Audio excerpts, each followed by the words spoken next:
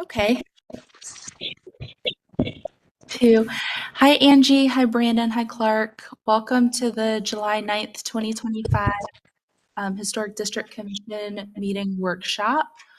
Um, You are our only pre-application review today for 2200 Park Road, and then we have another staff announcement later. So have your plans. um, And you have about 15 minutes to talk with the commission about the project. And again, it's at the corner of Ideal Way and Park Road. And Angie, I'm going to turn it over to you. Well, thank you, Christy. I'm actually going to let Brandon start the meeting. Clark is on as well, so Brandon Picks and Clark Allen and myself. There is a team project before you, and it is at 2200 Park Road. Brandon, I'm going to let you take over. Great. Thanks, Angie. Hi, everybody. Thanks for taking the time to have us on today. Like Angie said, my name is Brandon Picks. I'm the founder and principal of Cradle Design Studio, and will be the AOR for this project. And Angie is joining our team as a consultant along with Clark Allen, who is the property owner for the project. So like Angie mentioned, our project is located on the corner of Ideal Way and Park Road, right on the corner of the Dilworth Historic District at 2200 Park, adjacent to the existing Ed's Tavern building. Should I share my screen? Okay, here we go. So the building on the right-hand side is existing Ed's Tavern on the corner of Park and Ideal Way, and our proposed structure is on the left-hand side, where there is an existing driveway down to get access from Park down to the rear parking lot of the existing Ed's Tavern space. And our proposal is for a 30-foot tall masonry structure to reflect the adjacent structure that we would be sitting next to, and keeping with the standards of the Zootwell survey across the street of the 30-foot height of those buildings in the historic district across Park Road on the odd side of the street. Our focus here was to keep the scale and mass on the first floor of the Ed's Tavern building, keeping it across flush with the front of Ed's. If you scroll down to the elevation sheet, the front elevation, yes, right there. So we have the same parapet and coping height along to match the Ed's Tavern, similar pier and column structure to reflect the consistency across the front. And then we are bringing in a similar height and size and scale of storefront along the front of the new structure, while also implementing a recessed stone or masonry signage to reflect the existing signage that Ed's has along the front of their elevation as well. And then on the upper level, we are stepping back 8 feet from the front of the existing structure and our proposed new structure to provide a step in the scale and mass of the new structure. And we're also reflecting this step on the rear of the building as well. That would be on the private side of the property. The existing structure, like I said, would be all masonry. We would have railing structures that would reflect the existing railing that are on the back porch of the existing Ed's Tavern. And we would be utilizing a steel or aluminum framed window to reflect the existing window structure that the Ed's Tavern has. This is the rear elevation that would be seen from the parking lot. We have quite a bit of grade difference from Park Road down to the rear parking.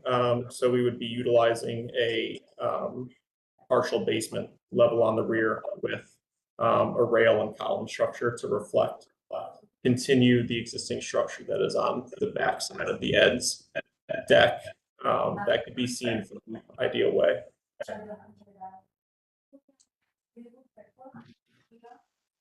Angie, do you have anything to add as far as some of the mass and scaling proportions that we were showing? Absolutely. So thank you very much. So one of the features that we wanted to capitalize on is the fenestration and the window scale. And so the detailing, the soldier coursing, the row lock, all of the details that are consistent with some of the original Ed's Tavern to be brought into this new addition to Park Road. And as you can see, there is an actual building to the left, which is on this particular slide. You can see there's an existing building there that we would be tying up against. Therefore, all the fenestration on the second level of this building really does look over onto the roof structure against this. Now, this is on the corner, right? So this is the gateway, the beginning of the district or the end of the district. And, you know, trying to understand this is a crossroad. There's a traffic light there. So Ed's Tavern exists. There's not much detailing in the brick, but as you turn the corner, this particular property is kind of it's kind of the pivot point for the neighborhood. So what we want to do is bring in all of the original features from Ed's Tavern. There's going to be a detail that kind of distinguishes the new and the old, which is the vertical detailing on the column in between. And really, that's about it. Like similar details, corbelling, row lock, soldier courses, column cap details. And a lot of these features are also found in the buildings across the street, which in the 360-degree view, again, looking at like for like. So across the street, you do have two-story brick structures. They're all masonry. This is an unpainted masonry. I think some of the buildings across the street are painted, but this is going to be unpainted brick to be similar or to try to get as close as possible to some of the originals. As far as the fenestration details, trying to keep it as minimal as possible, as you know, based on use for the interior as well, but also respecting some of the characteristics of the like for like commercial buildings. I think that should do it. You know, from the rear, you know, yes, because there's a grade change and we have to absolve that grade change. What better use than to create space underneath as well? But it is subgrade midway. And then as far as, again, detailing the back and the front, this is also the front because people do park. There's parking in the back that as you come up Ideal Way that you're going to see this. And also to the left of this is the Food Lion, right? So it's a very commercial parking access. So we want to make sure that this transition between Ed's Tavern and the adjacent building is also scaled. So I think Brandon and Clark, that should do it. I would love to get feedback from the commissioners. And I will just add one little footnote. I've been involved with this project for a very, very, very, very long time. I wanted to add that feature. You know, this is like fourth generation of drawings that we've done. Not that it really matters, but I'm passionate about this project. It's been on my purview for a very, very long time. I want to say 2007, 8, 9, when it was previously approved by the commission in a very different light. But I think what we've done moving forward here, what Brandon and Clark have done, is absolutely ideal for this location. It's a vacant lot right now, and it just complements this pivot point of the neighborhood. Thank you, Angie.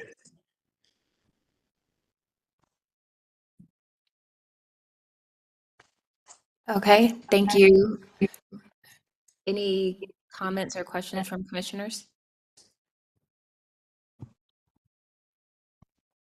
Hey, yeah, I have a question. I just knowing that corner and knowing that building, the brick is, you know, obviously it's old, it's been patched, and but I think it has a lot of character. And what you're designing seems to want to be like it was, you know, built at the same time almost. And what kind of process are you going to use to determine the brick? And would you consider doing salvaged brick, if you can find it, that would, because I think you're going to have a blend of brick to make that look proper, and it's not going to be an easy match, but it's going to be really important. Yeah, I think from a materiality standpoint, our intention is to reflect the facade of Ed's Tavern, and whether that is going through a salvage masonry or doing a a close match as much as we can and toothing it in some of the areas where we'll have to repatch the existing masonry on Ed's. But yes, our intention is to make this building look like it was built at the same time as Ed's. And if I may add, Scott, was that Scott Whitlock that asked the question? Yes. Okay, hey Scott. Yes, as far as the brick detailing, especially on the front, as you know, this building burned down originally. There was a building there, it burned down, and so we have some photographs, I believe, of what was there. And so we would try to match it as close as possible to what we have. And as you know, some of these older brick buildings, they might have changed the brick as you went down the block, and we just don't know exactly what's there, but to complement the brick if we couldn't match it exactly. So my next question is coming up ideal towards Park Road. You're gonna see that I guess the height of that compared to the adjacent buildings and such, you touched on that, but I didn't quite follow you. Could you tell me how that's going to compare? Yeah, so on the primary frontage along Park Road, we matched the heights across the street that are also in the historic district per the Zoo Well surveys of the 30-foot. So from our finished floor to the height of the parapet copings on that upper level on Park Road is 30 feet, which is reflected across the street. How about on the rear elevation? What height would that be? If you go to, I believe if you scroll up one or two sheets, we have a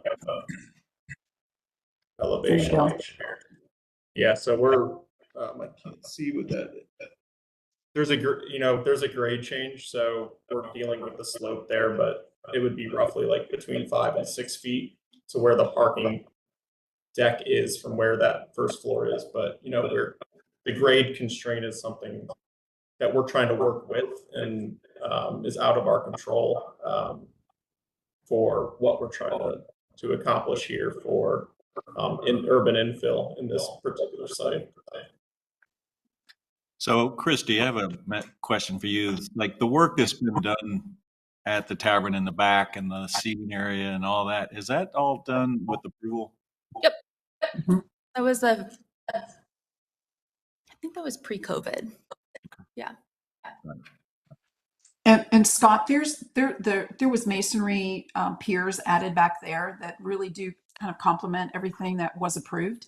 So I think it's to complement and really, but to pay homage more to the original Ed's Tavern. Yeah, if you go to the rear elevation, we're actually continuing that language of that column across the rear, where we would be incorporating that column as well of the new railing structure. So railing and column facade there would reflect that of the existing Ed's rear porch. Okay. All right. Thanks. I think it looks great. So Great. Thank you. Wonderful. I think the only thing that I would add, I agree that I think it looks great. Just make sure that we aren't, I think looking at standards, the Secretary of Interior standards 2.5, number 3, just ensuring that we aren't attempting to make it seem like it's historic when it's not. So just keep that in mind. And then I just wanted to, maybe this is a staff question. I see where it says signage on the front, the main entrance. Do the other wording fall in the category of signage, or is that more decorative? So the ones above the storefronts on the left and right would be more decorative. We were, Martin's Hardware was the name of the existing building there. So we've even thrown around paying homage to that building, trying to bring some of the character and tradition back into this new structure to reflect on what was there previously. But the main signage, similar to the Ed's Tavern sign on the right-hand side, would be reflected over the entry door there on the canopy that's also reflects across where Ed's has the storefront canopy above their existing storefront. Yeah, I'm clear on the main signage. My question to staff was more so the reference of Dilworth and Charlotte. Could that be misinterpreted as additional signage, or can that be decorative with wording there? Is that okay? Based on our standards? Yeah, so we take into consideration when there's like a planned area for signage, like this is really normal on these historic commercial buildings. We ran into this in Wilmore too, where they have this little like offset with brick. And so when it's like part of the building, like we've allowed additional signage, across the door. I think it'll just depend on how they plan to interpret this kind of built-in signage. Mhm. If they are, what this material is, like for here, if someone came back and wanted a sign in here, we could staff approve that because that's like a designated area for Mhm. signage. Okay. Yeah. Okay. Mhm. Thank you. And yeah, it would be great, of course, and I know Angie already knows this, but when they submit, for us to be able to see the streetscape and how it relates across the street and behind and all of that, the full context, so that we can make an informed decision on how it, truly fits not only to the adjacent building, but the entire streetscape. Totally, and there's actually a proposed city development right now happening on the sidewalk of Park Road.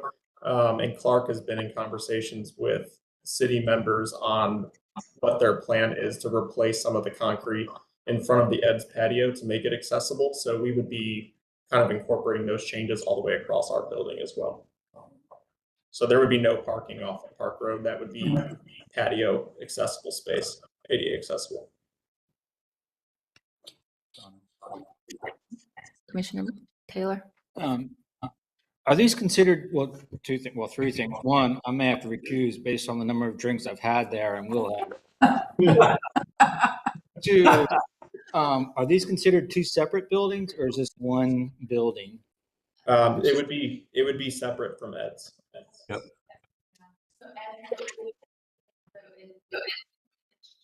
There would be no interior connection. It would be a rated wall between Ed's and the new structure.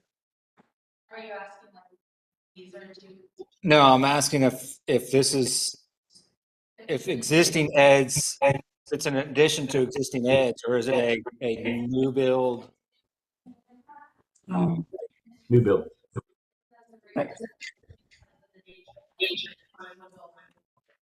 Yeah, okay. And then I think the existing windows, those front windows on Eds are wood, if I remember right. So we're saying the rest of those are going to be wood to match that? Or are they going to be? Well, if I may add something, Brett. So one of the things that was just mentioned was how do you distinguish, like at 2.5 number 3, right? Distinguishing materials of a period of its time versus what was existing. And so I think that's where you can kind of take a few liberties. So I don't see it as being a wood window, seeing it being more of an aluminum frame window. So it's a period of its time. Yeah, and that was one of the things I was going to mention earlier was, the fenestration, while it will look the same, will be a timestamp of now, not copying every detail, but just, respecting what was there. So if I'm that works for me. I would spend some time thinking about that column, that shared column in there. Yeah, that's going to get a little tricky, I would imagine, with the existing column that's there. So just for whatever it's worth. And two, yes, and I absolutely appreciate that. So when you do this addition, obviously Ed's Tavern has some brick on its side that if it was going to be removed and restored, this is that location. And you can also see we're honestly putting that placard in at the bottom. If Christy can zoom in on that. Again, respecting what was there, trying to do something that was not uncommon with these markers that were on some of these historic buildings. So yes, tying in that brick, I think, is extremely important as to how the two that talk to each other. All I got. All right. Thank you, Angie and friends. I can't remember your name. Sorry. Clark and Brandon. Brandon and thank you so Clark. much. Clark. Thank you, Okay. guys. Thank you. Thank you. Thank you. Thanks for your time. Um, with the last few minutes, we would just like to introduce our summer intern has joined us, Evelyn. Hi, Evelyn. Evelyn is our MyUp intern. It's the Mayor's Youth Employment Program, and it is a long-held city tradition that high school students get to intern at various departments and positions throughout the city of Charlotte, to help them learn about not only the department they're in, but about working for the city in general and the inner workings of the city. And so we're really happy to have Evelyn with us this summer. We have found just stacks of old photographs from Fourth Ward and other areas that they're actually very well labeled. And so Evelyn has been working on organizing and scanning and getting those and labeling everything for us so that we have those to use for future projects. So it's a huge project for us, and we're so happy that she's here helping us. Evelyn, did you want to say anything to the commission about where you're going to school and maybe what your career interests are? And Senior for Morris Park High School, and my interest right now is going to real estate and architect. thanks, Evelyn. Okay, we have a few minutes. We were just notified of a change to WebEx, so the commission might notice we have a split screen situation going on. Any people joining us online will be on the TV over here, and we will be sharing the presentations on the big screen, so that we can see both. So we'll try and we might move the TV a little closer so you can see everybody. But other than that, I guess we have a couple minutes, and then we'll do swearing in and opening the meeting. Okay, thanks.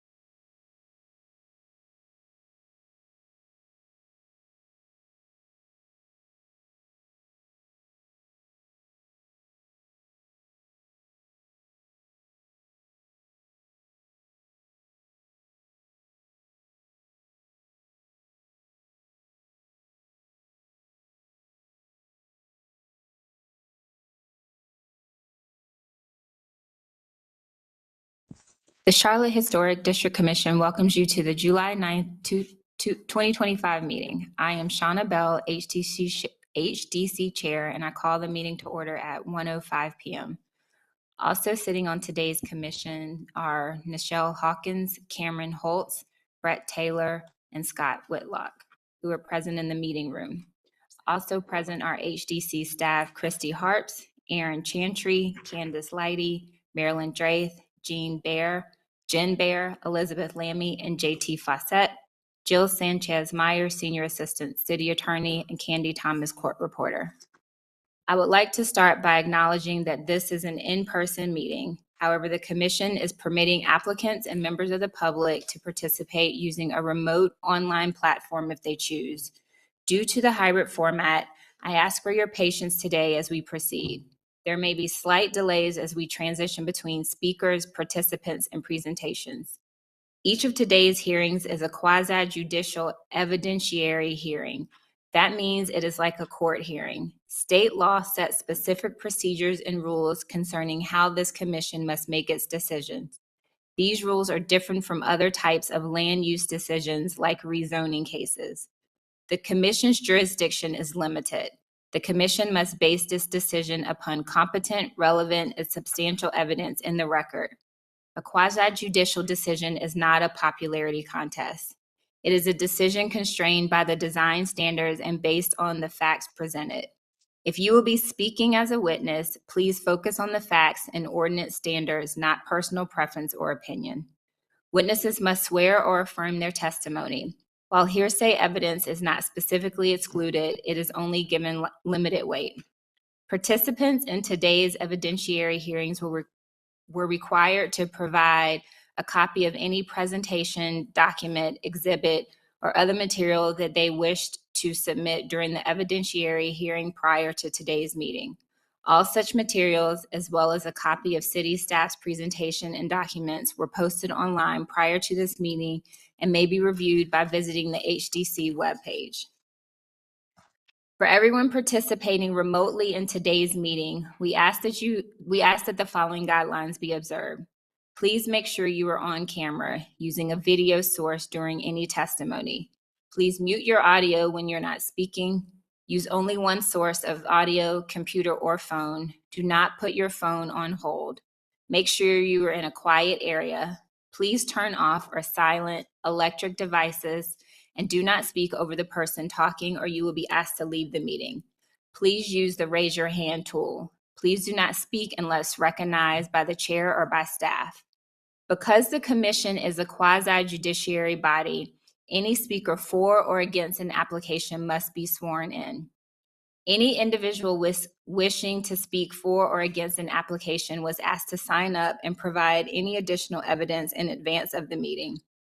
During the hearing, I will further open the floor to anyone who has joined the meeting today by telephone. When it is your turn to speak, please begin by stating your name and address. The review of each application consists of the presentation of the application and deliberation. The application is presented by the HDC staff. The commission will first determine if there is sufficient information to proceed with the hearing. The applicant presents their testimony for the application. Other parties wishing to speak for or against will be given reasonable time to present factual sworn testimony based on the HDC design standards. The HDC may question the applicant and HDC staff members. HDC staff and the applicant will be given an opportunity for rebuttal and final comments. The HDC shall close the hearing for discussion and deliberation. During discussion and deliberation, only the commission and staff may speak. An HDC member may request the hearing to be open for further questioning. The HDC will craft a motion for approval, continuation, or denial. The majority vote of the commission present is required for a decision to be reached. A final vote by the HDC will end the hearing. If you will be addressing the commission today, please raise your right hand and respond "I do" to the following question, if you are in the room or on the phone. Brian, will you raise your right hand and please pay attention? Thank you. Do you affirm that the testimony and information that you are about to give is the truth and nothing but the truth? I do. Please be mindful that we have a court reporter present who is responsible for making an accurate and complete record of these proceedings. The reporter must be able to hear and understand. Everyone present must state their names and addresses before they speak. Speak clearly, loudly, and one at a time. The reporter will interrupt only when absolutely necessary to get clarification on what was just said or to alert speakers that they are having difficulty hearing or understanding. Are there any questions? Hi. Yeah, we haven't started yet. Welcome. Please note that Commissioner Wojcik joined at 1:11. Thank you. We are going to start with application number 1501 The Plaza. This application is a consent agenda item. It is for a rear addition and a new accessory structure. The information about the addition and the accessory structure are outlined in the staff memo. And then let's see here, we go to page 8. The building is located on a corner lot. And so the reason this is before the commission is because of the visibility of the addition and the accessory structure. Otherwise, staff feels that the application meets all the required design standards. The site plan shows the location of the addition at the rear. It's in the dark. These lighter areas are at grade patios. The accessory structure is also located back here, away from all trees. There's a tree protection plan outlined on slide 12. A more detailed existing site plan on slide 13. A proposed site plan on slide 14. And the elevation drawings start on slide 16. All materials are traditional to match existing. And there are a few conditions outlined in the staff memo. And here's the accessory structure on slide 21.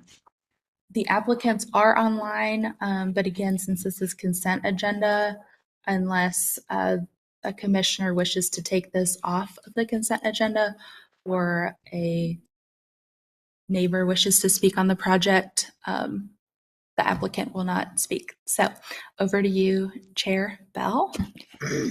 Is anyone wish to take this off of the consent agenda? Okay. Do we have a motion? I do. I have a motion. I move to approve this application as it is not incongruous with the district and meets the Secretary of Interior standards for rehabilitation numbers 1, 2, 5, 9, and 10, and the City of Charlotte design standards for new construction for residential buildings, Chapter 6, and accessory buildings, 8.10, and that the applicant will submit permit-ready construction drawings to staff for final review, and that conditions A through F of the staff recommendation be applied as conditions. That's on page 4 of the presentation. Yes, on page 4. Thank you. We have a motion by Commissioner Hawkins. Do we have a second? Second. A second by Commissioner Holtz. We'll take a vote. Commissioner Holtz? Yes. Commissioner Whitlock? Yes. Commissioner Hawkins? Yes. Commissioner Wojcik? Yes. Commissioner Taylor? Yes. Commissioner Bell? Yes, the motion passes 6-0.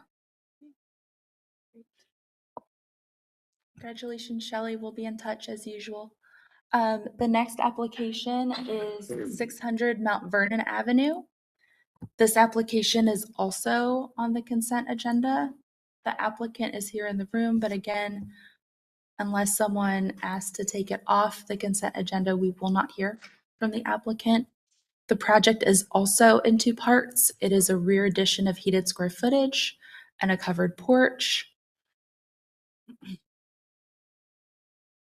The house is on the corner of Mount Vernon and Euclid, and the addition proposed is to be tucked back in this back rear left corner of the house. And so because of the visibility from Euclid, the project is requiring full commission review. A detailed project description is on slide 10. The site plan is on slide 11. The tree noted isn't ornamental, so no problems there. And the porch will be built over an existing pond. And you can see that in the proposed plans on slide 18. Here's the proposed rear elevation. The proposed east elevation, and I noted the pond. There's no column at the corner because they are, I guess, floating over the pond. Cantilever. Yeah, cantilever. Thank you. I was looking for that word. Thanks for the help. And there you can see it much better on the plan where the columns are placed around the pond. We have a column and beam detail, existing conditions photos. And I think that's about it. Over to you, Commissioner Belt. Do we have anyone else on the line to speak? No one else. Does any commissioner object for this staying on the consent agenda? All right, do we have a motion? Will. I move to approve this application because the project is not incongruous with the district and meets the Secretary of Interior standards for rehabilitations number 1, 2, 5, 9, and 10. The City of Charlotte design standards for new construction for residential buildings, Chapter 6. We have a motion by Commissioner Taylor. Do we have a second? Second. Second by Commissioner Holtz. Take a vote. Commissioner Holtz? Yes. Commissioner Whitlock? Yes. Commissioner Hawkins? Yes. Commissioner Wojcik? Yes. Commissioner Taylor? Yes. Commissioner Bell? Yes. Motion is approved 6-0. Okay. All right, the next application is 1911 South Mint Street. It is also a reaffirmation. The project was previously approved by the commission in 2021. Nothing has changed on the project. They were issued a COA, but it expired, and they are just looking to get the project reaffirmed. The project is a front porch. So this is an old photo. All of these have been removed, and they're adding just a front porch covering over the front entry. There are some existing pictures, and then the old COA is also included. So the location of the work is right here and right here. So that's it. No changes. Do we have anyone else? Nope. Okay. Any commissioner object to this staying on the consent agenda? Do you have a motion? I'll make a motion. As the project is not incongruous with the district and meets the Secretary of Interior standards for rehabilitation, I move that we approve this, citing specifically standards 3, Secretary of Interior standards 3, 9, and 10, and City of Charlotte design standards for porches 4.8, new construction for residential building additions 6.20 through 6.24, and recommend that the applicant work with staff on regarding the new handrail design to be adjusted to a historic height with a booster rail used to obtain code height. All right, we have a motion by Commissioner Holtz. Do we have a second? Second. Seconded by Commissioner Hawkins. Take a vote. Commissioner Holtz? Yes. Commissioner Whitlock? Yes. Commissioner Hawkins? Yes. Commissioner Wojcik? Yes. Commissioner Taylor? Yes. Commissioner Bell? Yes. Motion passes 6-0. All right. Thank you. The next agenda item, I believe Commissioner Holtz is recusing. Okay.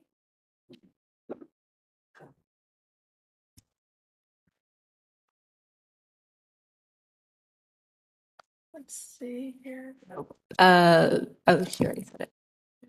Instead, quicker.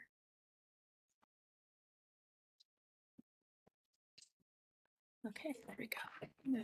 And I'm passing the mic down to Elizabeth Lammy, who will give the staff presentation.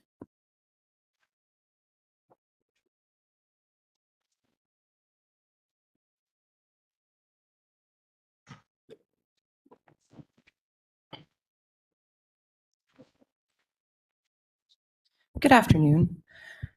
The next case before the commission is for 524 North Pine Street. Before I get started with my presentation, Chair Bell, do you feel the commission has enough information to hear the case before you? So I will ask commissioners if we feel like there is enough information to hear case number 4. Well, I think starting with the first item, the reason for continuation, the architectural drawings. I'm not sure that I saw those available. Is that correct? That is correct.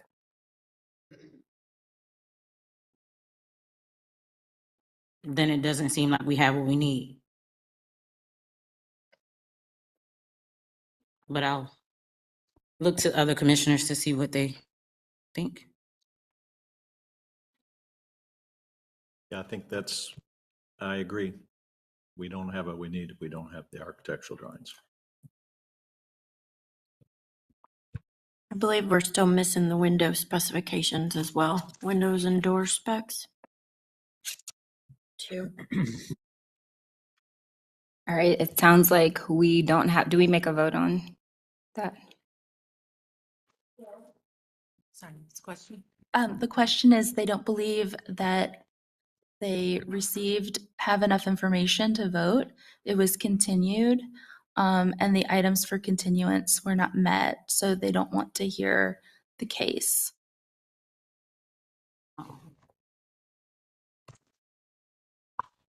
Yes, so if the commission is going to be deciding as a body not to hear the case today, then it would be best if someone made a motion to along the lines of determining the application is not complete and that the commission will not hear it today, and just to get the agreement of everyone who agrees.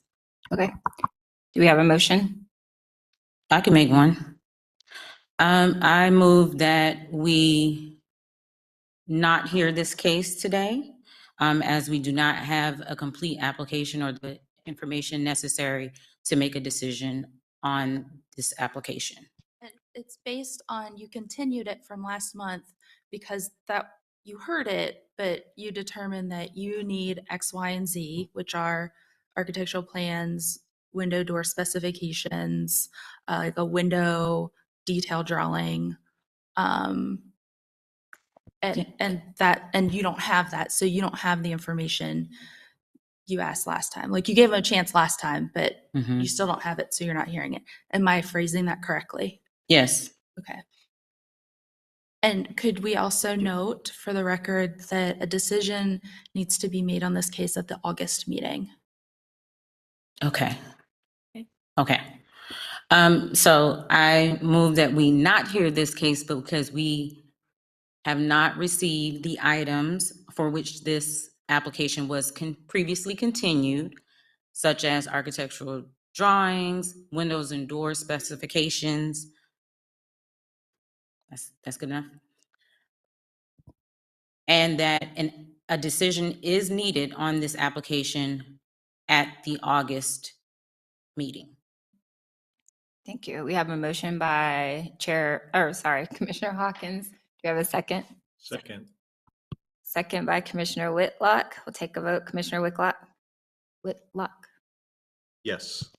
Commissioner Hawkins? Yes. Commissioner Wojcik? Yes. Commissioner Taylor? Yes. Commissioner Bell? Yes. Motion to not hear the case passes 5-0. Right. The next application, I just need to mention one thing. Attorney Sanchez Myers. The applicant wishes to speak.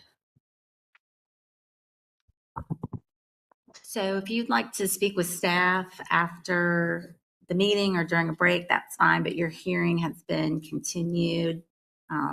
So this would not be appropriate, but you can certainly direct any questions to staff. But I think staff after. left out some material facts related to the first meeting. Do you want to maybe mention what happened, Candace?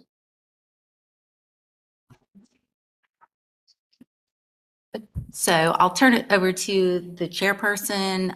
The hearing on this matter has been moved to another meeting. If you would like to hear from the applicant as to whatever he would like to say, it's not, the vote has already been taken. Or if you'd like to move on to the next case, that's in your discretion. I think we've already decided, and so if there's something that you want to speak with staff about after or at a break. Well, just relative to the final decision being next month, it's important to understand that.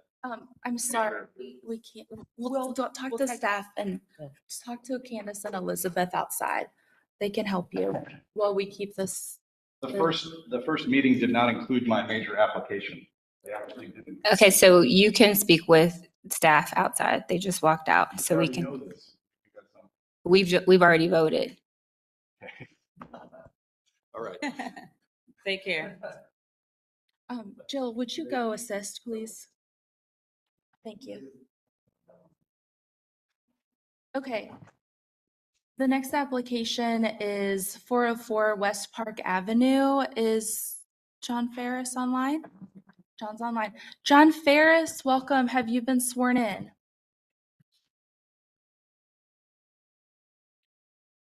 Looks like he might still be. No, I have not been sworn in. Okay. We'll need to swear you in first, and we have new participants that will also, in the audience, that will also swear in at this time. So if there's anyone who has come into the room or joined the call, please raise your right hand and respond, "I do," to the following question. Do you affirm that the testimony and information that you are about to give is the truth and nothing but the truth? I do. Thank you. Okay, thank you. This next application is a continuance from the May meeting.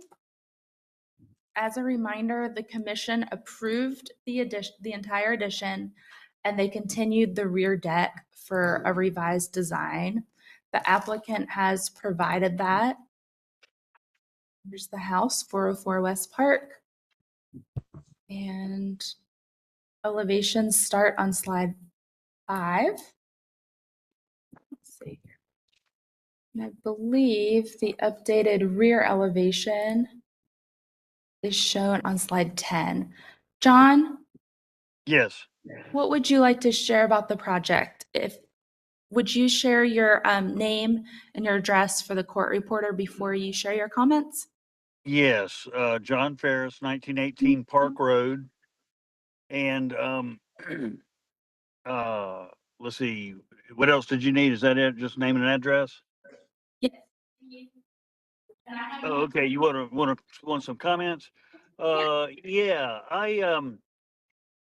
I understood the comments to be pertaining to the proportions of the columns supporting the rear deck, and also the other structural members like the kickers and braces that are typically found on structures like that. So we've incorporated those ideas using the brick pedestals to kind of give that column some width and help it aesthetically in terms of proportions. And we've also incorporated the kicker bracelet brackets in the design as well. That's about it.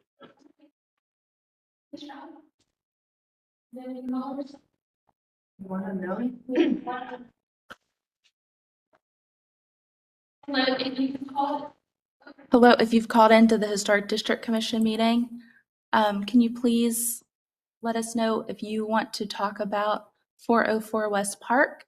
And if not, can you let us know which address you are calling in about?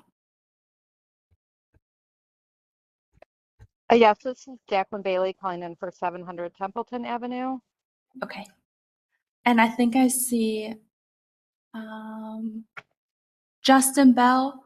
Justin, stay tuned for item number 9. Won't be for a little bit yet, but you'll keep getting emails. Great. With that, over to you, Chair. Okay. Commissioners, it looks like this was a restudy for rear elevation of deck. Any questions for the applicant?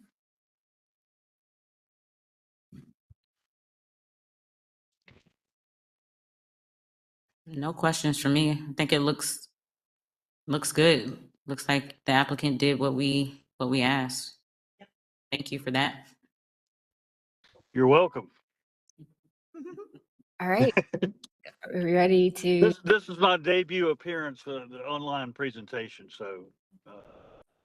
Yeah, we let you slide. Yeah, we let you slide by not showing your face to us. We would love to see your smiling face. Same to you.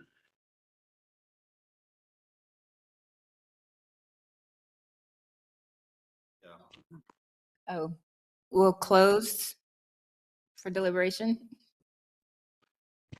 Okay, I'll make a motion that we approve this application as it's not incongruous with our standards per design standards, Secretary of Interior Standards, page 2.5, and Design Standards, New Construction, Chapter 6, additions, pages 6.20 through 6.24. All right, we have a motion by Commissioner Whitlock. Do we have a second? Second. Second by Commissioner Holt. Any discussion? Yes, we do have some conditions that we probably want to mention. Staff analysis number 1, A through D. Yes, Do both of you, do you accept the? I accept. Commissioner Holtz? I do accept the friendly amendment. Okay. Any other discussion? All right, we'll take a vote. Commissioner Holtz? Yes. Commissioner Whitlock? Yes. Commissioner Hawkins? Yes. Commissioner Wojcik? Yes. Commissioner Taylor? Yes. Commissioner Bell? Yes. Motion to approve passes 6-0. Thank you. Did we announce that Commissioner Holtz had rejoined the meeting We for did this hearing? not. Okay, just note for the record that at the beginning of this hearing, Commissioner Holtz had rejoined. Thank you very much. Okay. I believe our next application, the applicants are in the room. If you'd like to come on up.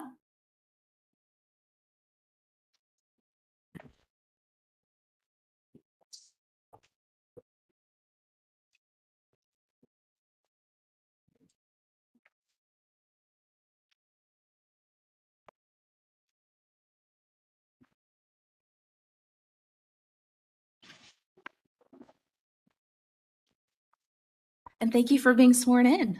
Okay, the next application, is it, Marilyn, is it sharing on your end?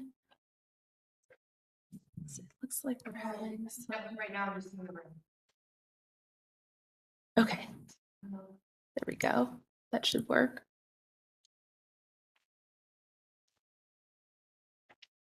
Sorry, we have a new setup for WebEx and things have shifted around a little bit, so I'm trying to get used to it on the fly here.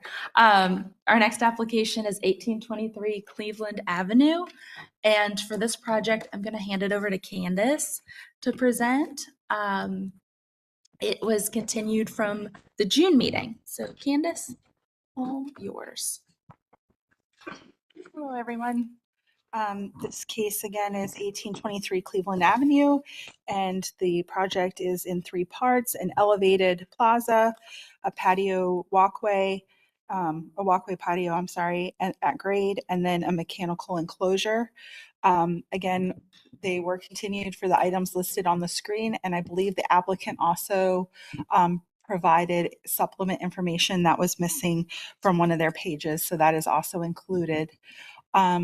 Nathan, if you would like to both of you state your name and address for the court reporter and let me know what page you'd like to start on. Sure thing. My name is Nathan Smith. I live at 2716 Morrison Street, Charlotte, North Carolina, 28208. I'm Don Peden, 15831 Trenton Place Road, Huntersville, North Carolina, 28078. And you both have been sworn in, correct? Yes. Okay, thank you. And we can start on sheet HDC 3, floor plan or site plan.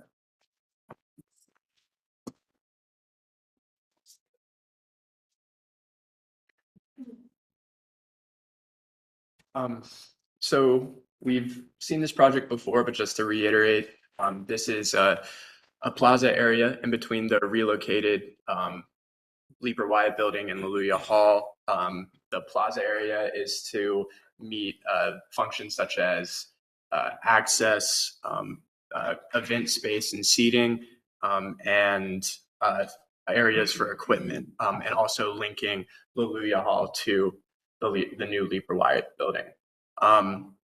So I'm just going to go into addressing some of the comments.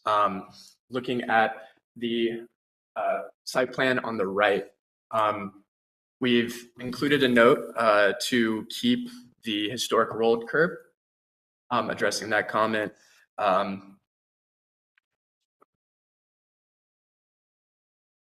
Yep, right there at the bottom. We have moved the stairs back behind the setback to clear the setback of all buildings or The wall. the wall or anything built or anything like that from the setback area. We have included the 18-inch planters around the foundation of the building. And there is planting strips in between the public right-of-way and the building in all places that aren't being used for access. And we're seeing here, we got a new comment about access ramps. The ramp at the front of the building. This plaza is serving both the Leeper building and Leluyah Hall. So that ramp right there is taking people from the sidewalk up the grade as much as using the max amount of slope that we can per ADA, and then bringing people both to the Leeper building and also the ADA ramp access for Leluyah Hall on the side of that building. And we can move on to the next sheet.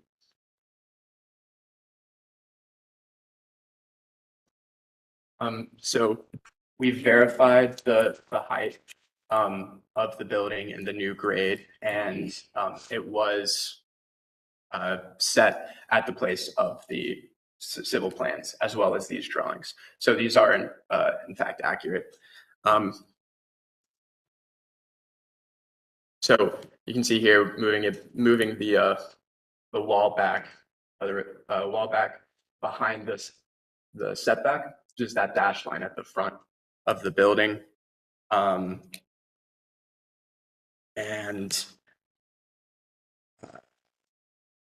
yes, and we've kept the existing rails, and we have images of these rails installed on sheet HDC 7 at the Leluyah Hall. Again, using the same one as Leluyah Hall so that the two spaces start to speak to each other and create a context.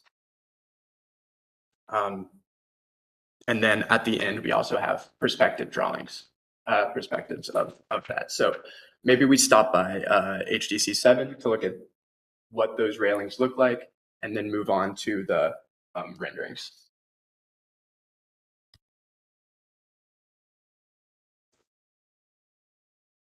So that's what we're proposing. And here are the renderings of the plaza area.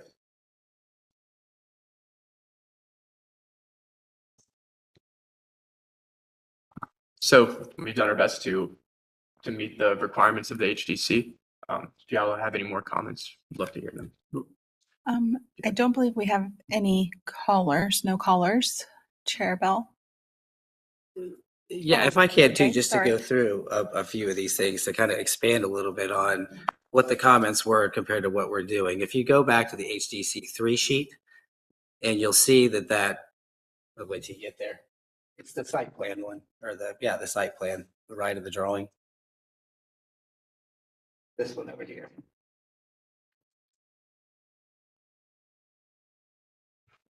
Yeah. So one of the main comments was basically regarding any kind of structure or wall. I don't know if it's listed exactly like that. I'm not reading it, as well as any fencing to be behind the setback line.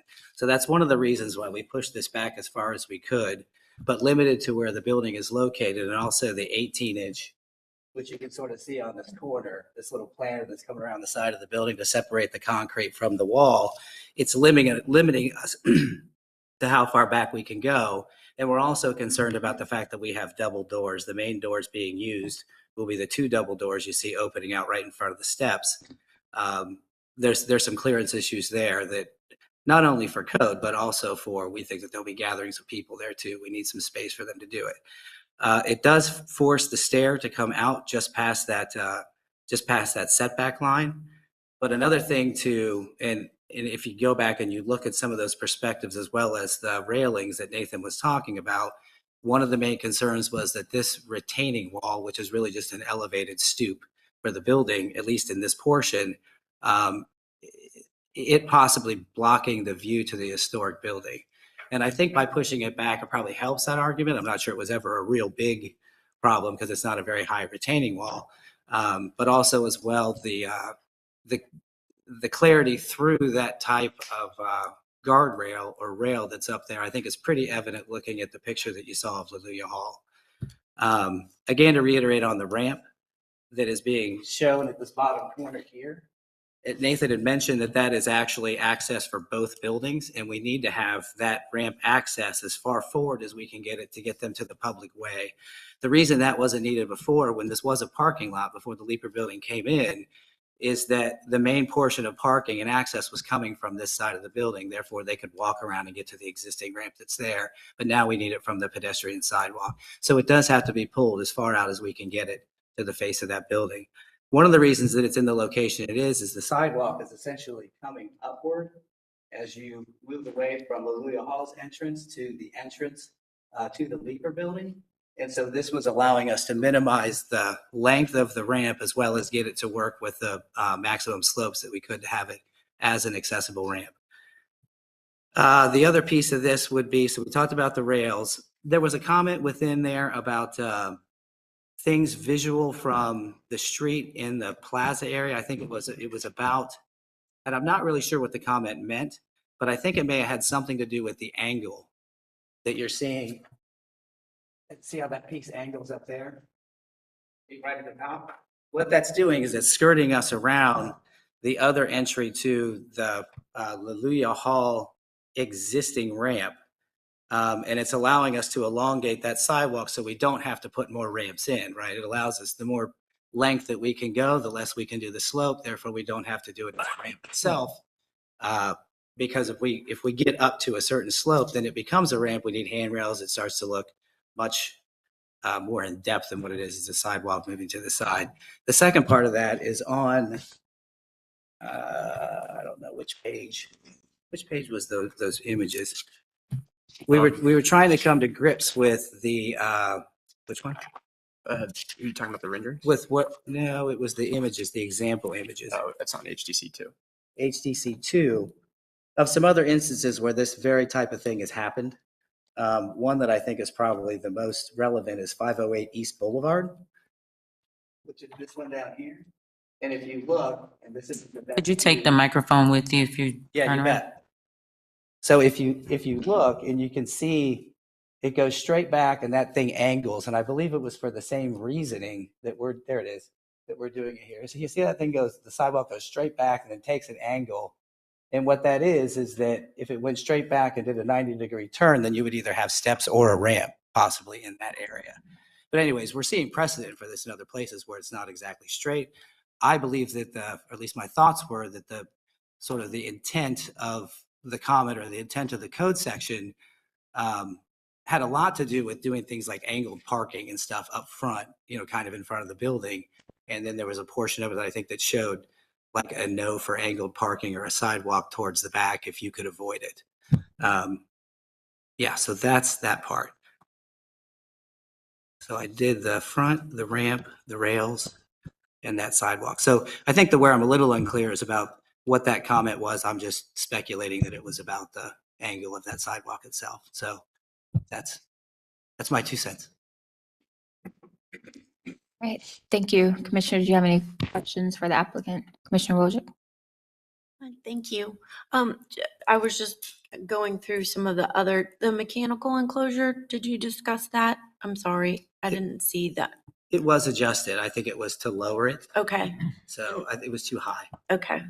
And that's in these documents? Yes. it is. Okay.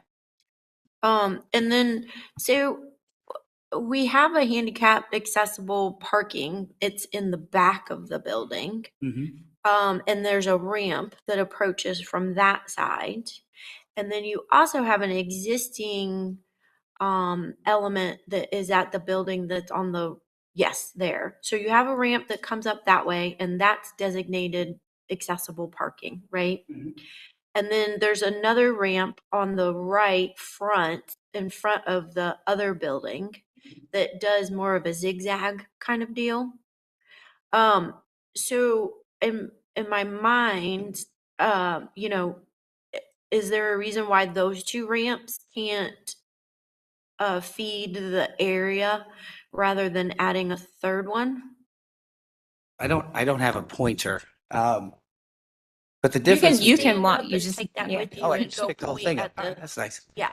Okay, so the issue here is, and the reason that it serves both sides, this ramp is serving that entrance and that entrance because there's an existing step here. Oh, there's a step. So you cannot get this way to that ramp from the public way, Okay. right? And so this is sloping up. It's not a ramp at all, but this is sloping up. And this is where the ramp actually happens. So this is our connection to the public right of way, the public street. When you talk about the handicap one back there, so you get onto this sidewalk and you come down this way to get onto this ramp into this building, or you can come straight across and get to the front door of this building without going through another ramp. So by code, do we have to have one on the front? Because that obviously is not part of our guidelines. I mean, our guidelines are treating it as that we're maintaining as much natural space as possible. It gets somewhat tricky right there. So what's happening is you have a handicap spot, which is a handicap spot not necessarily required by code unless there was one up on the street, but you need the handicap accessibility to the public right of way. And then the argument is that is not the public right of way. That's a handicap spot. Okay. You need it from this area. Gotcha. And they wouldn't allow us, in most cases, they wouldn't allow us to place this back here unless you could get, you need to have it as close as you can to the public right of way. I guess that's the best way to say it. Okay. Okay. That makes, Does that help? makes sense. Yes, that's helpful. Thank you. And then, so elevation wise, the whole elevation of this patio is the height that it is to eliminate transition and allow for accessibility into the building itself. Is that correct? Correct. So that is a code requirement. Correct. Okay. And then the planting strips, you've added those. Is there a way that we could soften the front elevation of that elevated patio by installing a planting strip between the ramp and that wall? I can speak to the issue of it. If you can go back to the plan. And I do understand that there's rise and run and there's code things, but it's just in our element, we're trying to soften, Sure. the front facade and make sure that we're not taking away from the building. And so that's why I'm asking the question specifically. Absolutely. Well, here, I got to take this again. Well, maybe able to just do it by pointing here. All right, if you pulled the ramp up to the sidewalk, then my opinion here is that you actually make that more rigid. So when you would be walking down the sidewalk, you would be walking next to the handrail to a ramp rather than having some sort of separation from the sidewalk to it. Okay. It's not impossible to pull the ramp forward, but I think it's actually a worse condition. It's almost like glorifying the ramp rather than the softer planting strip in front of it. And what type of plants are you using to disguise that? Because in the elevation, it doesn't really, in the elevation, we want to see the structure, and I know we're not, actually, never mind, we can't take vegetation into What's the depth of that? consideration, I'm so- sorry to jump on you. No, that's okay. What's the depth of that planting strip between the ramp and the sidewalk? Based on the scale of this, it should be right around 5 feet. Yeah, Okay. that's pretty Okay, healthy. that's nice. Mhm. Okay. And then, we talked about that. Retaining walls, we talked about that. We talked about that and maintain. So basically the historic grade, and I'll ask my fellow commissioners about this and probably staff as well, but one of our requirements is maintaining the historic grading, but in this particular circumstance, the purpose or function of the building in itself somewhat contradicts that. So I will just kind of talk to them about that. I can speak to that a little bit more too. I think that there was, and I'm sorry I wasn't in the last meeting, Nathan was, but there was some talk about maybe not needing to have steps at all. There was something to that line. And so we physically went and measured, but the other portion of, I think when you see it in, just say you're on Street View in Google Earth, it feels like it's very flat right there, but there are actually, even just to get to the old parking lot that was there were 3 steps up to it. I went out and measured it. Did you? Okay. Yeah. Because I wasn't, you're not Sure. sure. And there are a couple of terraces and there's a fence there right now. And so it kind of skews the, it skews the view, right? Like Right, of right, what yeah. what your eye's seeing. But I did actually measure it as well. So Okay, good.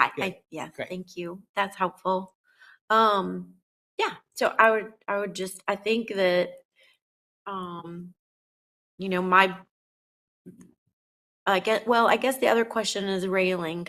So because the grade on the left-hand side of the stairs Mhm. is sloped more from the patio, do you still have to maintain railing there? In residential, you don't, as long as there's not more than, 24 inches, but I know code is different.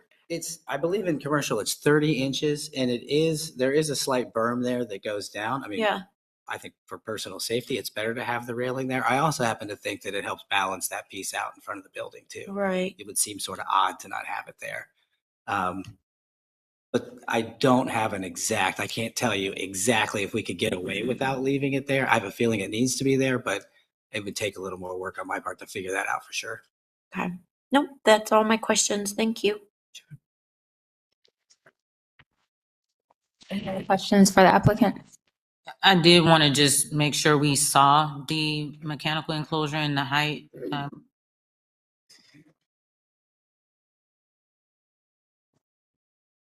Okay, so it's at 6 feet. Okay, thank you. No questions. Coming back to the staff question about a more visually permeable railing, had you considered doing glass in that front? I hate anything that covers up the look of the building, and even a pretty open railing does that to some extent. I mean, this comes down to a very loose interpretation of what is actually obstructing the building. I believe that glass would look a little alien in front of this building. We were hoping that the views that you're seeing of Leluya, or even this view, is just fine. Sort of gives you a sense of how really transparent that railing is. It has a design element to it. We believe it fits the character of everything, including next door. So I would answer your question that yes, we considered it, and we don't want to. I guess it'd be the best way to say it.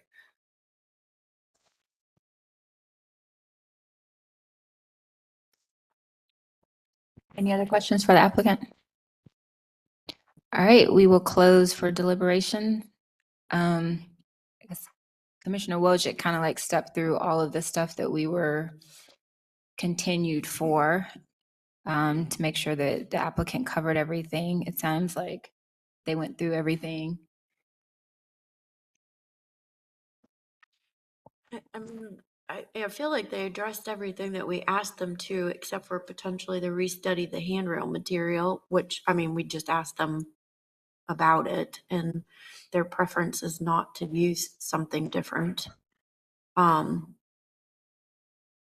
mean, I know public safety is important. I mean, that's kind of, but I don't know what the balance is with you guys and standards and how you perceive that. I feel like I made my opinion clear on the handrail last time. Sorry. And I think just the photographs they have of the existing handrails out there and a drive-by, it's not a hindrance on the view. It's the previous elevation in plan, I think, is a graphic description or an inaccurate graphic description of portraying it to block the view, but it's a misrepresentation. To Commissioner Taylor's point, I appreciate that they took a look at it, and I'm comfortable with this railing. It has some character to it. It's not just industrial. I'm okay with it. I think one of the things that kept coming up too is and we had the conversation, the applicant answered around I think the ramp or the walkway. It's 8.2, I believe. Number 2 or 4? No. 8.4. Not 8.4.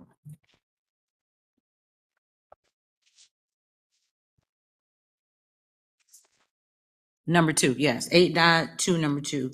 Walks and walkways in front and side yards, or those that are substantially visible from the street in new construction should follow the historic design patterns of surrounding environment. And I think the applicant showed some examples of walkways that, I guess the question is how much like those contextual, here on slide 10. How similar are these in following the historic walkways is the walkway in the new construction? And I'm not sure that I see the similarity because one is a ramp and the other is these are just like sidewalks or walkways. But the purpose is that it's a ramp. Yes. So there's a ramp section too. There. The other thing to consider too for like site features is reversibility and stuff like that. And impacts to the building. So I can't hear you, Crystal. Oh, I'm sorry. The other thing to consider is reversibility. Yeah. Of site features. I mean, yeah, we're all hindered by what accessibility and code requires. I feel like the fact that you have a roughly, I don't know if it is 5 feet, but it's a pretty deep planting bed on the right side of that walk, and then a deeper one on the left. So as you're walking up and down that sidewalk, the only, it takes a couple years for that landscape to mature, but at some point in its lifespan, you're going to be addressed by that immediate ramp that's 4 feet wide or whatever it is once you're right in front of it. So it's pretty well hidden, given the circumstances. And the ramps 8.11 addresses it. Yeah. So it's the reason why this is acceptable. Yeah. 8.11 number 3 specifically says that we can consider landscape to soften that, and that's what they're doing. So I feel comfortable with that. And this doesn't damage the historic character of the building, number 1. Yes. Yeah. Okay. I'm good. All right, it sounds like we have a motion. I would like to make a motion. I would like to pass this project as it is incongruous. It meets it meets the design standards. Sorry. For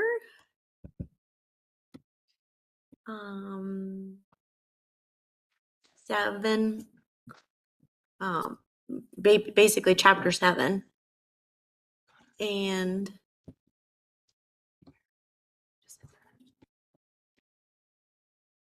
they addressed the items that were requested of them after the last presentation. You've got Sorry. 8.4. Yeah. I'm going and we also have sidewalks and parking or chapter 8, sidewalks and parking 8.3, landscaping and lawn 8.4, trees, fences, walls, and then we had accessible ramps with 8.11. 8.11. All right, motion made by Commissioner Wojcik, second. Second. Second by Commissioner Taylor. I don't know that you especially said like approve. Oh, I didn't? Or I thought I did. I'm sorry. Said pass. You said Oh, pass. Pat, I'm sorry. Yeah. I would like to Rated approve this A. application Thank you. as it meets our guidelines. For standards, yep. Yeah, I Thanks. apologize. Are there any Secretary of Interior standards? Page Well, 2.5. 2.5, Secretary of Interior Standards as well. Do you accept the? Yes, sorry. Yeah. Okay, let's take a vote. Commissioner Taylor, Yes. Commissioner Wojcik, Yes. Commissioner Hawkins. Yes. Commissioner Whitlock, Yes. Commissioner Halt, Yes. Commissioner Bell. Yes. Motion to approve passes 6-0. Thank you. Thank you. Our next application is 700 Templeton Avenue. I believe the applicant is in the room. Is that correct? No? No, she's Okay. online. You're online? Was 700 Templeton, didn't she call in earlier? Yes. Hello, I'm sorry. This is Jacqueline Bailey for 700 Templeton. Okay, thank you. Thank you. Have you been sworn in, Jacqueline? I believe so, but we may want to do that again. I'm not sure if you heard me or not. I was on the call though. Okay, for anybody who's online or new in the room, please raise your right hand and Chair Bell will swear you in. Thank you. Please respond, I do, to the following question. Do you affirm that the testimony and information that you're about to give is the truth and nothing but the truth? Yes, I do. Thank you. For this case, I will be handing it over to Elizabeth Lammy for her presentation.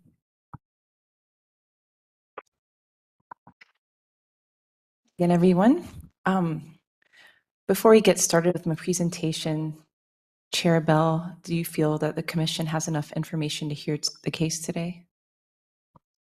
So I ask commissioners if we feel like the material provided is complete in order to hear the case. I thought they were supposed to bring samples, correct? Oh, got you. Oh, careful. We do have a couple samples coming Okay. up to the front of the room. Thank you.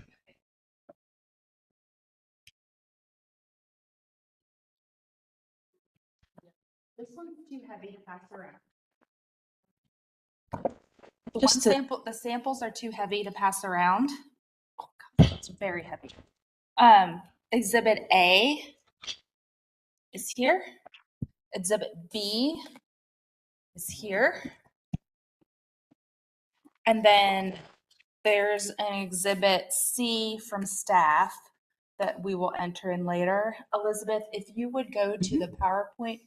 Sure. It says PowerPoint presentation. Nope, it says, yep. And there, the agenda supplement. Okay. And Christy, just for the purposes of the record, can you explain or describe what Exhibit A and B are? I'm gonna let the applicant Okay. do that, but we're pulling up the agenda supplement, so it's online. And then the physical samples, nope, right there.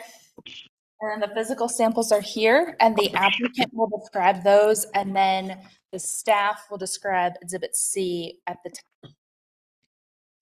Okay. Miss Jacqueline, can you turn your camera on, please? I'm not able to, I'm just on a call, so I'm not able to add the camera. Okay, thank you.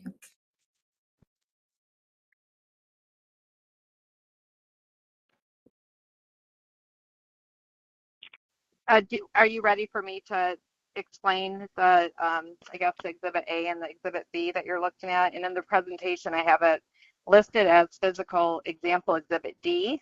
Yep, The dog. just 1 second. So commissioners, do Okay. we feel that we have enough information to hear this case?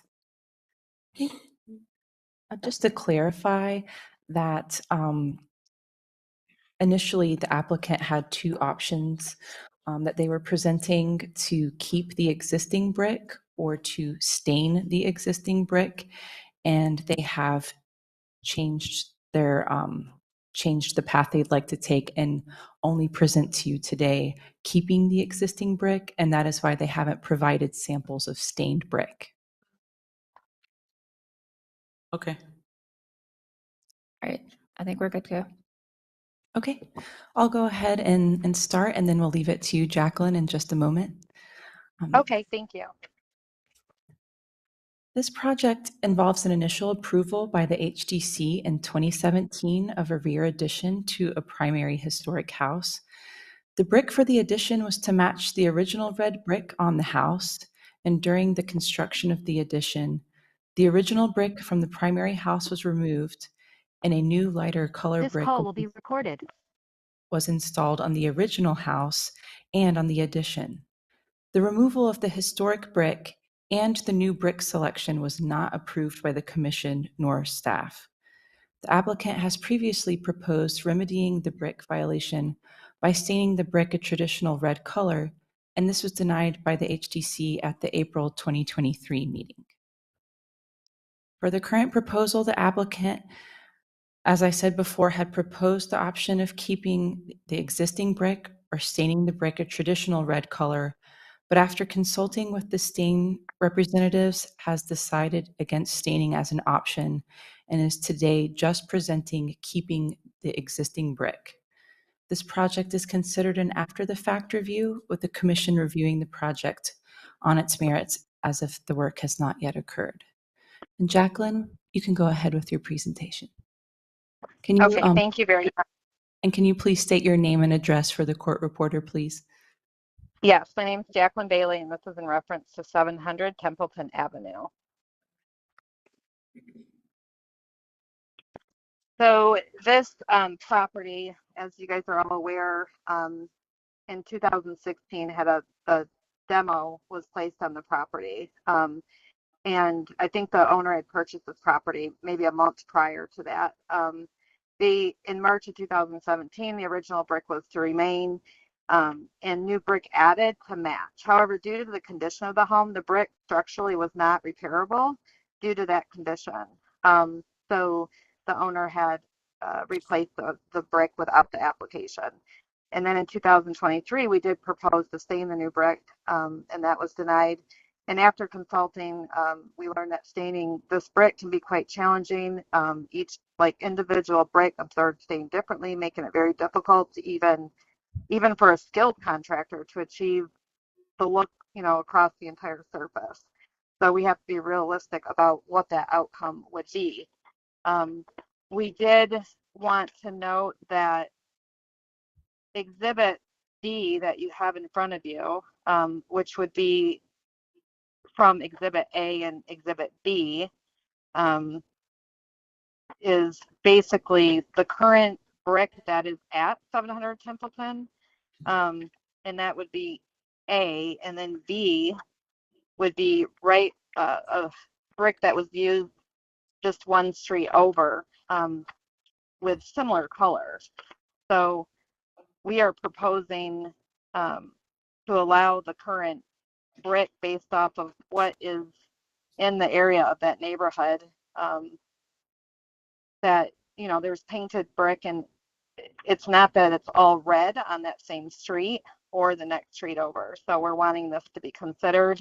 The staining was denied already, and after talking with, you know, experts in that area, they don't believe that it's going to be a realistic outcome for the results of how the house is going to look.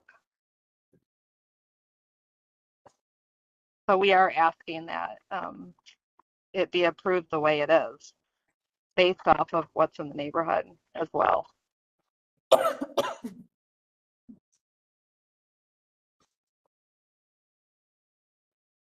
All right, thank you. Do we have, You're welcome. Commissioner Wojcik? We do have one caller on the line. Oh, sorry. And one person in the room.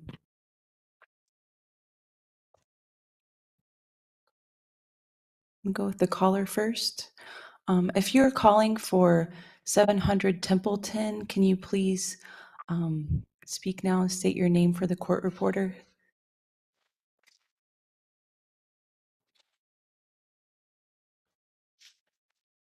Okay.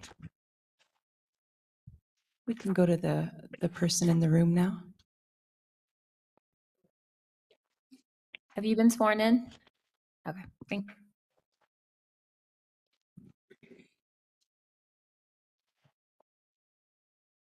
If you would just sit right here, yep, and take that microphone and press the button until it turns green.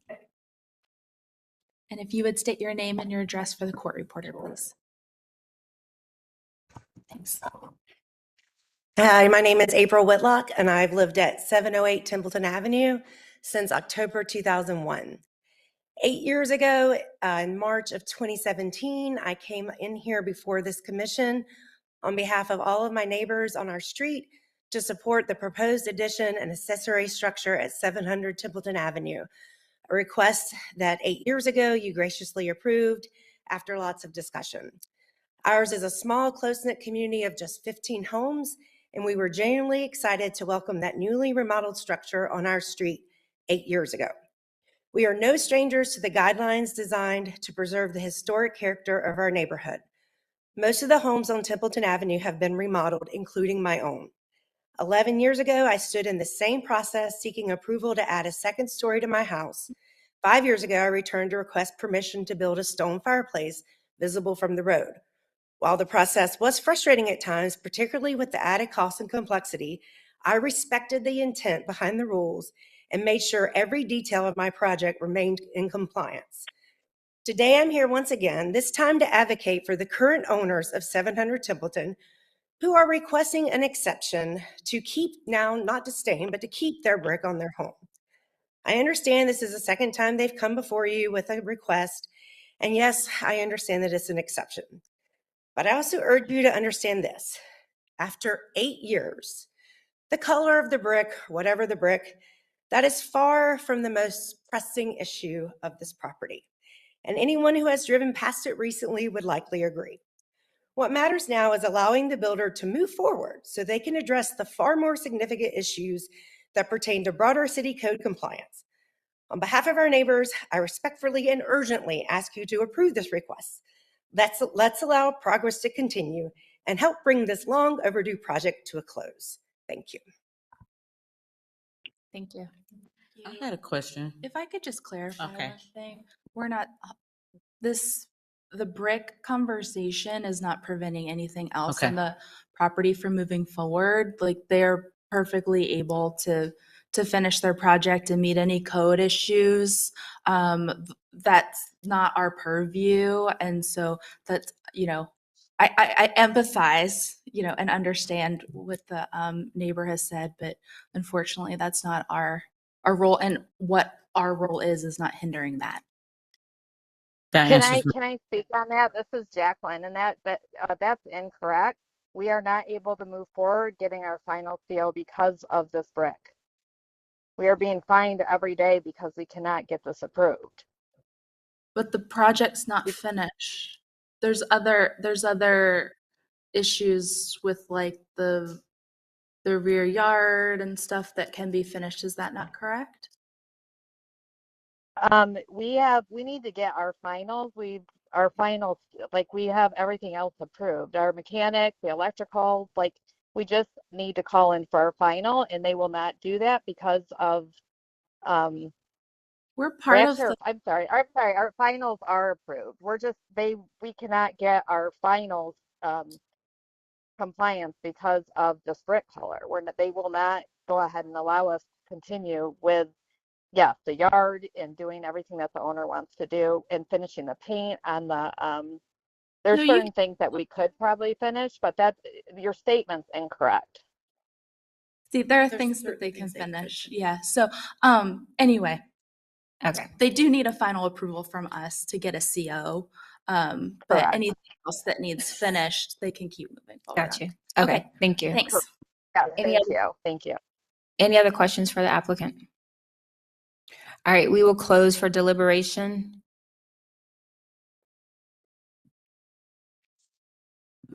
Commissioner Hawkins, sounds like you're about, Oh, I wanted to see if Candace or would go back to the pictures of the context that they're using for their presentation.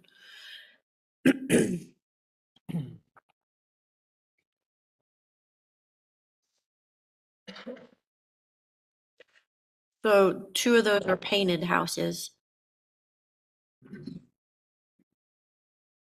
And then Be some more here. Here we go. That's the property. Here's the neighboring properties. okay. This is this is on Mount Vernon, so this is not on the same street.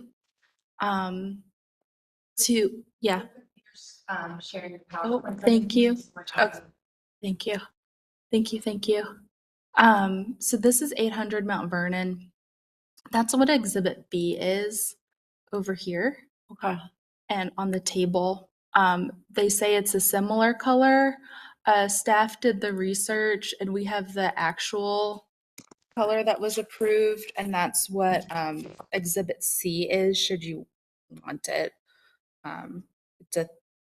But there's a picture Exhibit here too. C is not in person. It's on a No, piece of paper. it's it's just this. Exhibit C is just paper. It's all we had on hand. I think it's actually a little lighter than what Exhibit B is that the applicant provided. And we can pass this around.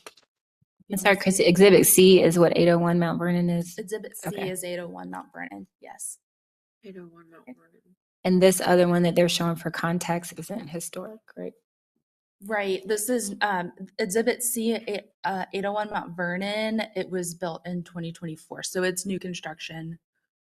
But the one on the right also, which, And the one on the right is new construction too. Mhm. So the Mount Vernon looks like it has white mortar.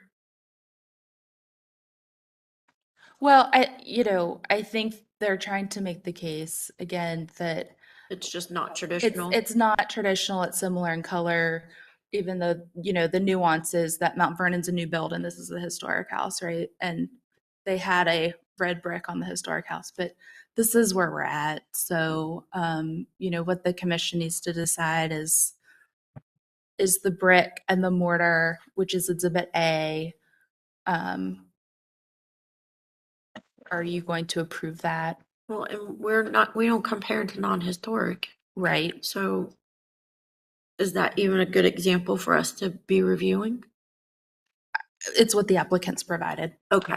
Yeah. Okay.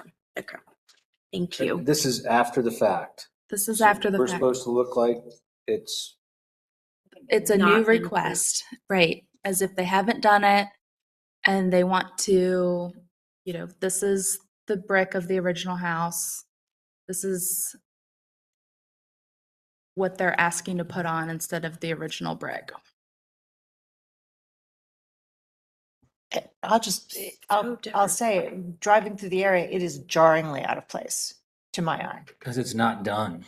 Well, I was So gonna say it to looks me, horrible. it looks like it's not done because the color is wrong. It's jarring because it's been this way forever. I completely sympathize with that. And the brick is just the wrong color. We would not approve this. I won't approve this. It's not right for our standards. It's not an appropriate historic material.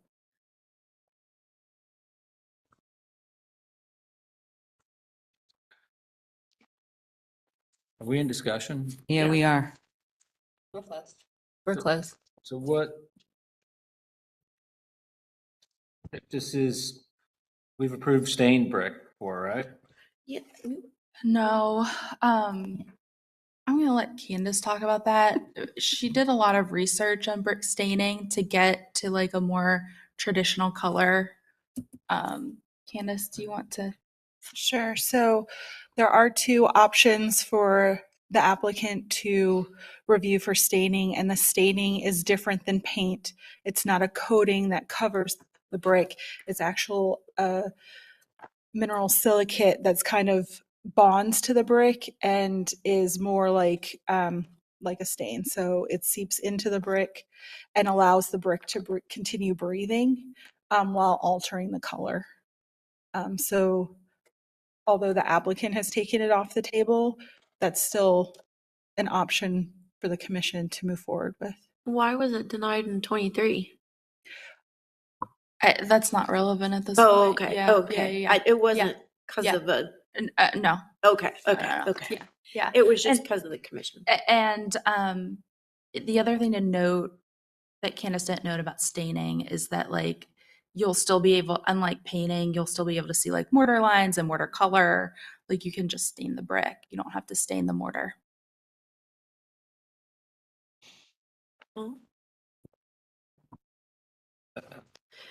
I think it's very inconsistent with our guidelines and the historic context of the neighborhood. Agreed. I mean, the question that we have to ask ourselves and answer is, would we approve this? Commissioner Taylor, would we approve this?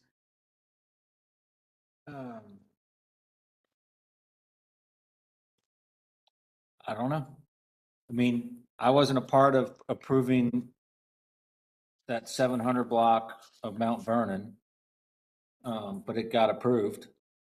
So, and it's not a red brick. It's not on the street. I get it. But there's, let me think, on Mount Vernon. There is red brick on Mount Vernon. There's painted brick on Mount Vernon. So I wasn't in the commission when it was approved, but apparently, you know, it was it's not a red brick and it was approved. So you asked me, would we approve this? It's been approved. Today, no, I'm asking, based on what we know today, based on our standards today, based on the context of this street, will we approve this? Another thing to maybe consider too is like, I think, well, two things. Every application stands on its own. So like comparing it to Mount Vernon probably is not the best path to go down.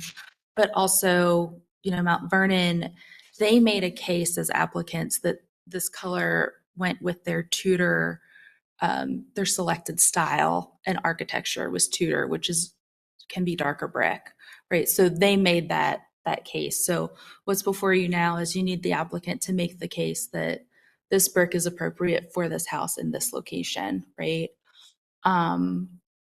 You know, there's a decision is not required today. If there's more information that you need or a redesign that you'd like to request, you know, that's your purview too. So can I ask a couple questions? Do we allow brick to be stained? We don't allow it to be painted. Do we allow it to be stained? Not historic brick. Okay. And we've never had, this is new, this is a new world. We've never had a request to stain brick to bring it more into a historic color palette. Okay. as a commission, would we allow brick to be stained? I think I heard a yes. We haven't For done new, it. for, I think that the nuance is, would you allow new brick to be stained, not historic brick? Right, Yeah. right. Well, new brick to be stained. What if new brick that's stained doesn't turn out like we thought it would turn out? That's where you, maybe like a sample Yeah. to see how it's gonna look. May I? Have there been any samples done of this? We requested and the applicant didn't do it, so perhaps that's what where you're getting to. A continuance for, let's see what it looks like stained. Staff requested it? No, you guys did. We requested it Yeah. and we didn't get it. So we Correct. should But they request it pulled it again? out? You can request it again. But they probably, because they took it, they didn't want to do They it. don't want to, they didn't bring it back because they don't want to do it. They're asking for this. But like any other project, you can ask for a redesign. And I feel like somebody has a motion.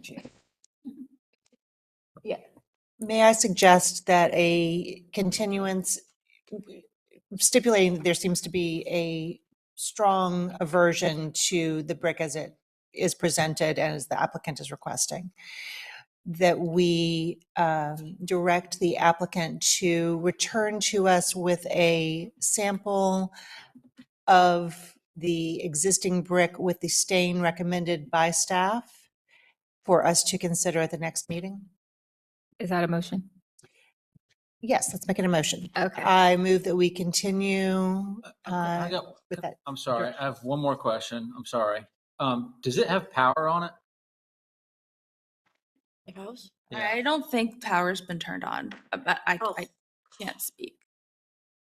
Why? Just, It's gonna be torn down. yeah. Okay, okay, I mean, it needs to be conditioned. right. It's gonna. I don't know. I can't speak to that. Did you finish your motion? I believe I finished. the Okay. We Motion made. need to, also, if we're going to do a sample, we need to dictate what size we need, because you can't just do it on a few bricks. No. Is that an amendment? I accept the Commissioner Whitlock's suggestion that we receive a sample size of 4 feet by 3 feet to review, so that we can see both the brick size and its relationship to the proposed mortar. All right. Motion made by Commissioner Holt, second it. Second. Second by Commissioner Hawkins. Any discussion? All right, we'll take a vote. Commissioner Holtz, Yes. Commissioner Whitlock, Yes. Commissioner Hawkins, Yes. Commissioner Wojcik. Yes. Commissioner Taylor, No. Commissioner Bell, yes. Motion to continue approved 5-1. Okay. Passes. Sorry, how does everyone feel about a break? Yes. Yes, 15 minutes. Back at 2:45.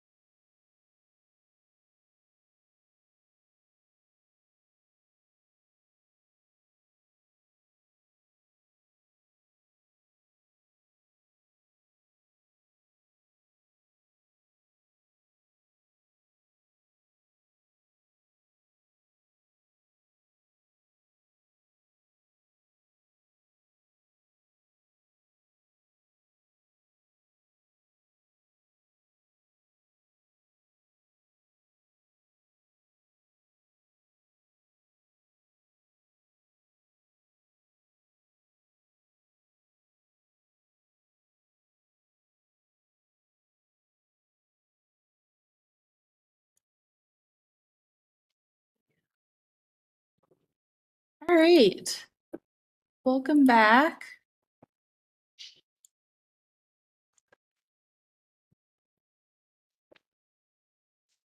We're back up. We are having technical difficulties with the video of the room. We have experts helping to get that video stream back up and running. So for now, the video is not playing, but as soon as we get that back up, we will be back streaming the video of the room. We are still able to stream all of the presentations and information. So with that, the next application is number 8, 305, 3105, 3109, 3113, 3117, and 3121 Collier Place, otherwise known as the Van Landingham Townhomes. So I am going to turn this over to Elizabeth and Candace for the presentation. And Marilyn, I believe the applicants are all 3 online. Applicants, have you been sworn in? See Panchali. Panchali, can you turn on your camera? Sorry about that. I'm unmuted, but I cannot hear anything. Hold on 1 second. Hi, John, we can hear you.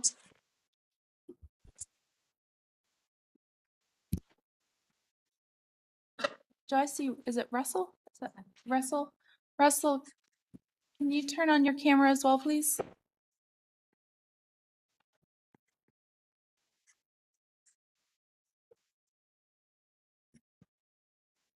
Maybe. Okay. I still can't. Panchali and John, have you been sworn in? I just joined. Okay. I mean, I've had it in the background, but I just joined. Okay. Well, then we'll do an official swearing in. Okay. Anyone who has just joined online or in the room, please raise your right hand and respond, "I do," to the following question. Do you affirm that the testimony and information that you're about to give is the truth and nothing but the truth? Yes. Thank you. All right, this next case is for 3105, 3109, 3113, 3117, and 3121 Collier Place. Before we get started, Chair Bell, do you feel the commission has enough information to hear this case today? Is there anyone who feels like we don't? Oops. Yes, I think we're good to proceed. Okay. This property is at 2010 The Plaza, which is the Van Landingham Estate, a designated local historic landmark. On May 12, 2021, the commission approved the construction of 4 new buildings that comprise a total of 22 townhomes. Design changes to Building 1, which faces the plaza, were approved by the commission on April 13, 2022. Staff conducted a final inspection of Building 1 on March 27, 2024, and found deviations in the built project from that COA. Just a moment.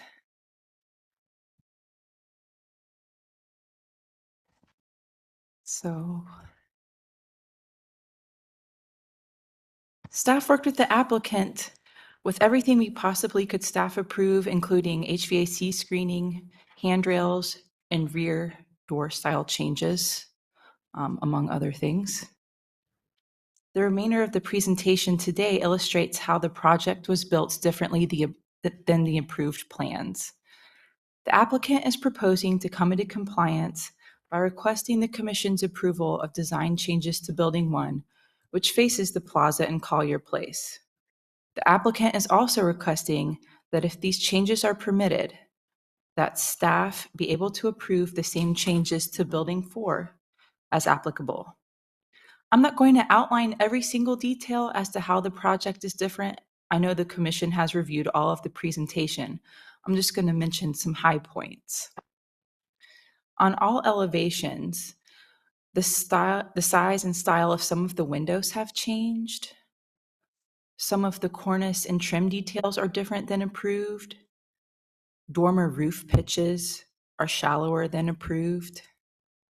And a particular change to note is the proportion of materials on the elevations, primarily noticeable on the south elevation, where you can see the proportion of brick above the garage doors has significantly increased on some of the units.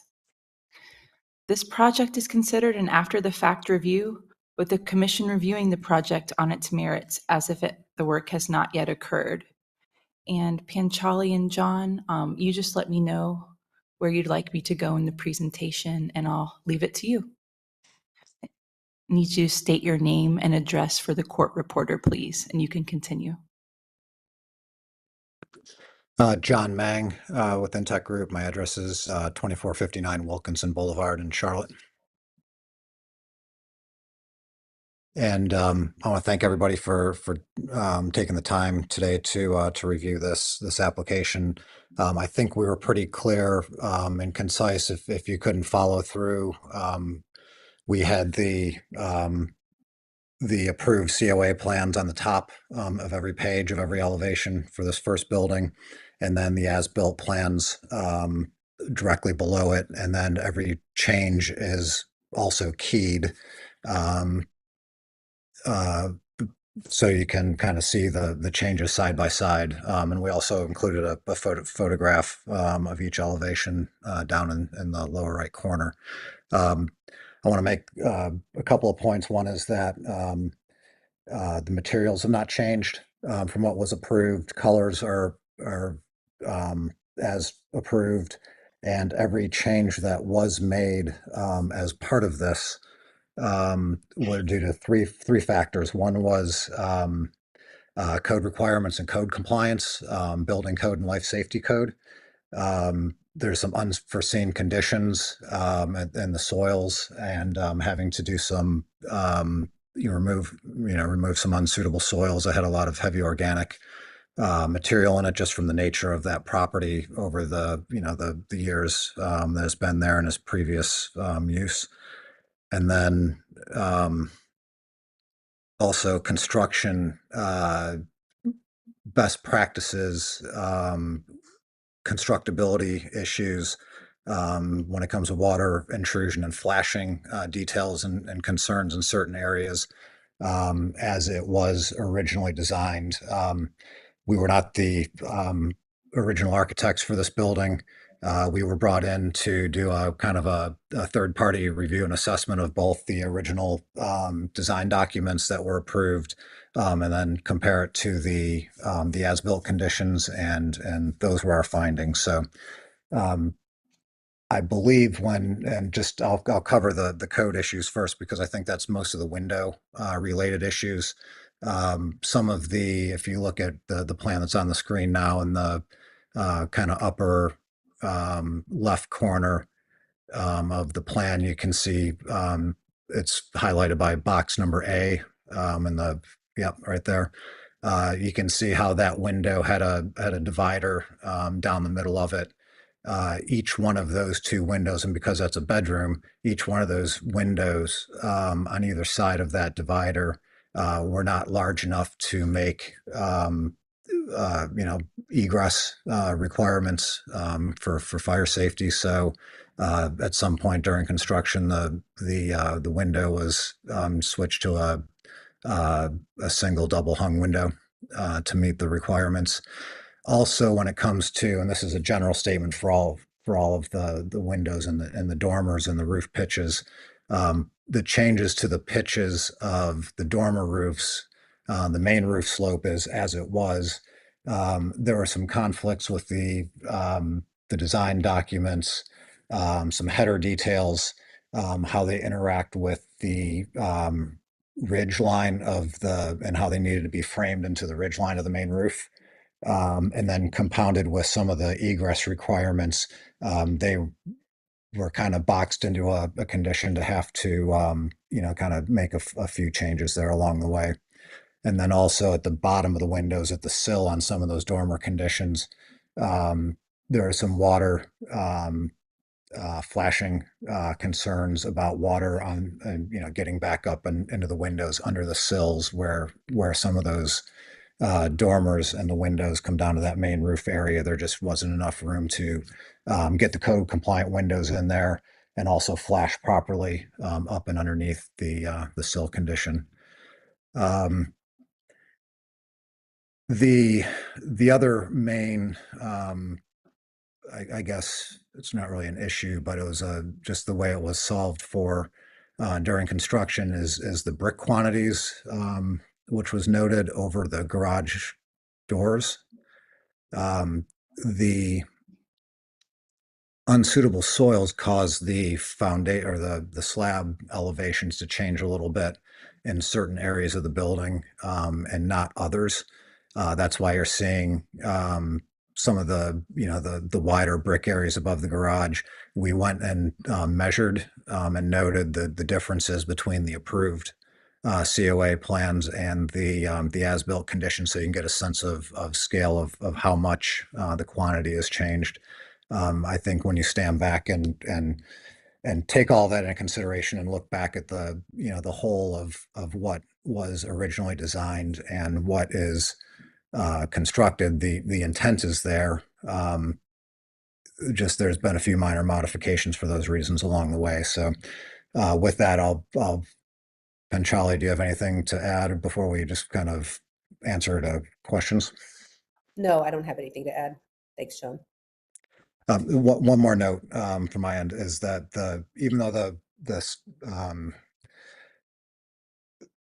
that added brick height above the garage doors, the height of the building is actually it's the same as it was in the COA, but the building is actually lower in the landscape from the surrounding neighbors and everything, because the grade was lowered a little bit. The whole building came down in certain areas to match that. So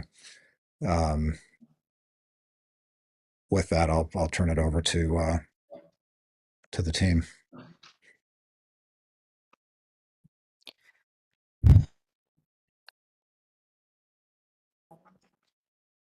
We don't have any callers. All right. I just had a question. Was that John speaking? Yes. John, I'm just for point of clarification. Were you the builder on this? No, we were not the builder. We're a third Tyler 2 party. Construction was the builder. I'm sorry? Tyler 2 Construction was the builder. Got you. Were y'all involved with the original application? Anybody on this call? I was. Okay. And that's Panchali? Yes. Okay. Panchali, can you state your full name and address for the record? I don't believe we got that. Panchali Sao, 401 Hawthorne Lane, Charlotte, North Carolina. Thank you. You're welcome.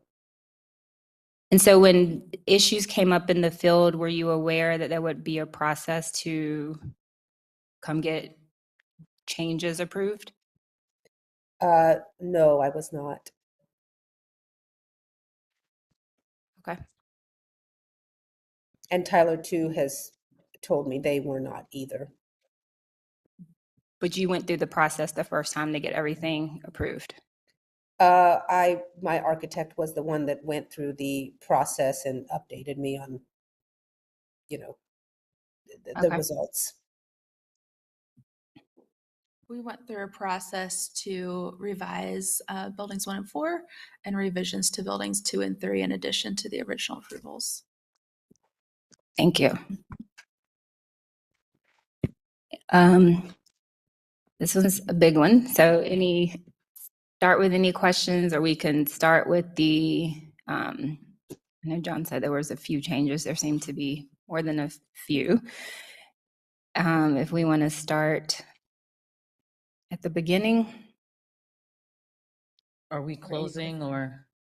Oh, sorry. Does anybody have any questions for the applicant? Sorry. I actually had a quick note for for John. You said these were minor changes. I just categorically disagree that a change of more than 2 feet in some places is a minor change. I think that it is egregious for you to come to us now and say that these are minor quibbles when they are in fact significant changes to the plan. Whatever goes forward from here, I think that the lack of communication from the builder, architect, anyone else involved with this project, when there were substantive changes made to the approved plans, is a huge error of judgment. And I wasn't trying to minimize the changes. I believe a lot of the the dimensional changes in some of the windows, some of the roof pitches. I think when you stand back and compare the two side by side, those are minor. But I would agree that some of the brick over the the larger dimensional changes, those are off for sure. Again, the reason our staff is here, the reason this commission is here is to engage in this process. We do so with deep deliberation, and for our decisions and directions to be ignored in the field is something that to me makes me examine this with a lot of prejudice, frankly. I agree 100%. We have, we have another project that's in Fourth Ward that's under construction right now, and the communication is every day, back and forth with staff, based on changes that are, come up on a daily basis. And again, I wasn't trying to minimize anything. I came in here as a third party after the fact to just to present this, and couldn't agree more about the process. I understand and I appreciate your communication. When I say that I approach this with prejudice, it's not against the project itself. It's with a bit of I'm looking at it very closely because I believe that that there should not be any minimization of the difference from the approved project to what we are considering now. I'll just note too, the enforcement process on this started last April, and John has only come into the project within the past couple of months. So I just wanted to clarify that he's very new to the project. Yeah, but really quickly, oh, sorry, Go go ahead. ahead. I think we. Yes, Madam Chair and members of the board, if I could just remind the commission and for anyone listening that the commission is judging this project based on the design standards. The commission does not and should not, take into consideration anyone in particular's motives, or whether we like a property owner or whether we don't like a property owner. That anything personally related to the people involved in the project, the owner, the applicant, the designers, that should not, will not be considered by the commission. Just wanted to reiterate that and maybe help clarify maybe what some statements that were made. Thank you. Thank you. Commissioner Hawkins? I think just to maybe further provide some perspective, I think as one commissioner who has seen this property a number of times, it does become a bit challenging to spend the amount of effort that has been spent being very deliberate, providing feedback, enforcing the standards, for them to be, I won't say completely ignored, but we have something different actually built than what we approved. That's very challenging for us to then have to re-evaluate something entirely different. So I do think it's fair to understand, and I don't know exactly how much time has been spent by this commission doing so, but it is to me a material factor that we should make sure everyone's aware. Understand that some people are newer to this process or this property than others. And so I just wanted to make sure that was mentioned. Thank you. I feel like I got to say something then, because I'm sorry. I've been on both sides of this deal. And it is, I don't want to get deeply into it, but we see so many after the facts, and a lot of them are windows, and it's from people not knowing that they're either in historic or what the requirements are. And stuff comes up when you're building stuff where the plans, they just don't work out, and you got to proceed. And if you're not used to, if you have a commercial contractor that's not used to building in a historic neighborhood, they don't know the communication and how important it is. So you can't get upset over somebody that doesn't, even though it's upsetting having spent that much time.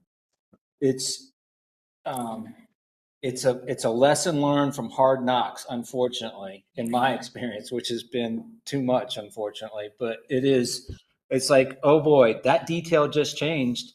Stop, make a phone call, and then figure it out. It's just, which is not the normal process for construction. But Commissioner Taylor, I find it deeply, deeply challenging to believe, as many times as we've seen this property, that they didn't know who to call.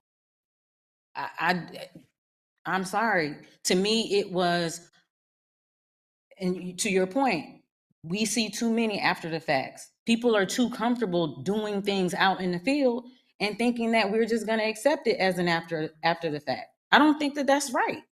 What's the point of us being here? What was the point of us spending the time we spent to even hear the applications to begin with? That's not right.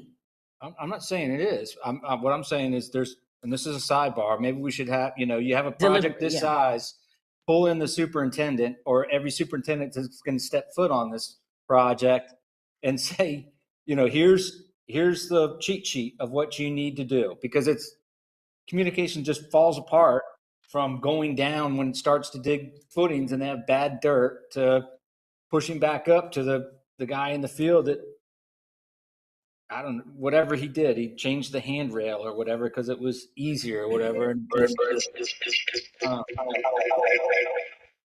It's a different conversation, but we're going down that rabbit hole, so I had to throw my 2 cents in. Yeah, it's all really good feedback. I would like to talk about it more at a retreat where we can talk about maybe some troubleshooting, problem solving, and solutions. So, because there are other cases that are coming up. And so, and it has different with different nuances.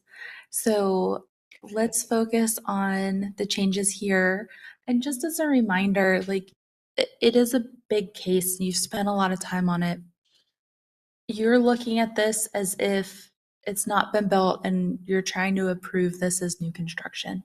So what can you, maybe if you're looking at it piece by piece, what can you say, yeah, that works. Like we would have approved that anyway, even though it's a change. And then are there things that maybe, this and this are not things, we would have approved for whatever reason, and maybe focus discussion there. All right. So does anybody have any questions about the plan for the applicant? I don't have any questions for the applicant, but I have a question about how we should walk through this because it's so big. Yeah. I don't know. I think if we want to, if nobody has any questions for the applicant, then we can close and we can start walking through it one by one, I think. Do we go by the list or do we go by the element? elevation? I think we should close. So it might be helpful if you go by the list that's outlined, and I believe Elizabeth can help more with this, but the major issues are the windows, the roof pitches, some materials, is that correct? And proportions of materials. Yeah. Are you talking about page 2 of the staff? Yeah. We'll get there. We have it outlined by like change type and then which elevations they occur on. Okay. So So you let's- could approach it. All right, so let's close for deliberation. We'll start at beginning with height changes. And well, I will say, I know she's not here, but for Commissioner, previously Commissioner Lineberger was very adamant that it not be as tall as it is, or it was. So I'm pretty sure she would appreciate that it's not. It's come down a bit. So I don't have any issues with the height change. I don't have issues with the height change as long as it hasn't affected the proportions of the overall elevation, which in general, nothing is jumping out at me as being, when we reduced the overall height, I think the dimension came out of the foundation. And so I just want to make sure that it doesn't look top heavy.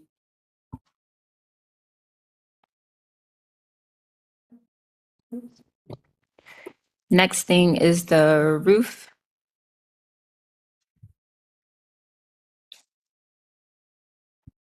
Normally we approve a 4 pitch for shed dormers. What did it change to? So it was a 6 and now it's a 4. So It does give a little bit more of a reveal, but because of the height and perspective, honestly, when I look at it in the pictures, that was something that was very hard to perceive. So I don't feel like that has a big impact on the presentation or proportions or scale of the structures themselves. Okay. Everybody else have it? All right, so roof seems good. Just lost my thing. Sorry, I just lost my. Okay. Window changes. So type, quantity, pattern.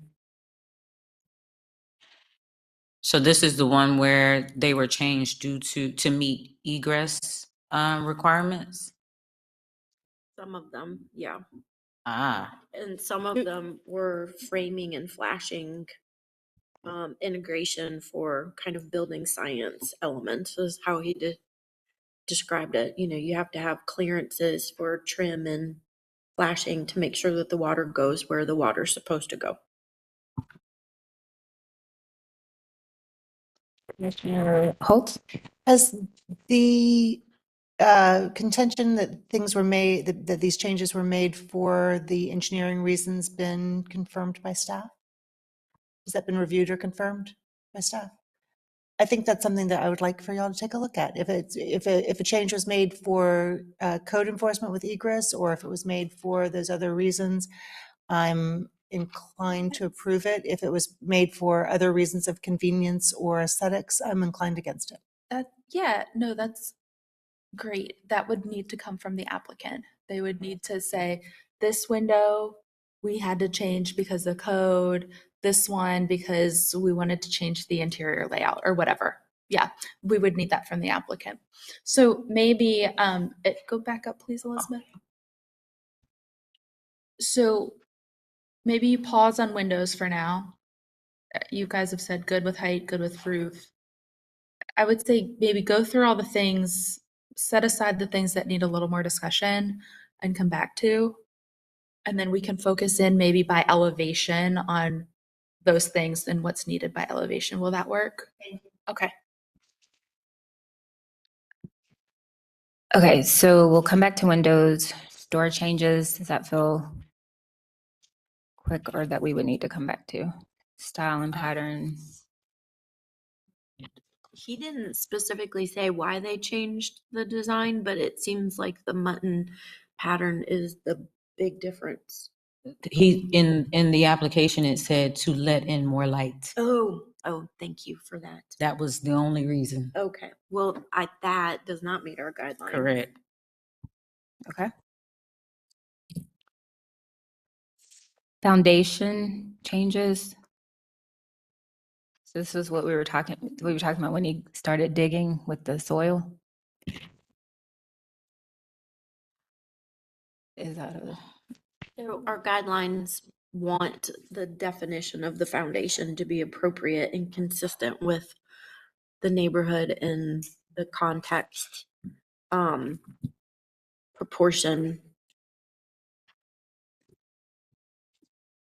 Is there any way we could look at the pictures of the structures again? Yes. If you want to let me know what slide to go to, or I'll try to go find, get to them. We have some pictures here. A1, starting at A1. A1.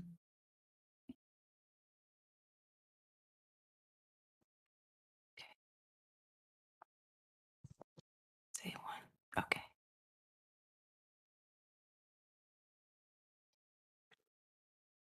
I think the picture's most helpful. I mean, the elevation is drawn differently, but I think the reality of what the picture is probably even more helpful. I mean, for me, I don't know about the other commissioners. Yeah, maybe slide 18. Yeah. Okay.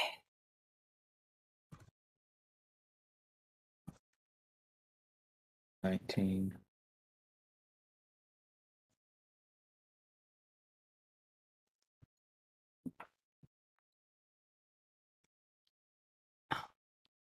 I mean, that particular picture, I mean, it does look like there is a foundation to the building in itself. I mean, you have steps going up to it. Doesn't look like the windows are down on grade.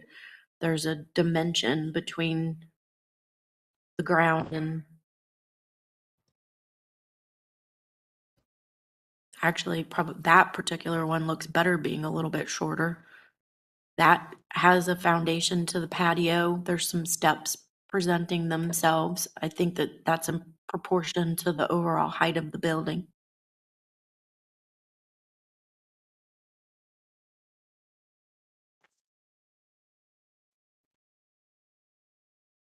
I mean, you still have some foundation wall, and that has a foundation wall.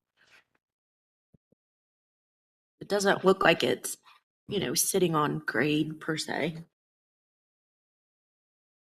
Though that's hard because the windows are on grade, so that's not the best.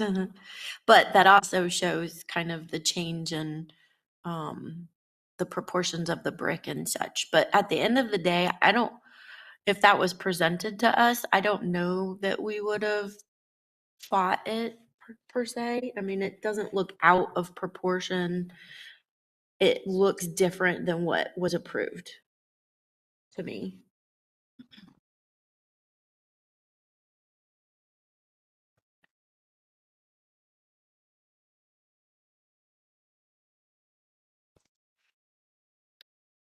I don't that one has 1, 2, 3, 4, 5, 6, 7 steps going up to it. So taking away a step didn't hurt it for sure.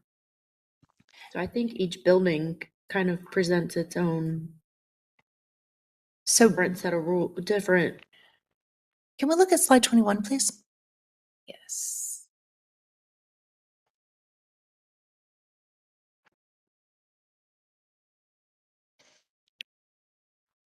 This to me is so close to being on grade. It is inconsistent with most of the things we see. I don't have the architectural vocabulary, but Commissioner Wojcik, I'd love your thoughts on this. Well, I mean, normally there would be another step to get up to it, but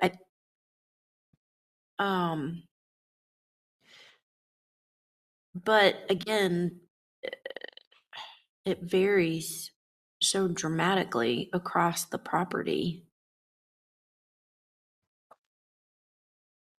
Understanding that, I just think that we would have insisted that there be more of a foundation, not just visible, but present on this building.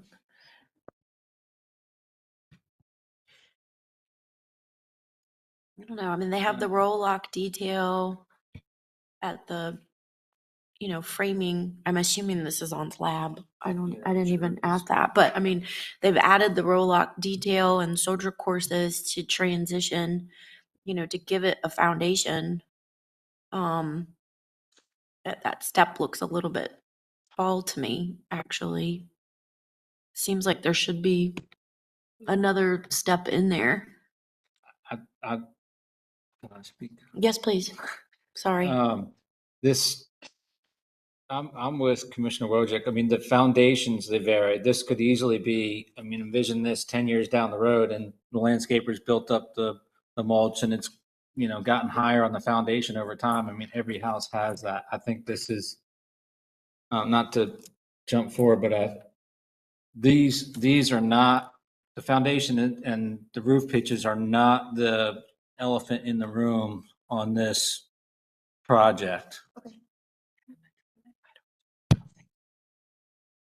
Okay.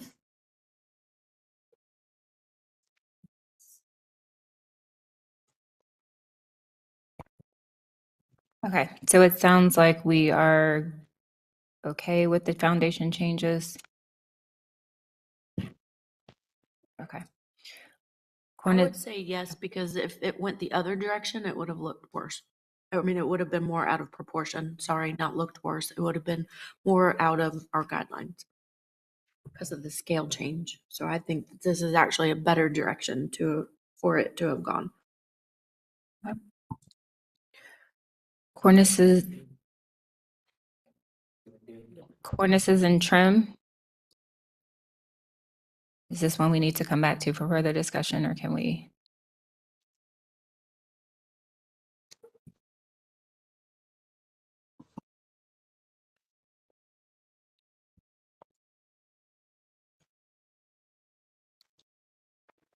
So up at the top of the dormer, where those yellow rectangular boxes are, Elizabeth, is that the bottom sill that's been highlighted in terms of trim work? So the sill detail on the COA was different. And this is kind of the discussion, like, is it a discrepancy in those original drawings? But it was just definitely different than the drawings. Does it meet our design standards? It's hard for me to see. Can you tell if it, in terms of sill with a apron, or? It is different, and that was one of the reasons why they said that they changed some of the windows, is because they didn't have enough room for the flashing in the original design. But that also doesn't have enough. Isn't there supposed to be an apron underneath the sill? No. No? Zoom in more. So these ones, it's not because the pitch of the roof changed, there's now more wall space here. So like anything with the windows, right? Like no, that roof didn't change. The roof that's engaging with that dormer stayed an 8 pitch. They said they changed that for flashing underneath and around the windows.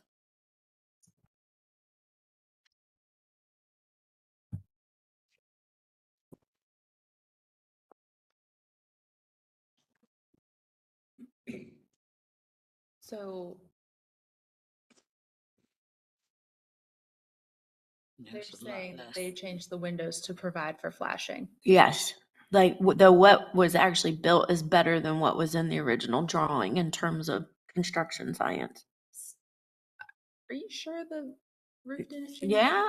Well, so which one is? Because I think there's more wall space. I think all the dormer roof pitches did change. So all the dormer roof pitches, that's not the dormer, that's the gable. This is the dormer. That's a dormer. The dormer. This is the dormer. That's a dormer. Yeah. But you're saying the roof below it. No, I'm saying this dormer roof pitch changed. Yeah, that did change. But Right. that doesn't, Which increased the wall spacing. it shouldn't have. The wall height's the wall height unless the wall height changed. The pitch changed, so Where's the side elevation? the soffit would not cover up as much of the elevation. So yeah, if you could get that side section, the Side section. soffit overhang should still engage on the wall in the same location, but it should not be, because the pitch changed, you should see more Why isn't it letting me zoom in? wall. But those are angled. Those are angled soffits anyway, so it wasn't. Yeah, you can see here. The pitch has changed. Okay. Well, I think that window, I'm gonna defer to Elizabeth on that window since she. Yeah, I mean, just, in the approved drawings, we have the window taking up, the entire height of that dormer. Correct. And so what I'm trying to point out is that that detail is clearly changed. We have additional siding underneath it. Yes, and that is true. But So just looking at the proportions. Yes. Is what I was trying to call out there. Okay. Well, the way that it was drawn before was incorrect and shouldn't have been drawn like that.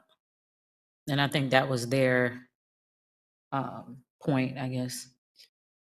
It was architectural error, clerical error, as it was stated. So my biggest question to everybody is does the size of the window look proportionate to the elevation? Because the original one shouldn't have been built like that.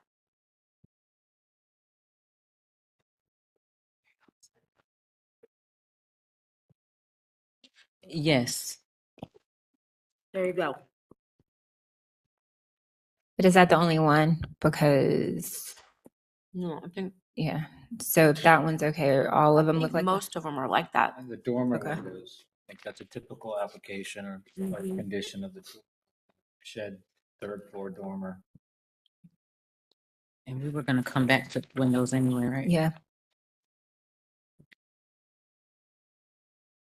Was there anything else in cornices and trim? I think the headers for the window, for the porches, the header over the brick columns seems to be engaged a little bit differently. Well, it's highlighted. So Elizabeth, can you tell us what's different about the? Yes. So just the proportionality and how this face, it's all flush. The column beam alignment is not typically not what we're looking. So does the header sit back from the face of the column brick, or does it set in? It's hard for me to see in the. Header, you mean the beam? Yeah, I mean the beam. Yes. Yeah. Yeah. I need to bring up the going around the corner. I think it's Oh, a better. Oh goodness, going the wrong way. This is it, I think. It doesn't look like that column has the row lock on it or the cast cap. or Here we whatever go. that is either. Yeah, like it's lined up here, and then this detailing with the trim, there should be detailing that goes all the way across underneath the soffit. On the And fascia board? It's missing. Okay. I'll zoom in a little bit more. Those are just so hard to draw unless they give us very specific details. You know? Yeah. They're hard to see in elevation and they're hard to. Yeah, is this supposed to be like continued all the way to this entry here? Is it a flat soffit or an angled soffit? It's flat. Okay.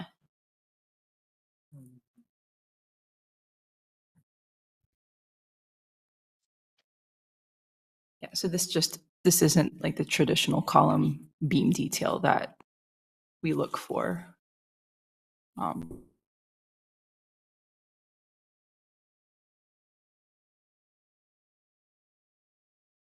Seeing it, but it depends on what it is. It looks like it's set back about 4 inches from the column, but I can't really tell how it engages with that building. It should be engaged flat on the building because the roof line goes straight across. There's no offsets. So it could be that there's a little bit too much boxing and they could take some of it off. It could be that they need to add some trim.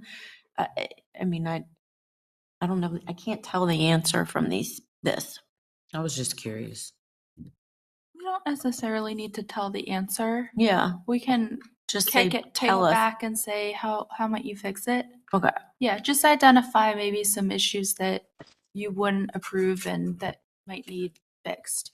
I would add the brackets to that list. They're out of proportion as they appear in the photographs. One thing to note is that on the as-built drawings, they're showing the precast cap on those columns that they do not exist. Okay.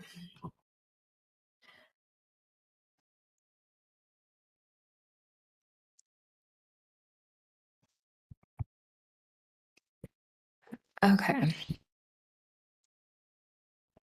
So if we move down to elevations now, east elevation changes. Which one? A3. East. I don't have them numbered. Oh, east, sorry. East elevation, not west. East. Thank you. Bless Looks like B, B, the panel detailing. Mm-hmm. Yeah, I mean, that diagonal is not something that we would, that's not a traditional detail.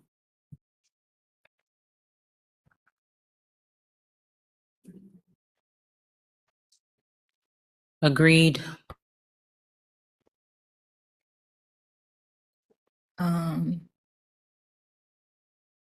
We can talk about windows since we're at the elevations. The door style changed. Yeah. Yeah, we said that mutton or the removal of the muttons was inconsistent with the design standard.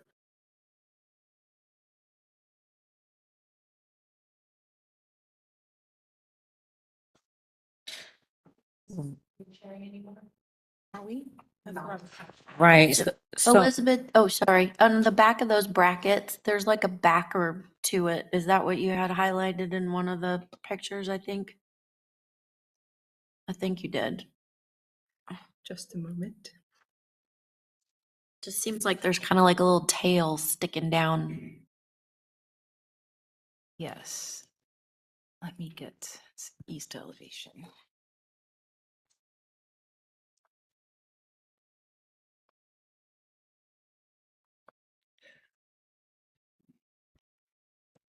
And Commissioner Holtz, you think the bracket itself is out of scale? What I'm seeing is not necessarily on this. It's not as evident here, but on the face next to the garages, it was supposed to be much larger. It comes down. Oh, okay. Where it ends on the wall is not in the right place according to the drawings. The drawings are much lower. Not describing as well, sorry.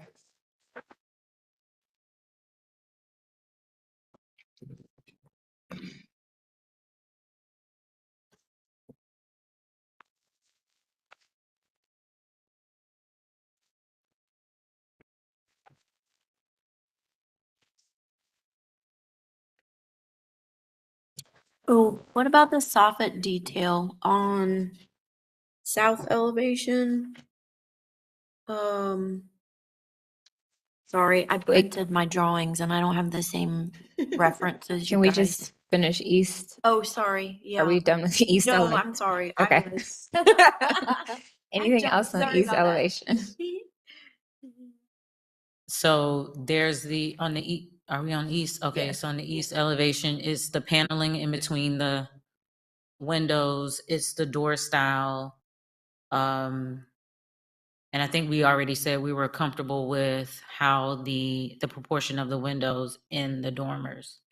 Yeah, but actually now that you say that, they added a horizontal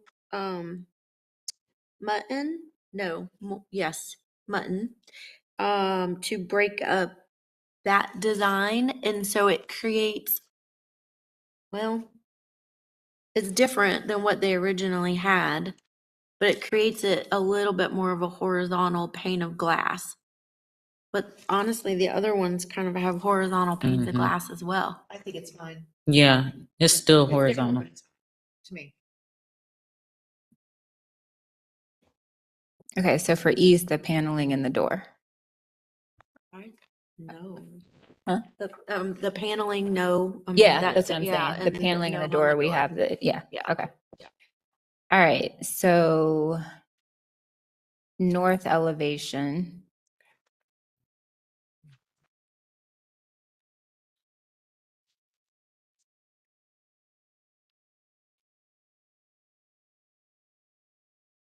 The roof pitches of the dormers. Material changes. I think the big is the window, and we were gonna ask for more information about some of the windows, but the scale of that window change.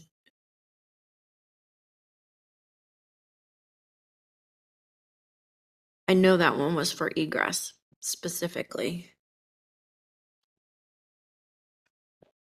It doesn't look as bad on this elevation as it did in one of the other elevations. But see where that lap siding, or it says lap siding on drawing, no, there's a soffit detail on this elevation as well that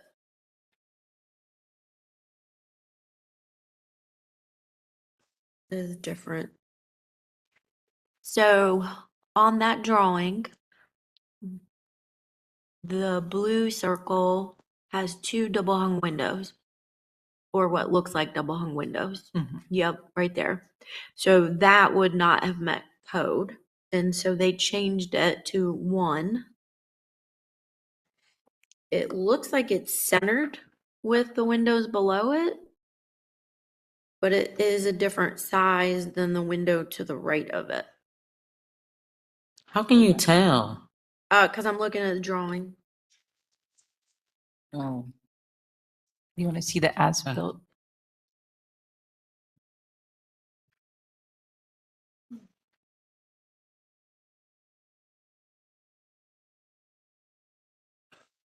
oh, okay. So Here we go. Yeah. Where A is. That particular one makes more sense to me. There's another elevation where the window is pushed to the outside, and that looks different. This looks more consistent as we transition up to the higher Because it's levels. centered? Yeah, because it's centered. Because in a more traditional elevation layout, as we go up, the windows usually, they can change. And it being centered, I think, makes more sense. Plus, it gives us the distance for the trim work at the roof line.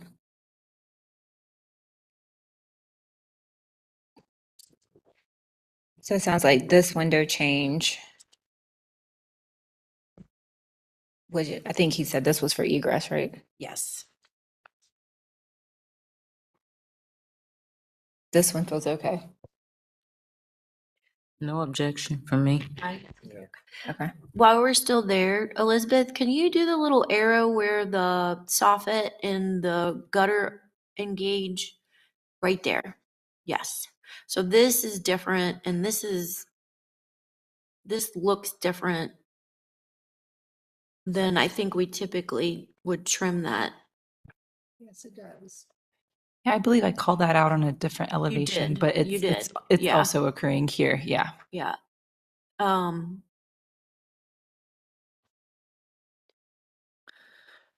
Would we not typically have left the fascia board and let that be exposed versus, or the diagonal?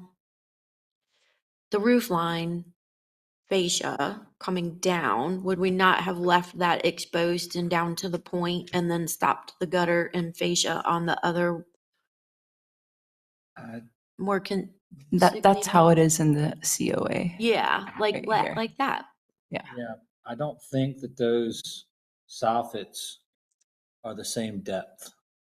Oh, so they're not engaging at the same Right, point? so you physically couldn't have them engage. I think it's Oh. gotta land, at least on slide 20. I Okay. think it's the same detail. Oh. See how it's stepped back 6 inches? Yep, yep. So, or whatever that distance is. Slide 20. Yeah. So That- it really just, it's there, but it In looks the different photograph in the there? picture. Yeah. No, go back where you were, the photograph.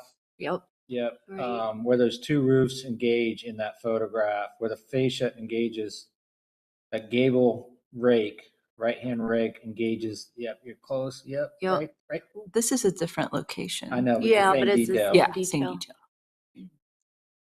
See, Point to where? yeah, put your arrow to the left, Right there.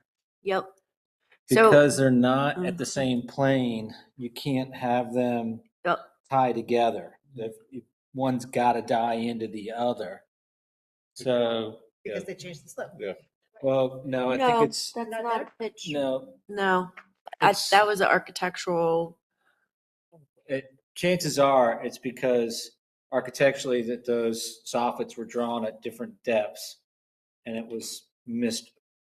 My experience, that's usually misdrawing of the architectural plan. Yeah. Okay. They're showing that it would have engaged in the right, in the same plane, but they don't.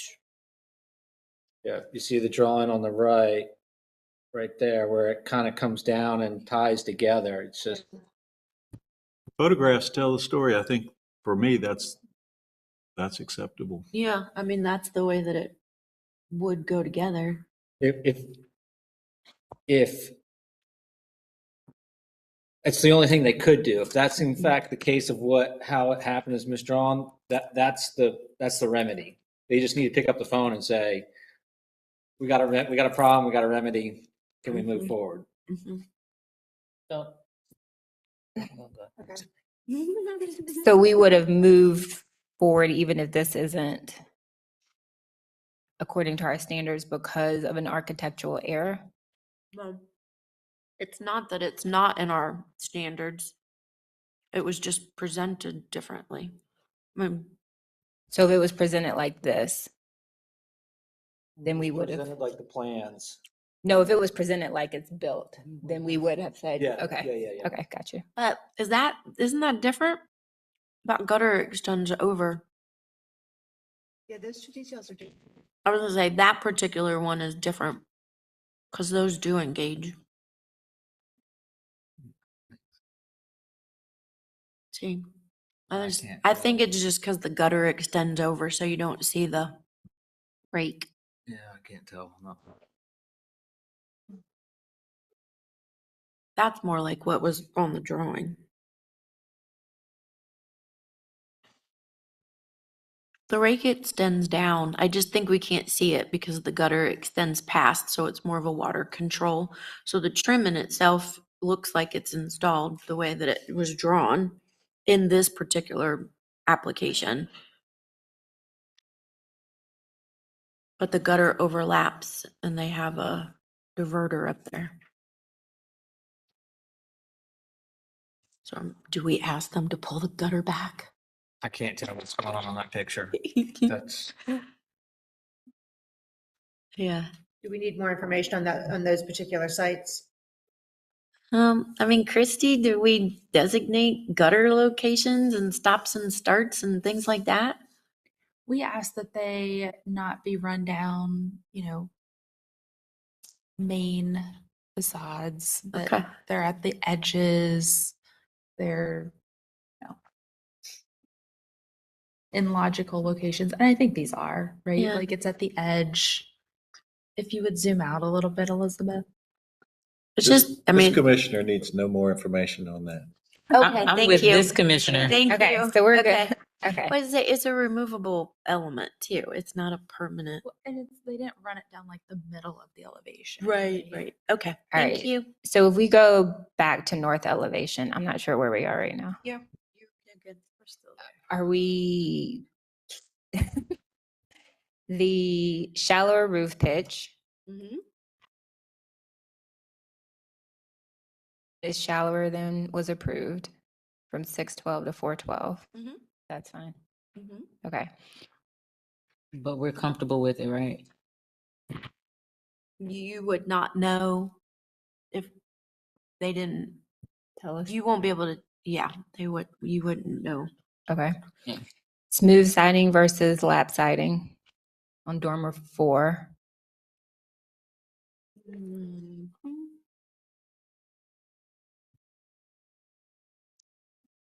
What kind of siding? Smooth siding Oh, versus lap siding. You mean oh, like a shiplap? panel. Shiplap? Oh, a panel. It might be Oh, a I see. panel instead of the. It's Yeah. a panel. Yeah, it looks like they used like just a wider trim piece to cover that area because it was so narrow. It was like too narrow to install lap siding. Do you want to show a picture? No, photo a better elevation that shows Yeah. that it's, I believe, the right elevation.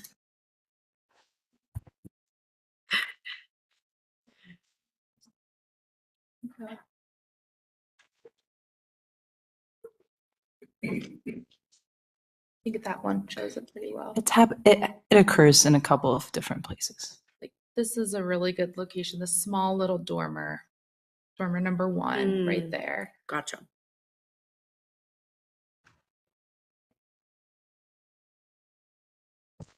I don't think that typically would have had horizontal lap siding because of the amount of space that was there.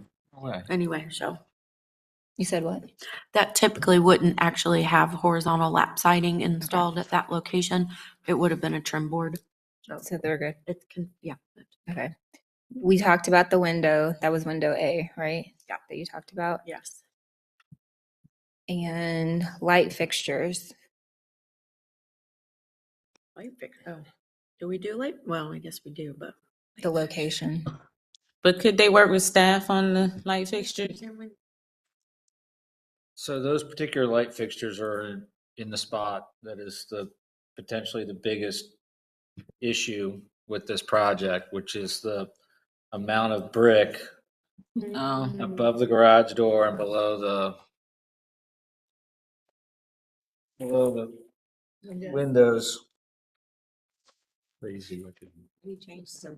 So I think we go back to Chrissy's comment, it's not our job to fix it, it's their job to come back with A better. Aha. a A something proposed change. Gotcha. which would affect those lights. So it's probably not worth talking about those lights. Okay. I hope the electrician at least questioned them before he did it.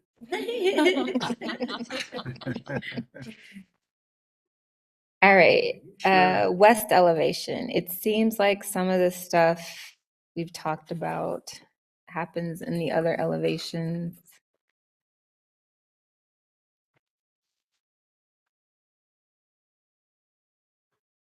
We're starting with cornice and frieze details. We talked about cornice, We right? kind of talked about that, yeah. And that it's hard to tell from these pictures and we'd like more information. The facial on the front of the second story is wider. Missing That- brackets. I'm sorry? Missing Again, brackets are missing. Yep. Panel detail, that's what we had before. Dormer roofs, we're good with that. Brick window seal details don't match. Was it a cast sill before? I can't tell in the drawing what was proposed. It's honestly kind of vague. There weren't any like material notes. Okay. And again, this is kind of where John was mentioning like there may be some error Sure. with the original COA drawings. Do our contractors see any issues with the way that they did that brick roll lock on the windowsill? I mean, it looks like it's bright. Yeah, Is that I mean, what's up can't- there, brick It roll-up? looks like it to me.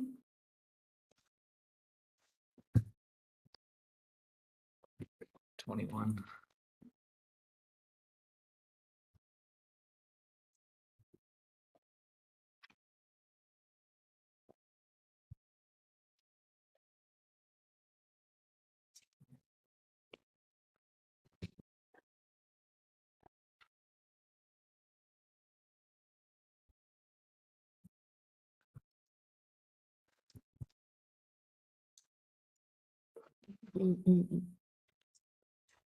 Okay. Is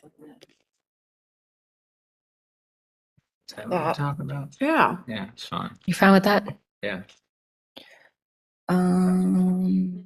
I think like in the drawings, there showed like a substantial sill, Yeah. whereas like here it's obscured with flashing. We talking about? You're talking on the second floor. Well, she had that, but also up there. Those guys. Yeah, there's two different sill situations. Oh, well, the flashing's supposed to be below the sill, not engaged with it. That does look weird. So I apologize. To clarify, like the dormer up at the top, there's difference there in regards to the proportion of the window. But then in the brick, Yeah, that. the COA drawings showed a brick sill here. And in the as-built, as you can see, the sill condition is obscured with flashing.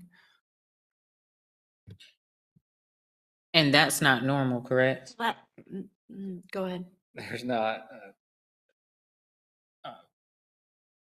That would not be allowed on our projects. Yeah. All right, so no to the sill. It's not the sill, it's the It's the engagement of engagement. the flashing. Yeah. The elevation of the flashing should be below that to control the water. Okay. Heather is.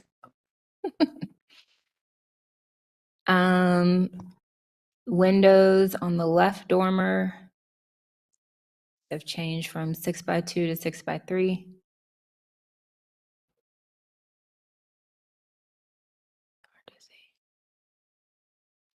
That was the same change as they Oh. made down there. So the other ones. Okay. And then the right dormer also.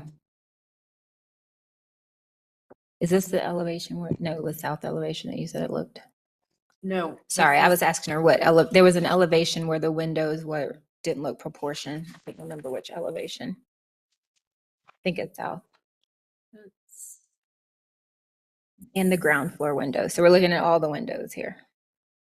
The south elevation, single window. Okay. It's engaged to the right-hand side and not centered. Okay, so we'll get to that one. So this elevation, west elevation, all of the windows are different. The dormer windows have buttons. Mm-hmm. So they've changed sizes. They're Windows look the same. It's Buttons. just what's called out. I mean, other than the third floor, they have the buttons, that horizontal bar going across them. Yeah. But majority of the windows do have that. Those would have been the only ones that didn't have that. So I think we agreed that was acceptable. Yes. Yeah. On this elevation, it's the flashing, the paneling between the windows. The brick roll lock below the first floor windows is I don't know what that original was supposed to be, but that's consistent and normal. Okay. And then the door style, Yep. door lights. And missing brackets. Okay. Where are the brackets missing? Is that on the second? Right there. Right there, yep. And Second floor. And over yonder too on the, yep. Okay, over yonder. mentioned column caps as well. The column We caps. did in general. Yeah. I'm not doing it per elevation. Am I supposed to be doing it per elevation? I'm sorry. I mean, No, that is a general thing. I have not seen an elevation where the column caps were done correctly. So I think we can say Okay. that's universal. Yeah, I was making general notes, not specific elevation notes. Okay. yeah. All right, last elevation, south. So the garage brick, the brick above the garage door. Yeah. Not okay. The dormers with the shallow roof pitch, we said we're okay with the other elevations. Mhm. Sides of panels with diagonal siding differing in height.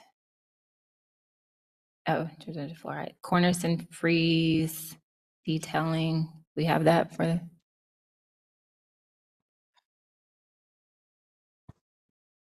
Where's the cornice and frieze detailing? The yellow?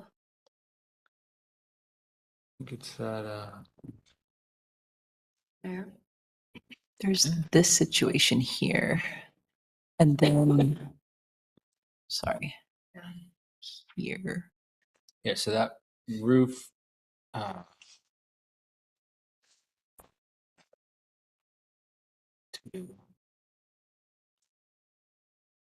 Yeah.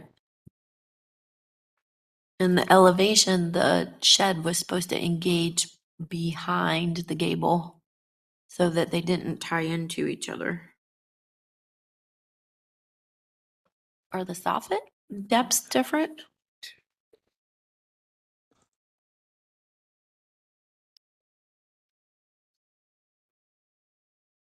Is there a way that you can, Elizabeth, can you zoom in on that?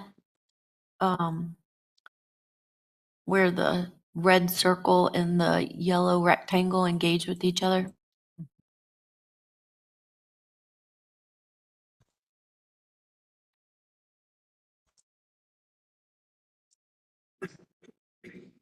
Sorry, there's some lag with the mouse. Mm.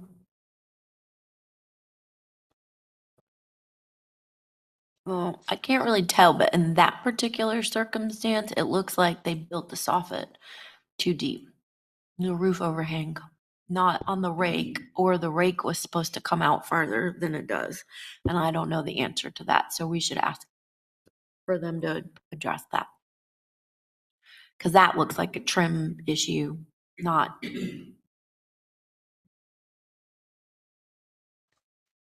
Okay. The window here, the windows here. Yeah, so.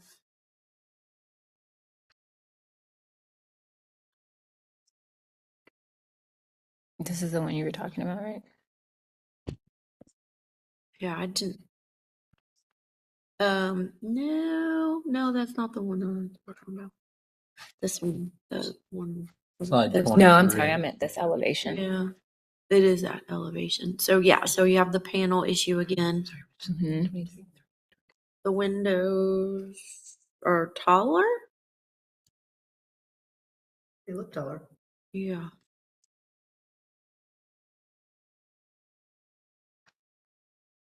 So those windows on the bottom got smaller. Okay.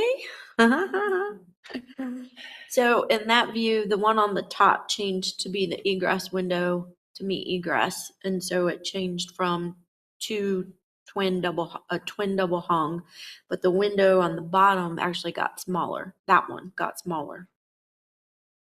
So we should ask about that. You don't feel like the window that's shown in this drawing is the same as what's I don't think installed so. there? I think W14 on the drawing is different than what was installed there, I think. Because if we went back to that exact same elevation in the other where they changed the double hung from the twin to the single, the proportions are different. Wait, which window are we talking about? Well, I'm purple. talking Oh, about no, the this one? purple one Yeah. and that light blue one. Oh, this one? The relationship between the two is very different. Yeah, I mean, it's a totally different window Right. on top, but But- the bottom one doesn't seem like it changed. You think the bottom one changed? I think the bottom one changed. It got more narrow. It's narrower. So it looks taller because it's more narrow. And then this one definitely changed. And this could have been easily changed to a casement that opened out to Yeah. meet egress instead Yeah. of changing it to a larger double hung. Yeah, Yeah, to it- match the design. So, yeah, there is an option for a French casement that doesn't have the middle button so that it's meets egress. So they need to come back with something different for that.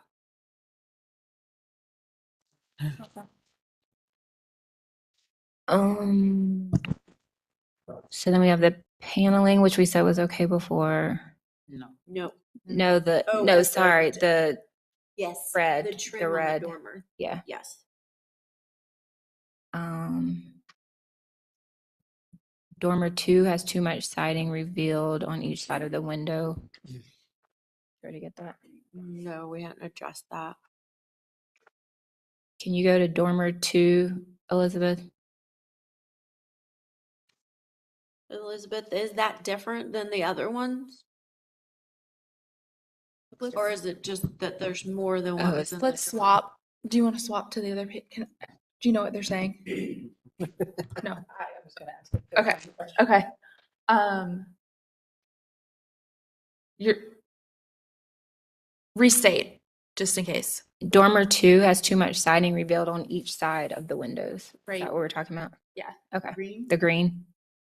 So I think this is very similar, and Elizabeth will know better than me, to where is the elevation? This. That one. Okay, so that's had triple window. That's why. Yeah, it's a triple. What was it Mhm. supposed to be? Well, it's drawn as a double, Mhm. but it looks different because that has 3 windows in it and the other one has a double window. Right. So I think it's the same size, but you're right. That's what's giving the more siding. I mean, we approved it the way that it was. It's not, I don't think it's out of scale with the elevation. It looks different because I saw that one first and then went to the other one and thought, oh, And then here's your other window that you were talking about. yes. Yeah. So this one has 3, the other one has 2 This on the one has- dormer. Yeah. In the dormer. Yep. If you go. And we approved 2. We approved 2.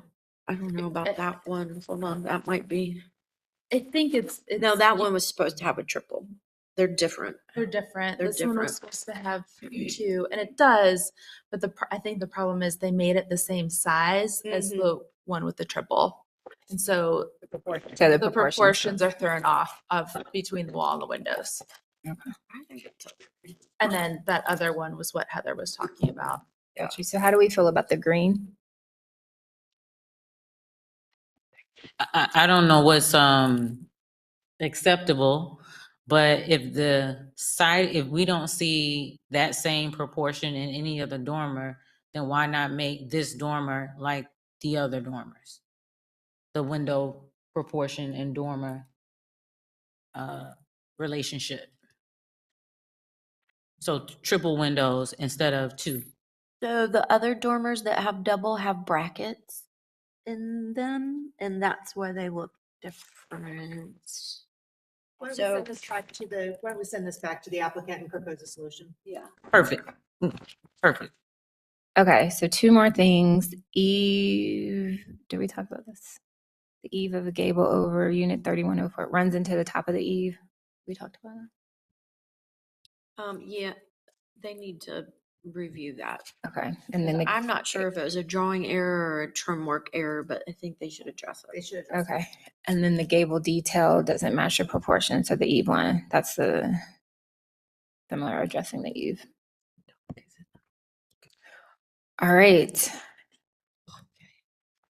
We have made it through. Handrails. They need to be changed. There you go. Didn't staff mention that some of these things we can send to them? No. Yes. Yeah, some of the things can be staff approved and handrails, the handrail style where handrails were required by code. That is something the applicant has addressed. Okay. Some of these are older photos. Some of these are what? Older photos Oh, gotcha. before they fix some of the staff stuff. Okay. Okay. Yeah, we went ahead and amended the original COA for the staff approvable changes, and the handrails were one of those. All right. Does that also cover the HVAC screening? Yes, it does. Heather, looks like you were taking some copious notes. This is the part I'm not good at. Okay, so suggestions on how you want me to present this by item, like by the way that the way that it's presented in this list of changes, or in terms of We're how- at your mercy. However you noted it, I think that's how you should approach it. Is it help to go what's approved and Yeah, then that's what to be continued? Okay. Let's get what we are okay with off the docket and. That doesn't help me. My brain's not. All right, Hold on, let's see let what me we look. can do. Let me look again. That's gonna take a minute. Oh, that doesn't- All right, so page 2, Yeah, I think, do that. Go by say- that. yeah, maybe so. Okay.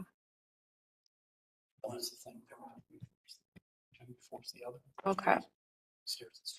So if we go by the changes that were included in the documents, does that sound fair? Okay, so I don't know if I can do it by approved or continued based on this, because some of them will be approved and some of them will be continued. So I think and there's but two somebody motions. helps me. Okay, so then I'll just approve and go through it. Yeah. And then continue and go through it. Yep. Great, thanks, guys. Okay, so I would like to approve a portion of this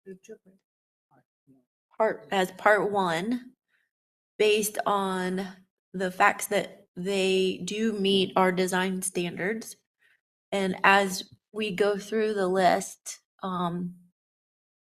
we will identify the overall height changes, all elevations, page A.1 through A.4, structural 1 through 5, 6. We approve the north, south, and west elevation height change as it is being presented, and elevation approved height change on the east elevation.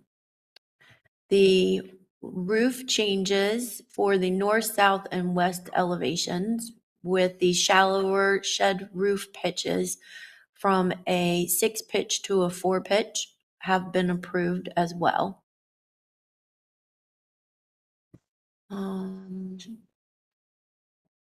Where is that? Oh, okay.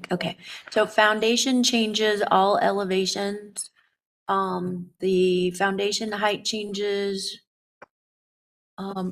due to grade are approved. And can I say that the handrails and guardrails can be worked with staff? Sure, that's Okay. And the handrails and guardrails for porches, patios, and stoops need to be addressed with staff. All right. Panels, we're not doing the panels, misalignment, certain windows. I think you could do 3rd floor shed windows as a Oh, yep. as a typical. Okay. Fair.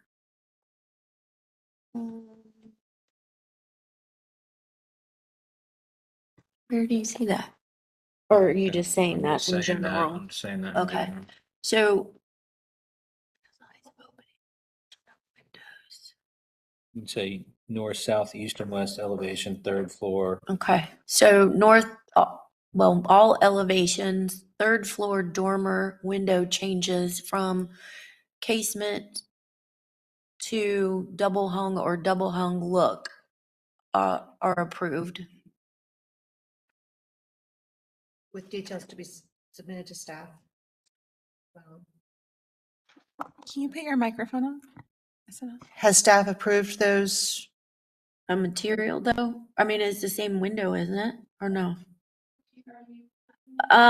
I'm approving the third floor dormer windows that were changed from casements that have the horizontal mutton in them now. Just those. Okay.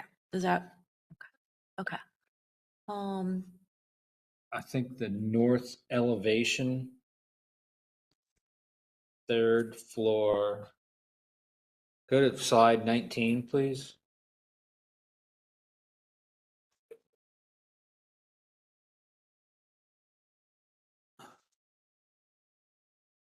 Are we okay with that top left window?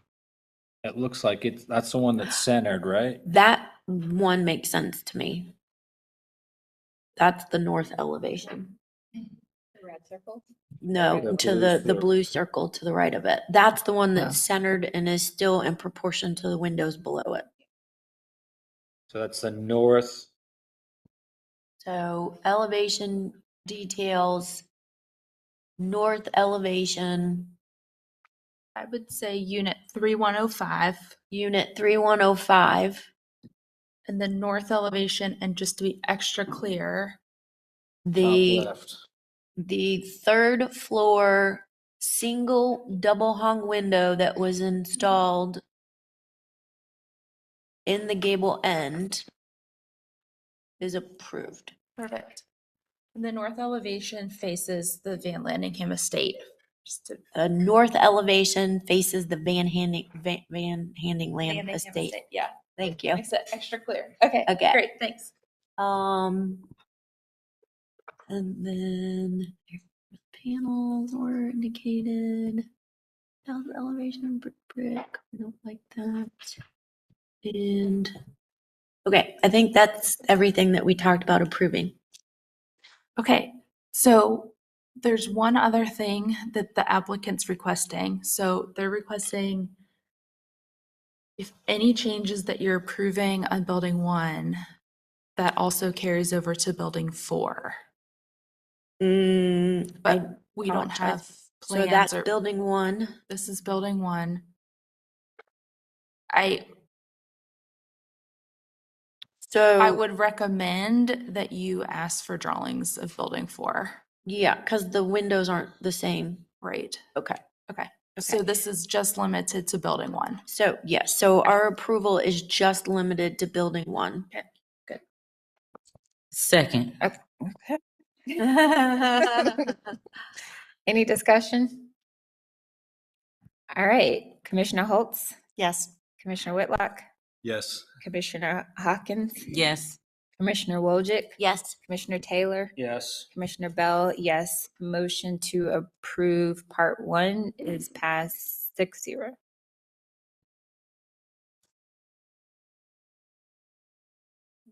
Can I ask Christie a question? Building 4, is that the south elevation? Building 4 is like a totally different building. Oh, like we don't even see it? We don't even have the information. Oh, this is, okay. Yeah. Sorry. yeah. Sorry. They're Okay. 4 like completely Oh, separate. sorry. Yeah. No, I you're got right. it. You're good. So see, yet another reason not to like, Yeah, okay. okay. Oh, sorry. Okay, I would like to continue the remaining items submitted for additional review and rework based on the fact that the details don't meet our current design standards and are lacking information that was previously approved and has not been implemented. So we are looking at window changes. The light patterns, let's see, those are windows, the window sizes. So there's really just one elevation where we're still questioning the window, right? That was the south elevation. That is. And that was the one that went from a double hung to a single, but then also the window below it changed. Correct. So I think So that unit 3105. 3105.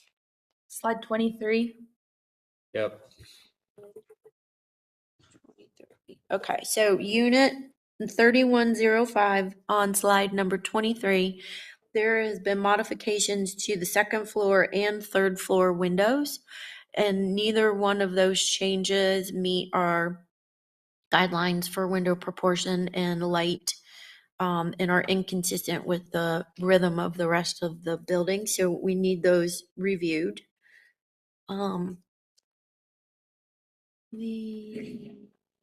Okay, the door changes. We ask that the doors be reviewed and resubmitted as the one light configuration is inconsistent with our standards.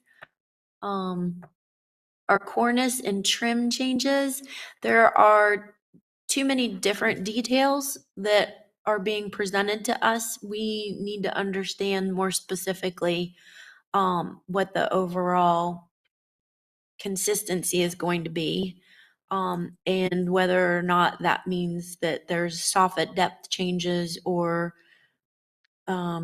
rake fascia board changes, but those need to be brought back to us in detail. For doors and windows, 6.15. Doors cornices and windows, trim. 6. Go ahead. 6.15. Cornices and trim, 6.14. Cornices and trim, 6.14. Thank you.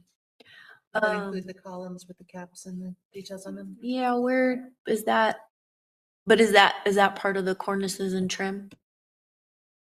I'm asking you, I don't know the definition. No, I think that's masonry. Okay.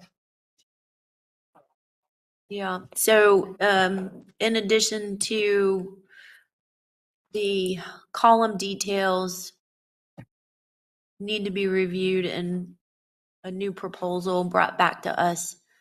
And I would say it would be masonry because it probably includes concrete caps, if it's going to include concrete caps or roll-lock details or such. 5.5.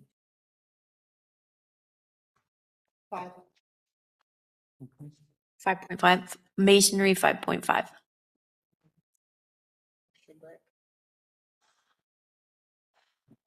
We didn't really talk about that, but we would like the proportions of spacing between the top of the garage doors and the bottom of the window to be reviewed and an alternative submitted.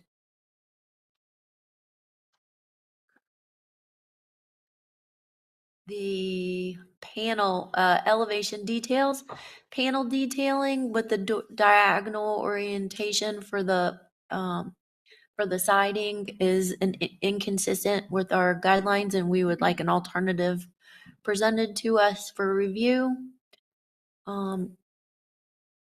Size and panels differ in various locations. The overall project needs to be reviewed for bracket locations, size, and scaling. And that would be under the cornices and trim as well.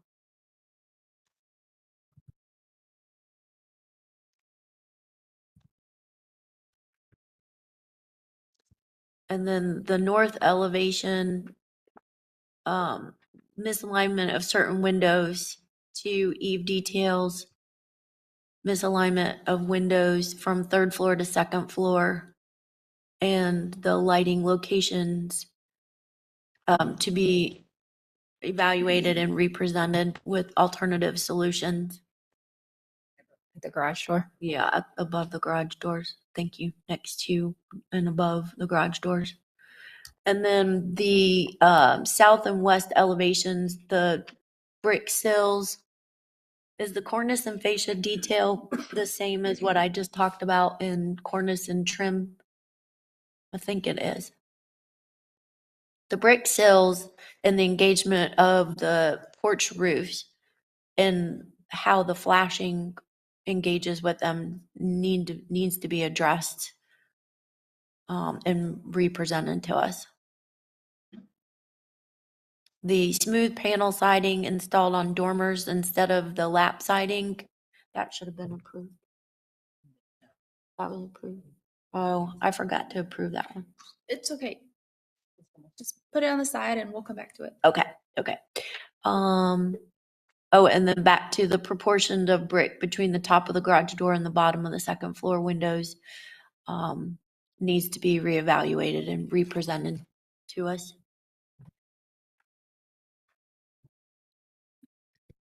Does that speak to the void versus kind of doors and windows? I know it's not doors and windows specifically, but it is a huge, Pattern of fenestration. yeah. It's fenestration. So 6.15? 6.15 for fenestration. I think that's it. So there's a staff approvable element for some of the decorative brackets, but they need to be shown appropriately and where they're going to be located on the drawings. And then staff can be worked with for railings, HVAC, garage door light patterns, and rear patio doors and light patterns as well. Second. Okay. We have a motion made by Commissioner Wojcik and second by Commissioner Hawkins. Is there any discussion? All right, Commissioner Taylor, Yes. Commissioner Wojcik, Yes. Commissioner Hawkins, Yes. Commissioner Whitlock, Yes. Commissioner Holtz. Yes. Commissioner Bell, yes. Motion to continue passes 6-0. And then you want to, And then I'd like to make another motion to approve the smooth panel siding on the small dormers on the north and south elevations, as that is incongruous with our design standards. 6.18. 6.18. do I have a second? Second. All right, any discussion? Commissioner Taylor, Yes. Commissioner Wojcik, Yes. Commissioner Hawkins. Yes. Commissioner Whitlock, Yes. Commissioner Holtz. Yes. Commissioner Bell, yes. Motion to approve passes 6-0. All right, thank you. Good job, everybody. Are we feeling a break? You want to get through another? Keep going. Keep going? Okay. We deserve one, but it's okay. Okay. Next application. While they're pulling it up, it's 1817 South Mint Street. Marilyn, are the applicants here? Right in the room and actually online. Okay. Elizabeth, this is your presentation. Okay, this next case is 1817 South Mint Street. Before I get started, Chair Bell, do you feel the commission has enough information to hear this case today? Commissioners, do we feel we have enough information? Case number 9. Are we missing a site plan? I believe we are. I added this, a streetscape wasn't provided with the new house set into the Zotwell, but I did put the Zotwell that we have in the agenda supplement, but it's blank, so I just wanted to let you know. It's blank. So we need that too. Yeah. So we need the site plan and the Zotwell. So is that a no, that we don't feel like we have enough information? Yeah, that's what it sounds like, because we would need those items in order to make a decision. Okay. We weren't told we needed those. It's listed in the design standards. In the application. In the also. application. Could we still at least talk about the exterior and our proposed changes? That way we can work on those for the next month. Sorry, I'm not the chair anymore. Sorry. Probably got accidentally approved and then retroactively, not because somebody really told the. We haven't Delayed, yeah. started yet. So do we feel like we have enough information to talk exterior only? Or does it, is it? What I would just ask the commission to be consistent with your decision-making. Correct. I think it's clear we don't have enough information. And if the applicant wants to come back for a workshop, then that would be welcome. But without more information, I don't see that we can make a substantive decision on this. Okay. Somebody want to make a motion? I move to continue, that we continue this application. Not heard. What? Not here. I think it's a not heard. Oh, that we say it's not heard. That Yeah. we move to defer and not hear this application at this session pending, because there's not enough information. And if you would maybe detail what you're missing. We're missing site plans. We're missing detailed architectural drawings. Zatwell with the new construction and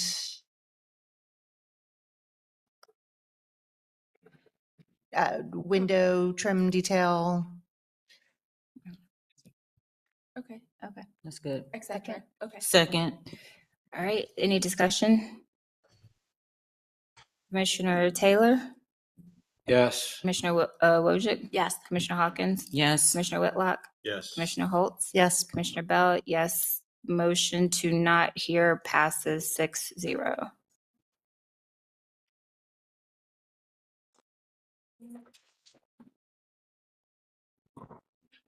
Our next application is 1724 Wilmore. It'd get ugly. And I believe the applicants are in the room. Yeah. Oh, sorry.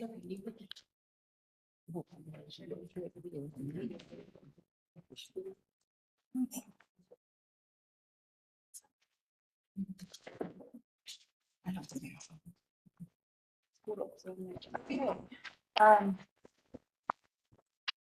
this application again is 1724 Wilmore Drive. The request is for a rear addition with a covered rear deck that is taller and wider than the existing structure. And the upper addition raises the main ridge about 3 feet 10 inches. The applicant, before we get started, does the commission feel like we have enough information for this application? Does anybody object? We are good to go. Thank you. The applicant has provided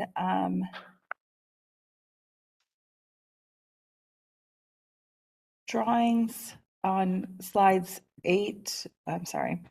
The applicant's presentation starts on slide 8 through slide 22, and we have perspective drawings on slide 19 and elevation drawings on slide 14, 15, and 16, and 17.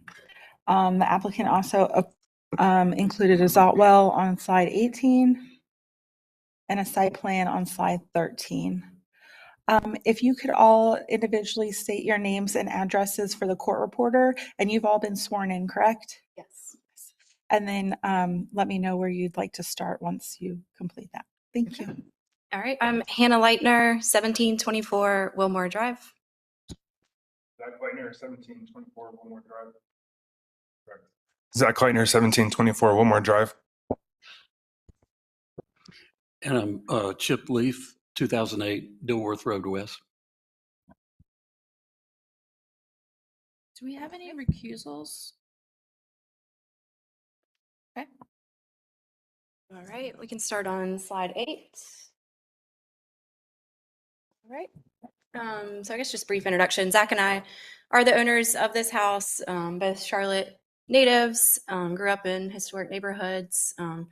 We met in architecture school. Zach is an architect here in Charlotte, works at Jenkins Pier.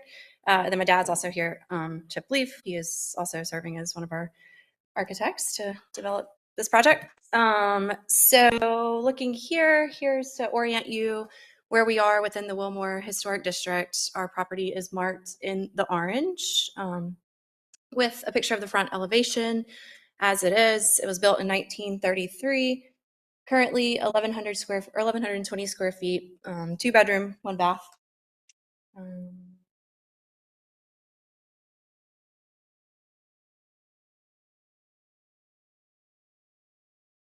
The streetscape as it is. So, yeah, next slide. Just to kind of orient y'all and give you some context of how the project is currently. Here are some photos of each elevation. Then, yeah, looking at the context and the surrounding properties around us. There we are right there. And then I will note that, yeah, on 1720 and 17. Just pause for just a second. We're having a little bit of technical difficulties. It was open a new tab. You have to go back to the beginning. It's not doing. No. Yeah, and hit share. One more drive. There we go.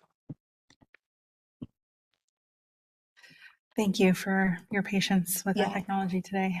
Do I start? Yeah, you can continue. Start at the beginning or start? No. You can Yeah, continue. Just start where you are. Okay, so I guess, yeah, so we wanted to start, this is page 8, so I think we were about at what, yeah, right here. Yep. All right, so here's our surroundings, the houses that are around us. I will note that, yeah, 1720 and 1717 are kind of that cross gable 2-story condition. So we know the commissioners like to see us really take in consideration the context and the precedent and use that as a guide as we are developing our design. Next slide. I guess also kind of taking a broader view of looking at the district. We wanted to kind of see some other cases that had been constructed or presented to the commission. Again, just looking at the context and the precedent as and letting that guide our design. So I guess first looking at the house 2 blocks up from us, 1561 Wilmore Drive, approved by the HDC in November of 2024. We felt this was a pretty similar situation to us with the single gable, adding that 2-story, going vertical, looking at like the existing to the new ridge of it being about 4.5 foot increase. Looking down at the Kingston Drive one, that was a new build, but again, kind of felt like it was a similar situation to ours, similar elevations, again, that cross gable. And then again, it's on West Boulevard, just again, a little bit of a different situation, but having that 2-story cross gable situation. And zooming in on our actual property, you can see existing condition site plan on the left, a new site plan on the right. One of the things that we were immediately aware of when we were developing or thinking about the addition and what square footages we wanted to add to the project was being aware of an existing pecan tree on site and trying to come up with a solution that did not encroach into that existing tree canopy and damage that tree there. So then you can see our proposed site plan and impermeable area presented there. And then also it shows how the site is pretty flat as it gets to a little bit into the drip line of that first pecan tree, and then it slopes substantially out to the dry creek bed and alley in the back there. Slide. So looking at the street elevation, the front elevation, existing on the left, proposed on the right. What's an error in this drawing is the existing chimney is not showing up, but that will be maintained. You can see we are increasing the size of the addition 2 feet on either side of the existing house, and the new ridge of the proposed addition is 3'10". And then going to the left side, I am existing on the top and the new on the bottom. So what we're trying to do here is kind of push everything to the back away from the existing house to kind of be able to perceive the existing house in its kind of original state, and then create a dormer roof that was kind of respecting the existing house without too much articulation from the street front, so you don't see any dormers or anything from that perspective. So it's just kind of pushing everything to the back, so the impact of the addition is minimized.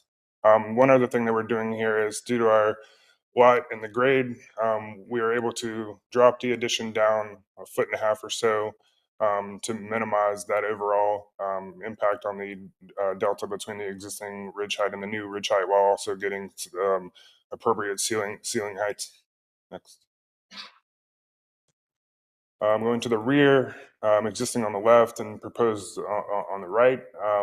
The rear has a covered porch, and then the addition has like more of an L shape going up to the second floor. We have a punched out dormer condition, and we've kind of stepped that in on the sides to kind of reduce the vertical scale of that, and try to further articulate that, and reduce the kind of scale with some kind of design strategies there. And then going around to the right side, kind of a similar situation. They're almost identical, east to west, just different kind of program going on. One of the things I didn't talk about is we wanted to kind of carry the existing ridge line of the existing house, or the eave line, kind of through that, through the addition as a datum line, to try to respect that kind of articulation. This side bumps out with the projected canopy, and then or eave, and then a covered porch, and then we've kind of articulated the delineation. That part of that increase in the footprint also allows us to delineate between the old and new from a vertical delineation point. Go to the next slide. And then just seeing it in the context of the streetscape, as Hannah previously presented the existing streetscape survey on the top, you can see our neighboring house is approximately 7 foot ridge height higher than our house. So taking that into consideration, we are looking at increasing ours to 3'10", which is still 3 or 4 feet shorter than the neighboring house, and seems from our kind of perspective, it's still copacetic and respectful of the overall ridge heights of our neighborhood. Going into some of the 3D perspectives, they help you get a better sense of kind of the massing and articulation and moves that we're making. You can see on the front right view that existing eave line carried through, the new section popped out, and then the eave line kind of carrying up there. And that was what I was kind of talking about, like not putting any kind of fenestrations in that new gable. I'm going back to kind of make that a secondary element and not competing with the existing house. Coming around to the back view on the left side, you can see this second story condition here. It's going to step back in and carrying that gable eave down to kind of break up that massing and that verticality to kind of reduce that and make it more proportional, and also popping out this condition here to create a kind of a covered porch with an additional entryway there. And then on the left side, that's where we'd have a covered porch or semi-covered porch down to the backyard. And then the materiality here, existing house has German lap on the existing front facade. Looks like sometime they added vinyl covering to the sides and the back. So we're proposing taking that off and replacing it with German shiplap to match the existing conditions. And then going from the bottom, the proportions would be the same, and to kind of delineate the upper level, we would increase the spacing and proportions of those boards just to give a little bit more dynamic and variety to the elevation there. And then for materiality from the foundation, existing foundation is a brick curtain wall, piers, and we're proposing a CMU wall that is parged with concrete on the foundation of the existing or the new proposed house. Cross section from going from the street to the back of the house. As you can see, pushing everything to the back and trying to minimize the overall impact of the proposed ridge relative to the existing allows us to maintain sight lines. The addition very conspicuous or visible from the street, and this is drawn accurately based on the existing survey to the sidewalk there. Should let me get into some of the details. Okay. So kind of look at this at the plan mechanics of the existing to the new, how that kind of is centered on the existing house and kind of increasing that 2 foot on either side, and we think that's kind of reasonable within a 10% increase of the existing width of the house. This kind of shows you some more of the details elevation wise, and we also are proposing a permanent shed on the property, a little outbuilding with the same kind of articulation and detailing that would be matching the existing house and the new proposed house as far as materiality and brackets and trim.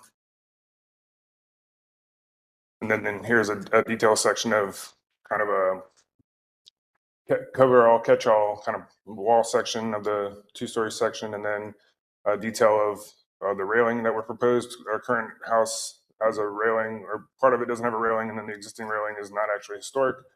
So we're proposing putting a new, more appropriate railing in on our front porch, and then that would be the same detail that we would use on the side covered entry as well. And then it just gives a sense of the double hung singles and double windows with the buttons on the top light and no buttons on the bottom sash.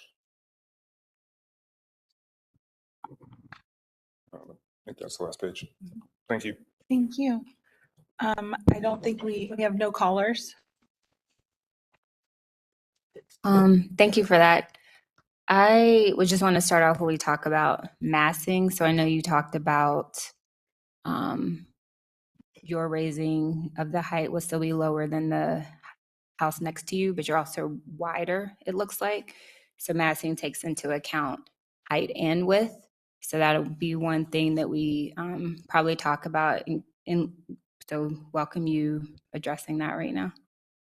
The taller of the building and the widening of the building. What's the question? So when we think about massing, it's not just taller, it's taller and wider. And so you're proposing to go taller and wider? Yes. So when you look at the page, what is this? Oh, I don't have mine up right. The Zotwell or the, Streetscape. Sorry, I don't have the page number right. Slide 18. Yes.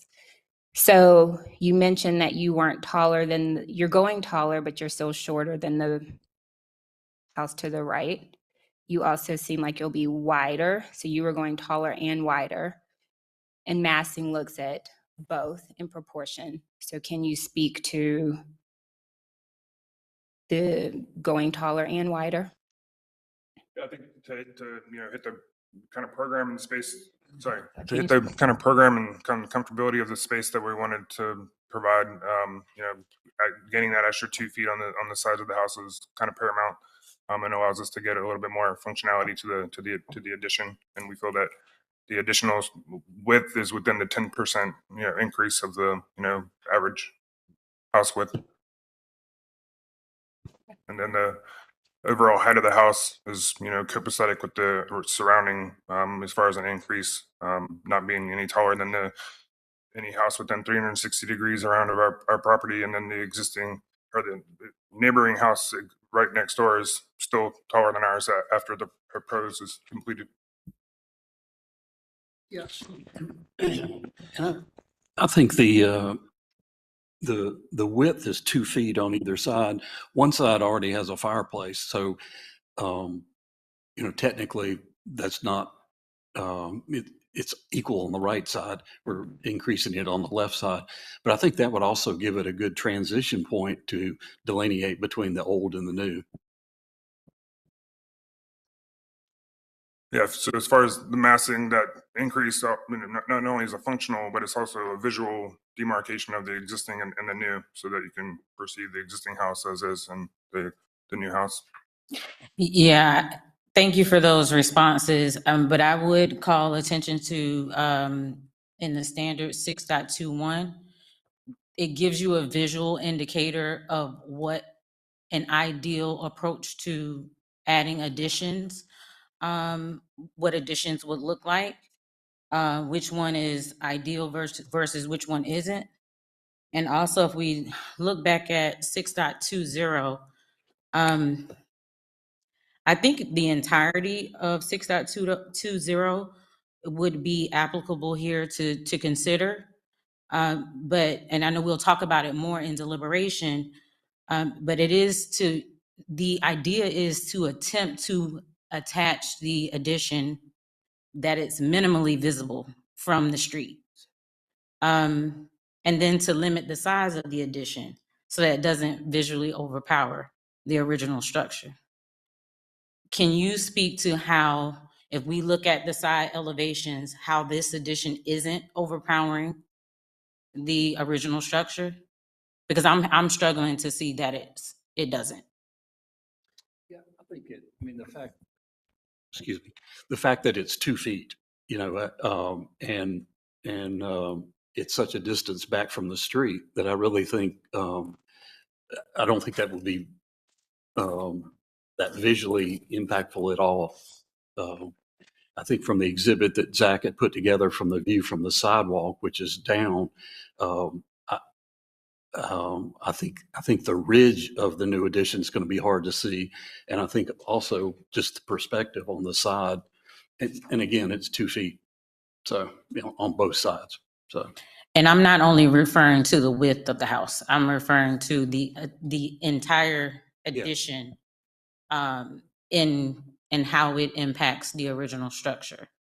Yeah, we've done a couple things. One is to recess the new addition 18 inches down, and then also to use minimal ceiling. The upstairs is our children's bedrooms, so we're using minimal bearing heights for those ceilings to hold that roof line down. It's a roughly 4 feet, it's 3'10", so it's roughly a 4 foot increase, which I think is in line with what Hannah had mentioned, that the commission had recently approved one that was actually 4'6", I believe. So we feel like we're in keeping with precedent. Yeah, and I would be interested to maybe get staff to share with us the 4'6" addition, because that sounds quite out of the norm. But we'll keep it here to your immediate context. The staff was very gracious and great and offered a Zoom meeting to us on March 31st, which we had, and it was very productive. And the notes and the result of that meeting were suggested height increase be limited to 3'5", or 3'6", 3'5" feet. So we're 4 inches above that, and if that's an issue, we can drop the house further. That's great to hear. But that the results of that the meeting on March 31st led to several. I think we revised it 3 times, and then the staff continued to give us their input, which was very helpful. We appreciate you working with our staff. We appreciate that. I would echo Commissioner Hawkins' points, and I think you've done some really nice things about pushing the height, the taller portion back away from the street. I just disagree that 2 feet on either side is negligible. I think that's going to be visible from the front, and I think it's going to be significantly against, again, as Commissioner Hawkins stated, our standard of not increasing the overall mass. So even though you've pushed the height back and you said you'd be willing to reduce it further, 2 feet on either side, the addition in all of these dimensions is not consistent with our standards. I'd also like to point out complexity of form. The bungalow that you guys have currently is one gable running front to back. There's really no offsets in the elevations on the side or anywhere. There's no additional roof change planes. And then you're creating a bunch of offsets and adding multiple layers of roof pitches and a full 2-story dormer on the back. Like, it's much more complex, which a 2-story addition, even though it's on the back, is still very different from a one-story on the front. And I think that contextually, the other houses that you used for presentation, though very helpful, because I think the cross gable, the presence of, the cross gable with the higher ridge is helpful in reference. I think that the complexity of the elevations and the roof lines are inconsistent with a bungalow in themselves. So I would like to see a little bit more of a simpler elevation and roof line, to make it blend better with the existing bungalow. Yeah, again, I think the 2-foot offset on either side help with that anchor, that secondary gable. And so I think that all ties together and adds interest to the roof line. Well, I would disagree, but thank you. Any other questions for the applicant? Oh, yes. Is there anything prohibiting you? I know you mentioned there's a tree in the back. But is there anything prohibiting the addition to go farther toward the back versus up? To get the square footage that we're looking at, it's not feasible without encroaching into the tree drip line. So which one is it? Is it that you cannot go back because of the tree? Correct. It looks like there's still space behind there, but okay. I mean, I think we're like probably 10 feet from the drip line of that tree. I don't,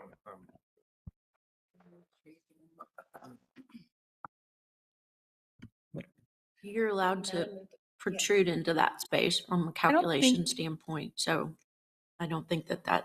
Yeah, just a little louder. Thanks.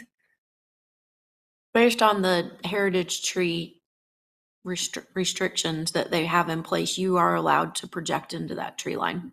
I just don't think that's a good idea with branches. Well, of the that's tree. fine. There's other space on the property. You have room. There's a substantial amount of area. You might not like it from a design standpoint. That's different. Thank you. That's what I wanted to know. All right, we'll close for deliberation. So it sounds like with most of the things starting at the big level with massing before we even go into greater details. So we've had Commissioner Hawkins, Commissioner Holtz talk about massing, Commissioner Wojcik talk about complexity of roof form. Actually, I think what the staff analysis calls out starts at the larger, higher level items. I think that that's exactly what we would want the applicants to, take a look at and consider. I have a question. Sure. And it's a staff question. I think the projection of the fireplace is an interesting concept. Is that considered the outer edge of would that be what we would consider? Is that at least on the right side, that it's not projecting 2 feet, but it is on the left side, or how is that interpreted? It's usually thermal wall. Mm-hmm. It's thermal wall, not the fireplace. And I think in the past too, we usually ask for a delineation that steps in 6 inches. And often, if somebody has requested, if an applicant has requested bumping out, it's usually just on the one side. It's not both sides. So, but the preferred is usually in 6 inches. Yeah, it really it's design dependent. In the past, the commission has said pick one. Like, are you going out? Are you going up?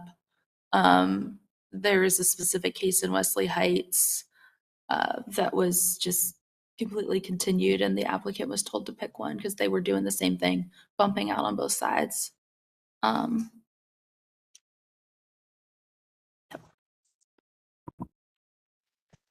Right. we have a motion? Or any other discussion? Sorry. Everything that I see as an issue is covered with that, that staff analysis, but it's, I just feel like the addition is just overpowering the house. And that's, Commissioner Whitlock, I'm sorry, yeah, just that, I was just, the addition is just overpowering the structure. So I will make a motion. I will move to continue this application. And that it's not congruous with our standards, and the standards being, I will refer to the staff analysis on page 3, and those being the standards and the items that need to be addressed for this continuation. Second. Can we, You want me to read it? just a couple, yeah, just, Yes. are your, Item number 1, context, massing, height and width, scale, and roof form. A through F. Then item number 2, doors and windows, rhythm, details, and materials, A through E. And 3, site plan, A through E. Second. Any discussion? All right, Commissioner Taylor, Yes. Commissioner Wojcik, Yes. Commissioner Hawkins, Yes. Commissioner Whitlock, Yes. Commissioner Holtz, Yes. Commissioner Bell, yes. Motion to continue passes 6-0. Thank you. I have a question. You can direct it to staff. yeah, stop. Yeah. Okay. Next application is 1566 Wilmore Drive. Marilyn, are the applicants joining us online? Hannah's online. Okay. So can you switch her over? Thank you. Switch Hannah over. All right. Hi, Hannah. Have you been sworn in? No, I have not. Okay, we'll start there. If anybody else has joined online, please raise your right hand and respond, I do, to the following question.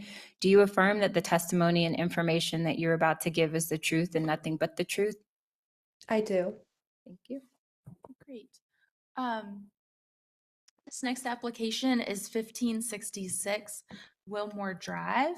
It is located at the corner of Wilmore and West Park. So right here, kind of towards the edge of the district. It's a very deep lot. The reason this is before the commission is because it's a corner lot and they're asking for an accessory dwelling unit and some site changes, including a swimming pool, some retaining walls. Everything's detailed on the site plan, shows where some of the retaining walls are going, the changes. The retaining walls are because of the grade changes. So you can see there's a lot of slope and they've got to build it up a little to install the pool. And then here is the Zotwall survey with the new accessory structure shown in the back. At this point, I am going to turn it over to Hannah. If you would state your name and your address for the court reporter, please. Yeah, it's Hannah Happel. Address is 3006 Weddington Point Drive in Monroe, North Carolina. Okay. Hannah, where would you like to start? I have the site plan pulled up. Yeah, we can go ahead and start in the site plan. Okay. And Great. go ahead. Go ahead. All right, yeah, so a little bit of background with these homeowners. They have 3 young kids, which is kind of what drove them to reach out to us, Outdoor Influence, to install a pool and as well as an ADU and the concrete driveway in the backyard. They do like to host a lot. They have a lot of friends and family come into town, so the extra parking space was top on their list, as well as maximizing some of that grass area to have usable play space for the kids, which is one reason why we installed these retaining walls in the locations that they're in, but also to help maintain the natural slope of the property as much as possible due to the proximity to the street on the left side. We do have a in-ground shotcrete swimming pool, which is labeled on the plans. And then that leads back into a covered porch area that is attached to the ADU. And then directly behind the ADU, we have the concrete driveway with marble pavers going throughout. And then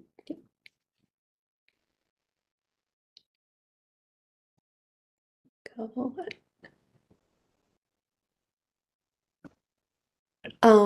We can stop right here. Thank you.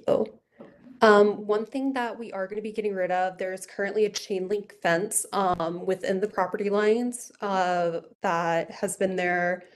That's a little bit more so than what the actual property lines are. So we are planning to remove that as well as the wooden deck that is directly below the wooden stairs on the rear of the primary building. That way we can expand the yard and get as much usable space as possible.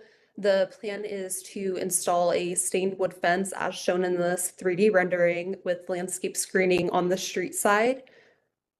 And then on the right side of the sheet, we just have a couple of the materials for the ADU itself. We are planning to use smooth, hardy artisan lap siding with architectural shingles. And then for the foundation, we are planning to match the stucco finish that is on the primary building as well.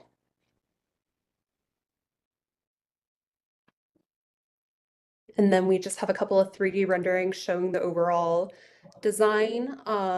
You can see there is a fully closed-in fence line attached to the ADU with the driveway being open on West Park Avenue side. And then for the ADU, I did try to draw as much inspiration as possible from the primary building to keep some consistency throughout, as well as the properties nearby in terms of the roof lines and the dormer installations.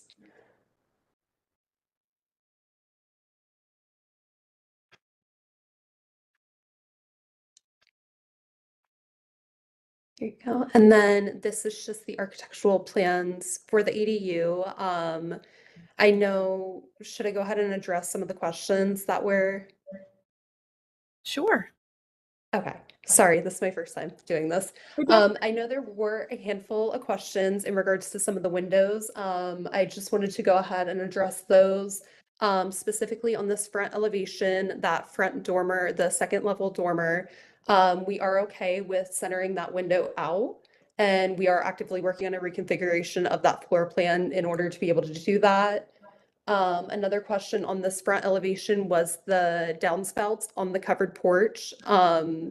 Open to leaving that to the commission's decision. At the moment, we're planning for just the left column, but we are open to putting it on both if that is needed. And then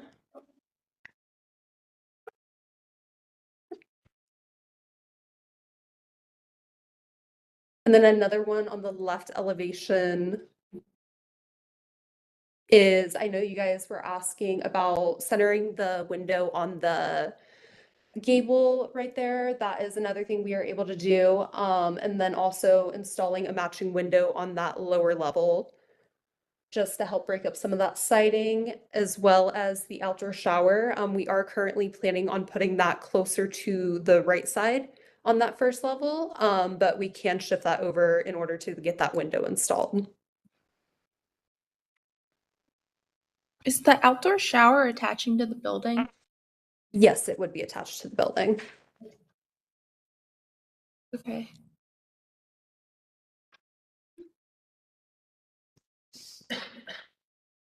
Anything else? No, I think that covers all of it. Anybody else? Marilyn, one unknown caller? One unknown. Okay. Hello, if you've called into the Historic District Commission meeting, are you calling in about this application, 1566 Wilmore Drive?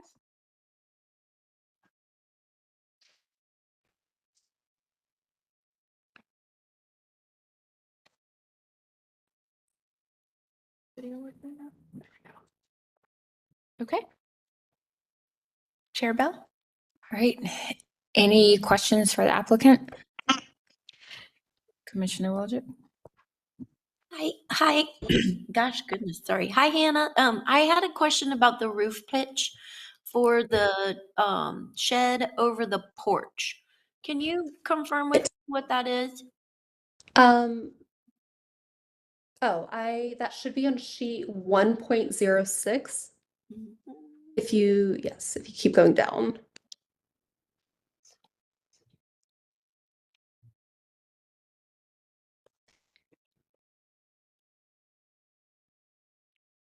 Sorry, I'm trying to zoom in and see that.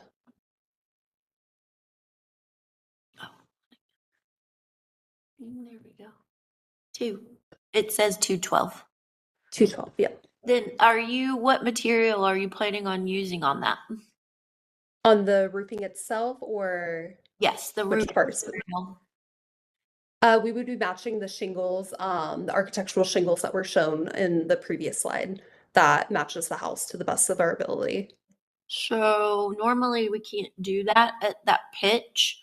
So can you, if we ask for more information, I think that should be, I think that should be confirmed, because typically 3.5 is what most manufacturers allow for.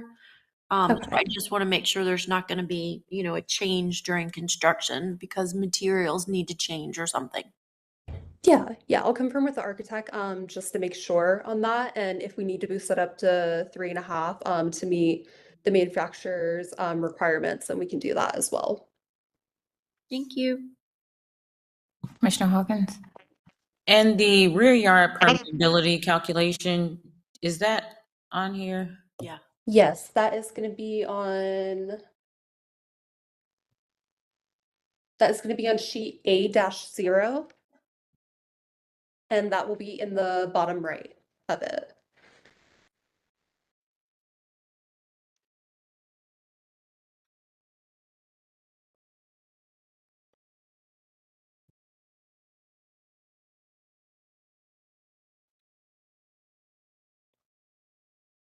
So 36.7% permeable, impermeable, excuse me. Impermeable. Does that include the pool itself? Yes, no, that includes the pool coping. From prior experience working with impervious surface area, the pool coping is the only portion that is included in that impermeable surface area. Yeah, so our requirements are a little different than the county's. So for some reason, the county considers pools pervious, which we always say if you have a permeable pool, you've got a problem. So for us, a pool is not pervious. So because for us, anything pervious is what can get through to the actual ground, and the pool itself is like capturing that. So that's, I think that's why the commission was asking about that. You'll need to add that to the calculations. Okay. I think you have enough room. Yeah, I don't think. And you don't need to tell us right this instant. You don't have to like calculate that right now. Any other questions? I do. Hey there. Can you walk me through the kind of the grading plan?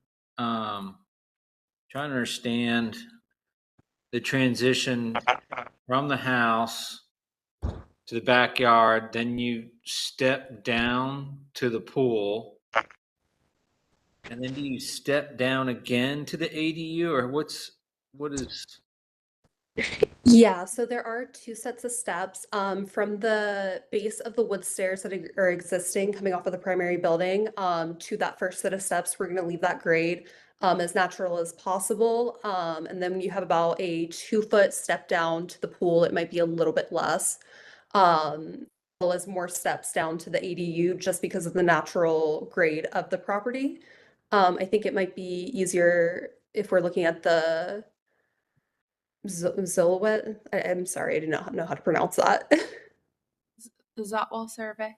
Zotwell, yep. So you can see that right in this area, we're gonna have a minor step down closer to the primary building, just so that we can get down to that lower level where the ADU is going to be. Can you go to slide 12? Sure. That right-hand side. So that, where that 28, I'm assuming that is a retaining wall there that's got a return and the grade kind of feathers out from there. Yep, where that cursor is. And then you go down to the coping of the pool, and then you head towards the back. And what happens there? That is another set of steps. So that first step is going to have that retaining wall, which is going to act as a step, and then you have one more step into it versus this one having 3 sets of steps going down. Okay, so that little the gray dog leg to the left, that's retaining there also, Yes. Yep. and then it feathers out from there. Yes. And what's that? Obviously, those are stepping stones. What's to the left of the stepping stones? Yep, right there. What is going on there? That is just a flat area on the design program. It just, that line was not hidden. Working with the 3D elevations, being able to flatten it out without adjusting the terrain on the upper level. Is that But all of that will be grass in that area. softscape or hardscape? Softscape.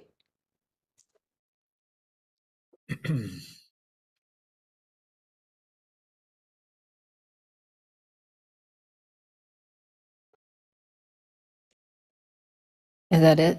Yeah, sorry. Okay. I zoned. Any other questions? All right, we'll close the deliberation.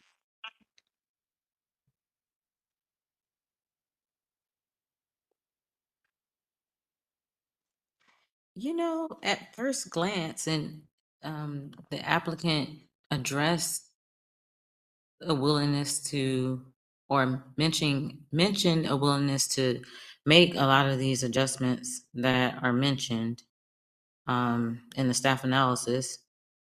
So I think that's going in a good direction. I think there's some good things going on here. I think there's some stuff that needs to be cleaned up. Okay. You know, there's some obvious stuff and some subtle stuff that needs some detailing or some calling out or whatever the case may be. Do you think it needs to be, it's something that the staff can handle, or do you think that we need to see it again? And I'd love for staff. I'll go staff. Well, why don't we know what this stuff is first? So, for instance, I think we need a more, I don't know if it needs to be more detailed, but it needs to be labeled or called out on the site plan. I get it, but it needs to be to where there's no question in 6 months what was supposed to be there. That would be one thing.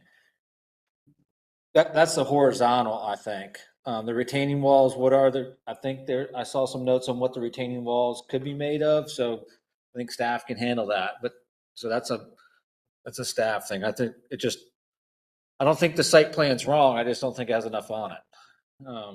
Did you see on slide 16 the rendering of the backyard? It's actually tells the story pretty well. Yeah, but it's not. You zoom in on it. Yeah, 100%. that's how I got to where I was. But I just think you have to study it a little. Yeah, the one to the right, if you Has the steps. It shows all the retaining wall and the steps and the different grade. I just think it should be called out on the site plan. And then the vertical, the staff analysis has got pretty much all of it, and they're willing to make some tweaks, so it sounds like staff can handle that. So basically, if they document, not just use the picture of the perspectives on the site plan so that they correlate with each other. I just don't know that perspectives can look good and not necessarily be completely accurate. Oh, for sure. Yeah. I mean, normally we would want to see the retaining walls and everything on here too. You know, we would want those site features, anything that's built up on the section. What is an outdoor shower in historic? I mean, the only one I can think of that we have is in Plaza Midwood, and it's at the very edge of, it's the last building in the district, and it's in the back corner, and it's up against an alleyway that backs up to parking lots. Yeah. So traditionally, well, you wouldn't want me showering here, but outdoor showers are going to have more than just a privacy fence between it and the street. It wouldn't surprise me if this is like Van Lanningham and some enclosure ends up around that before this is all said and done. Right. When they're out there building the thing saying, wow, naked as a jaybird, and you need Yeah, it's, visible corner lot. We're glad to work with them and, put it on the inside corner that faces, yeah. you know. I just see field changes happening there. Yeah. Well, it also impacts, with it not being on the elevation, writing this, I didn't realize that there was an outdoor shower until I looked at the renderings. Yeah. Because it's shown there, but not here. So, yeah. Well, is that something that we could ask them to document and then give to you? Oh, Or is yeah, that- you okay. can. And you can. I think we're ready for a motion. Yeah. Yeah. I do think that the foundation in your staff analysis is important for them to notice. Yeah. They need to have a foundation. They can't just have the siding go down to the Yep. grade. Good point. Or slab, not grade, but slab. Yep. So yeah, I mean, Excellent everything point. that you've got. So, okay. All right, sounds like a motion. All right. I move to continue this application because the proposed project is incongruous with the following standards. Wait a minute. Wait. Yeah. Are you continuing it? No, approving it with staff. You're approving with conditions. Sorry, I move to approve this application because the proposed project is not incongruous with the special character of the district as described in Chapter 3 of the design standards and consistent with the Secretary of Interior's standards for historic rehabilitation on page 2.5 in that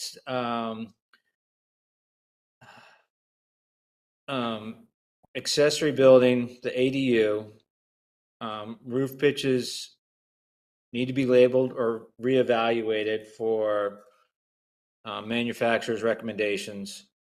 Consider a brick or stucco foundation to match the primary, which they said they were willing to do. Front elevation, window changes per staff analysis, sheets A60, sheet 1.02. Downspouts run down the face of both columns versus what's actually shown. There's a discrepancy. Again, staff analysis letter D, work with staff on the centering of the windows and the gables. More information or details on the outdoor shower to be worked with staff on sheet A60.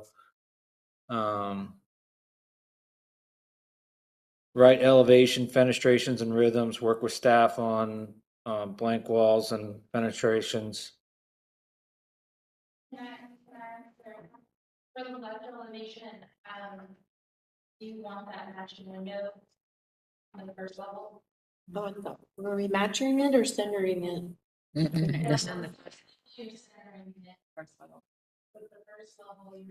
Can we come back to that? I'm on a rhythm here. Can I catch that on the next one? Yeah, I'll catch that on plan B. Materials and details, will the building corners be mitered? building corners we're matching the siding on the house. So match the corners on the house. I think the house is wrapped in vinyl. Ugh. We can do either. They just Yeah. need to tell us. Yep, call it out. Work with staff on beam and column details, window specs, door specs. Confirm siding is smooth. Site work, recalculate the permeability per historic standards. Label all site features on the site plan, pavers, retaining walls, steps. Provide a section of the site and the location of the retaining walls and heights. Detailed dimensions, materials of all site features are needed. Proposed new fencing. Fencing can be approved by staff. These changes can be approved by staff. Going back to elevation, left elevation that faces the street and the lower level matching window to the right. I personally am, they said they're willing to do that, so that's fine. And then I missed what you said. Work with staff on centering that, and on all window centering and gables. Okay. And the applicant said they were willing to work on that, and they were in fact working on that now. Okay, perfect. Second. Oh, I have one more request that you cite the standards for landscapings and lawns 8.4, fences and walls 8.6, accessory buildings 8.10, and new construction chapter 6. Okay, friendly amendment to myself to cite standards 8.4, 8.6, 8.10. And chapter 6. Chapter 6. Accepted. Any discussion? All right, Commissioner Holtz, Yes. Commissioner Whitlock, Yes. Commissioner Hawkins. Yes. Commissioner Wojcik. Yes. Commissioner Taylor. Yes. Commissioner Bell, yes. Motion to approve with conditions passes 6-0. Great. We need a break. Want a break? Yes. Come back at 5:30? Yeah. Yeah. Okay. We'll be back at 5:30.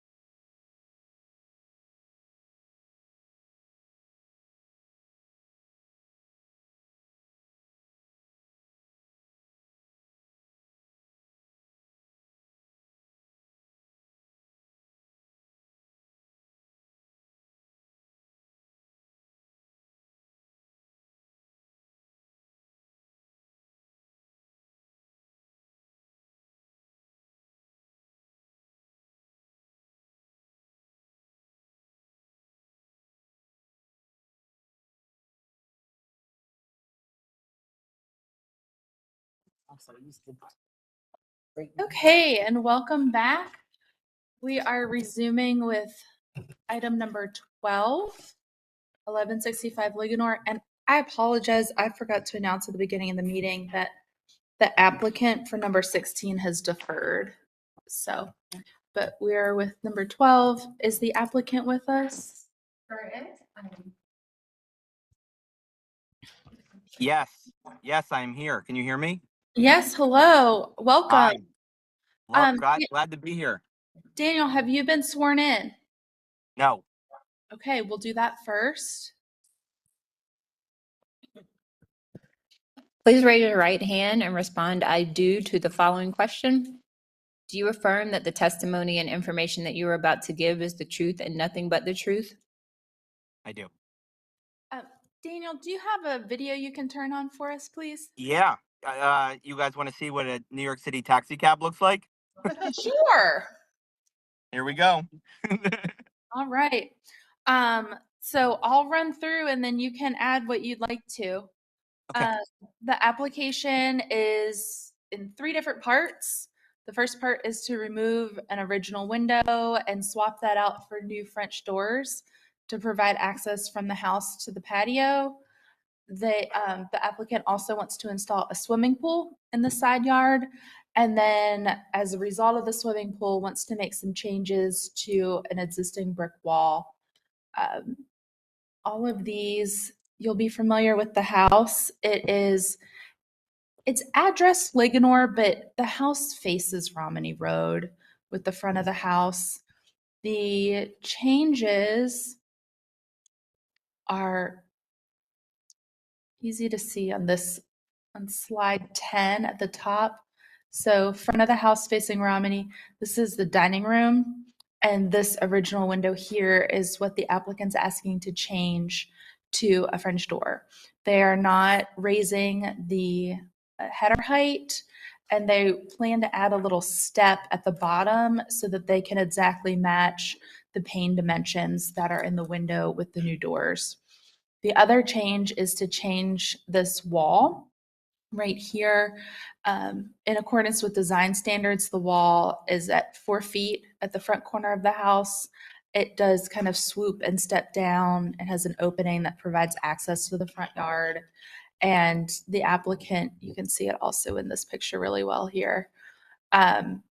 So 4 feet, the applicant is asking to raise it to 5 feet, which is approximately the height of this front column, to further enclose this patio area, which is soon to house a pool.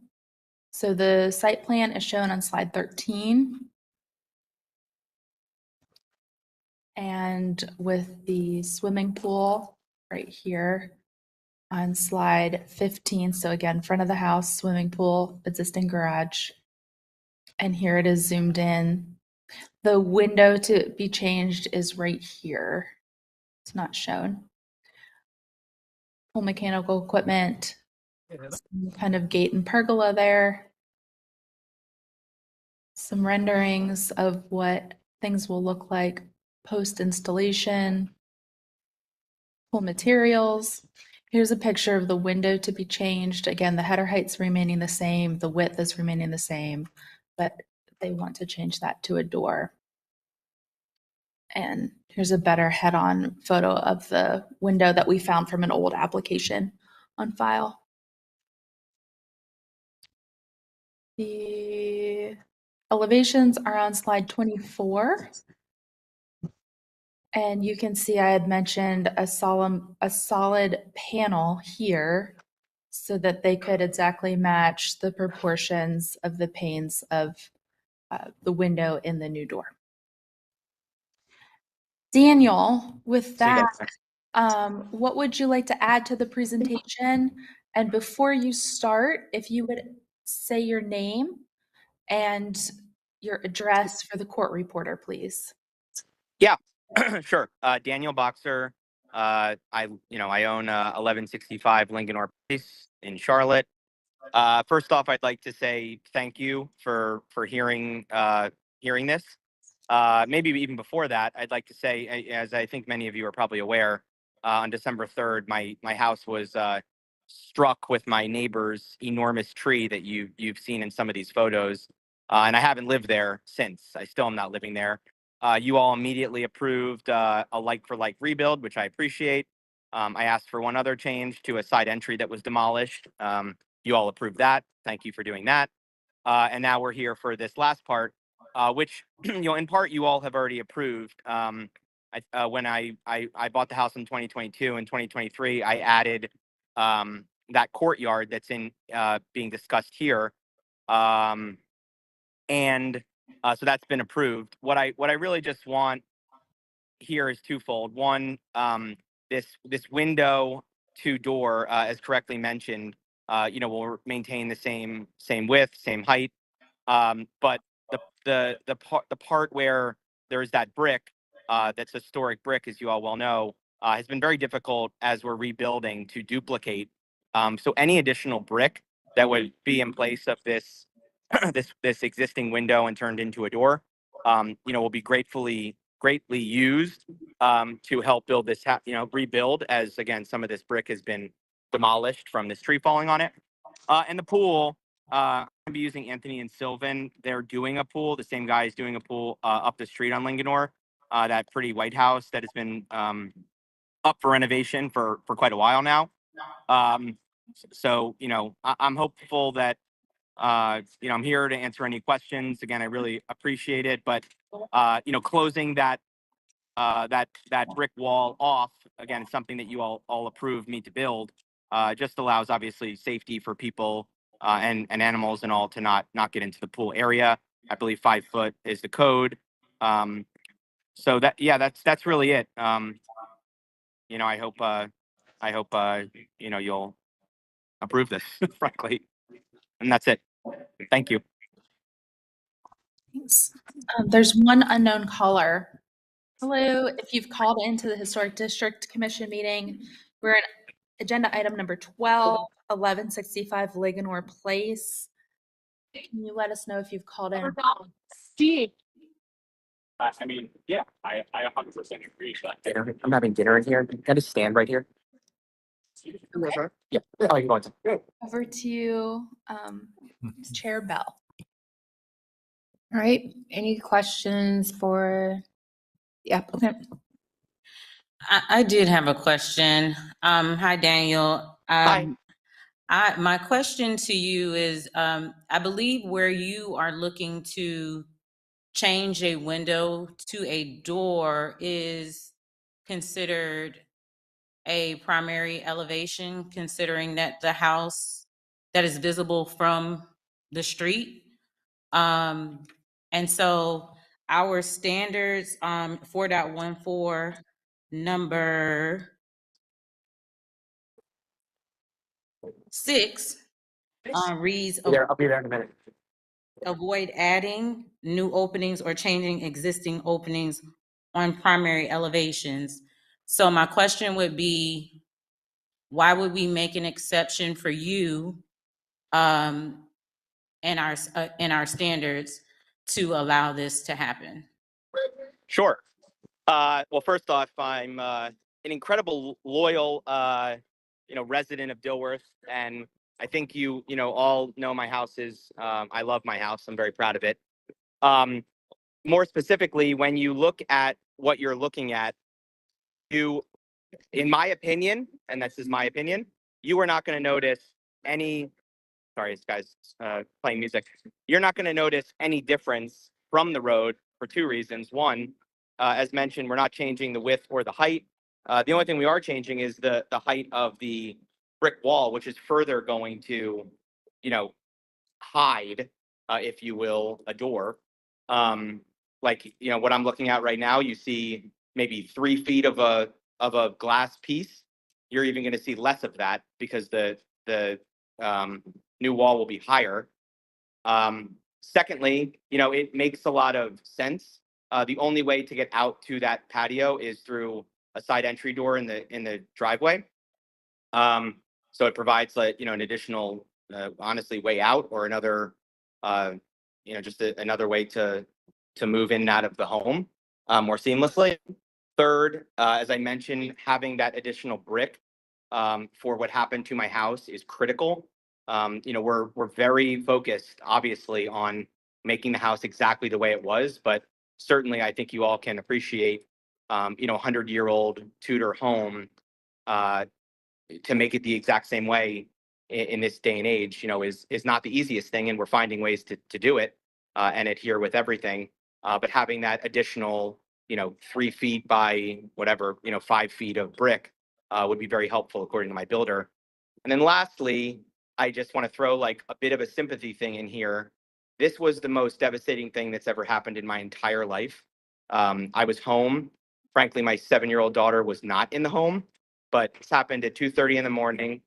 I actually think that there's a good bit of negligence here with my neighbor. So that's beside the point, but it adds to my frustration. I've been out of the house for what's going on 8 months.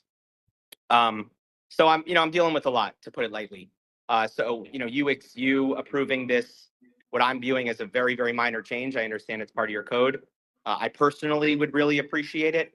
And I have to say, like, I haven't really got many wins over the last few months with respect to this process and the cost that it's going to be to me with something that's not my fault at all. And I don't even view it as an act of God. I kind of view it as my neighbor's negligence. So for all of those reasons, I would hope that you all in the room would be able to find it, in your hearts and through this process to approve, again, what I'm viewing and looking at as like about a foot of still seeing a glass piece. It's just going to be a more functional door for me and my family versus a window. Thank you. Thank you, Daniel. And while I do, and I think we all do empathize with you, we do have to be fair in enforcement of our upholding our standards. We can't pick and choose based on our emotions or feelings about any one applicant or their situation. We do have to be fair in how we enforce them. So I do appreciate you sharing your perspective there. And actually brought me to, because you mentioned the fencing, and it brought me to our other standard regarding fences and walls, 8.6, where number 8 specifically talks about the height of fences. And so it says rear fencing and walls may be a maximum of 6 feet in height as measured from the outside at grade. Fencing that continues past the rear corner of the house down the side yard must step down. Step down to 5 feet in height to approximately midway along the building. At the midway point, fencing or walls need to step down to 4 feet in height and tie in at the front corner of the house at 4 feet in height, which is what I believe you have currently. Is that correct? I think so. Okay. So it looks like what you have is at 4 feet, and it looks like that's about where you can be considering the location of the fence today. Okay. Just wanted to make sure you knew what standards we were using. Okay, that's all I have. Hi, Daniel. I have a couple of questions just about the layout for the pool and Yep.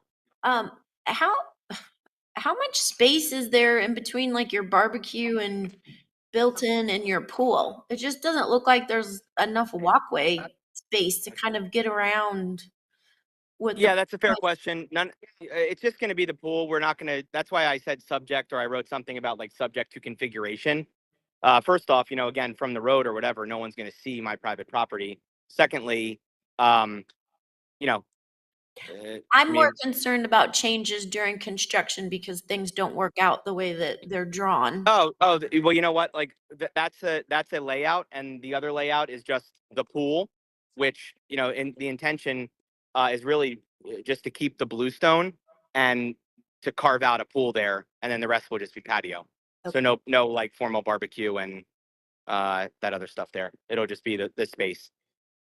And are there any 5-foot walls? I mean, I know our guidelines specify heights, but are there any 5-foot brick walls in your context that you know of? No.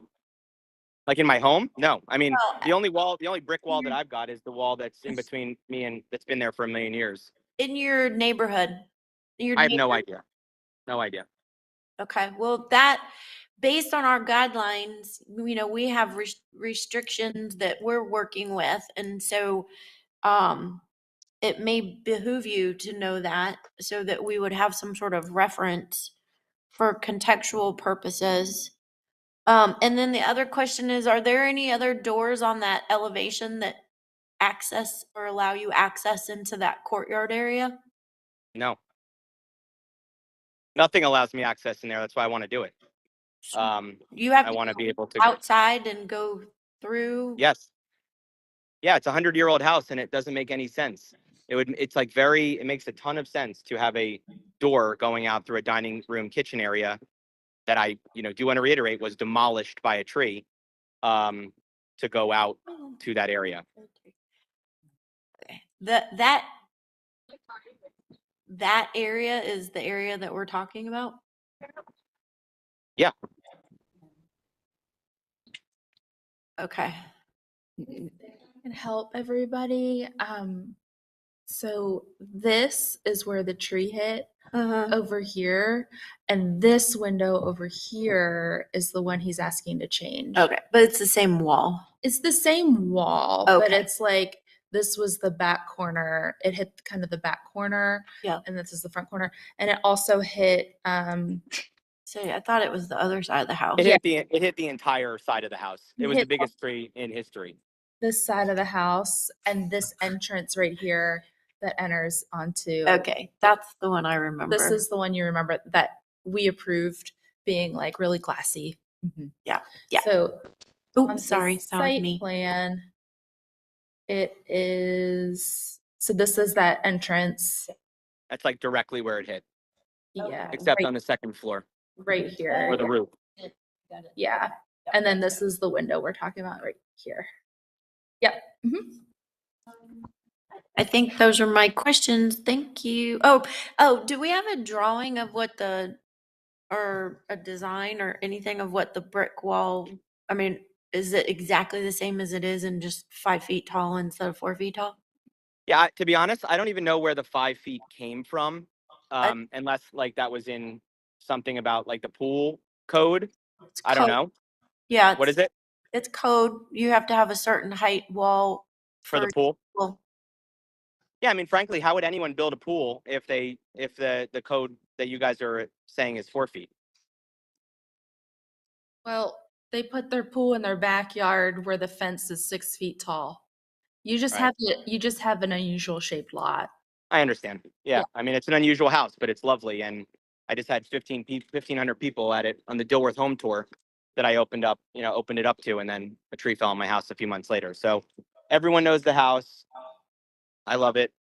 And again, I don't need to say anymore. May I weigh in? Yeah.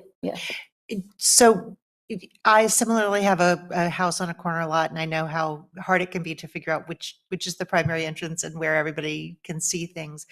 I would suggest that while the window is marginally visible from the street, I would understand the transition of that to a door, given that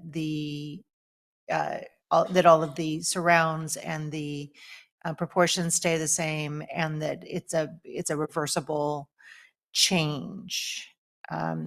Just because technically it's the back of the house. While it is visible, I think that's an understandable alteration in the life of the house. It makes sense. Yeah, I mean, I have to just maybe add real quick. I appreciate you saying that. Like, frankly, that is my backyard. right? I don't really have a backyard. So this small backyard, as someone mentioned, is true. So I am just trying to make the most of it, but I'm not going to fill it with, stuff that is crazy. It's just a pool and a patio.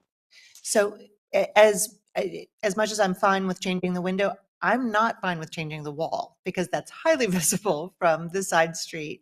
And that long unbroken expanse, I think, is out of context. So I'm not sure how one reconciles the desire for a pool with not having a wall that is out of that goes against our standards.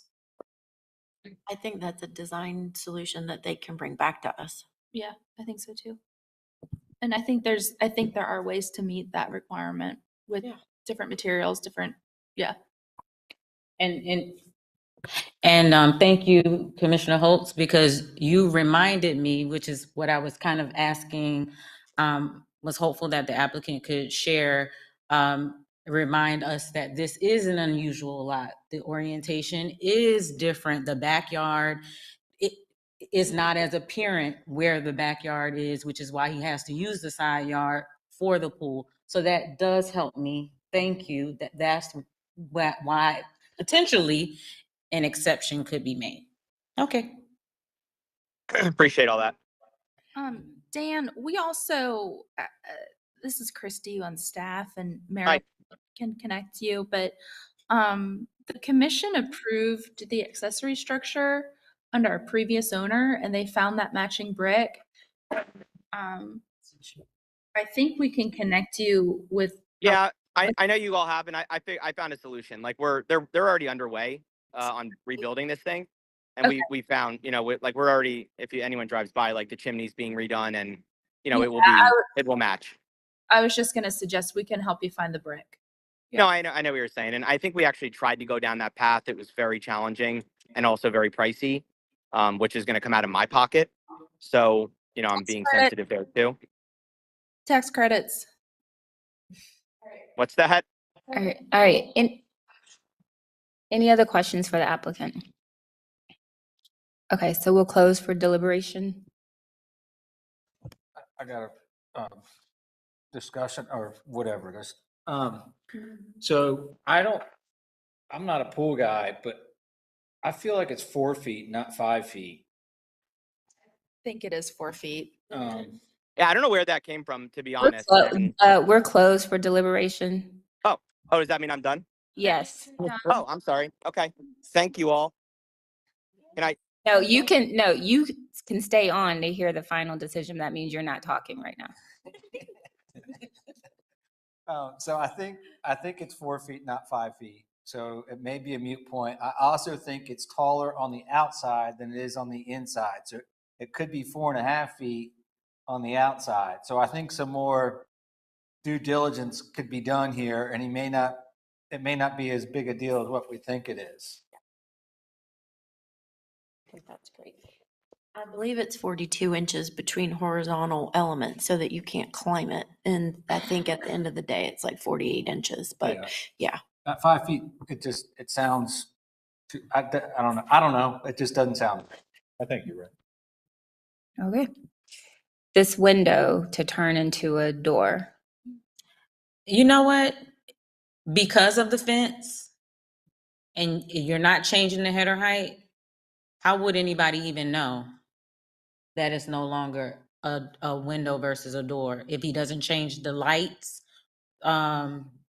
or anything, or the height or width or any of that? You would never know. You're not going to know. I think it makes sense. And he's going to get a break to help out everywhere else. Yeah. I mean, it's a win-win. And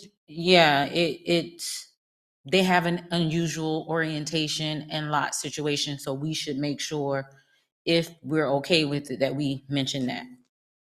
Yes. I'm okay with it because I think one of the whole design standards is that we allow people to make changes that grow with function, but don't hurt the integrity of the structure. This meets all of those strictures. Wait, do we know what's the door going to be made out of? Metal? Yep. Yeah, okay. We can have that staff approved. I was going to say, Christy, you'll go over all of that and make sure that Yeah, there's steel windows, and he's proposing a steel glass door with all these proportions to Okay. match. That's awesome. To And match, That's okay. why they're asking for this like bottom panel. Yeah, So that so they that can the achieve light- the exact That's dimensions. Okay. Thank you. All right, so we went over window to door, swimming pool. Do we, I guess we do approve pools. Oh, Like a So if you wanted to, let me pull up this. Thing is, we don't necessarily have all the dimensions of this, and like you said, more information about fencing. But if they were to do like a metal gate Yeah. here, if they needed to do some sort of like interior metal fence, like we can do that at the staff level. We just can't approve raising the brick to 5 feet. right. So the cleanest way to do it is say, hey, we're going to deny raising, the ask is to raise the brick to 5 feet. You can just deny that. He can work with staff on a solution. If it's not a solution we can approve, we'll just bring it back to you.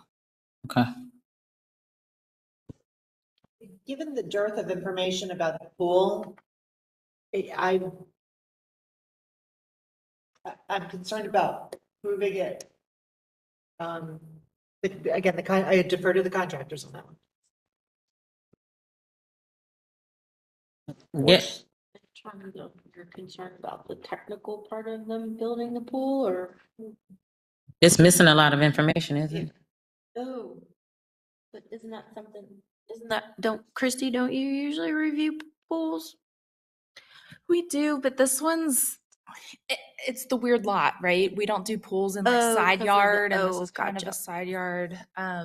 But could we give you guys You can give us direction and to review the pool, and it can be the same thing, like anything that, because there's something about like a fire and water feature, but it's unclear.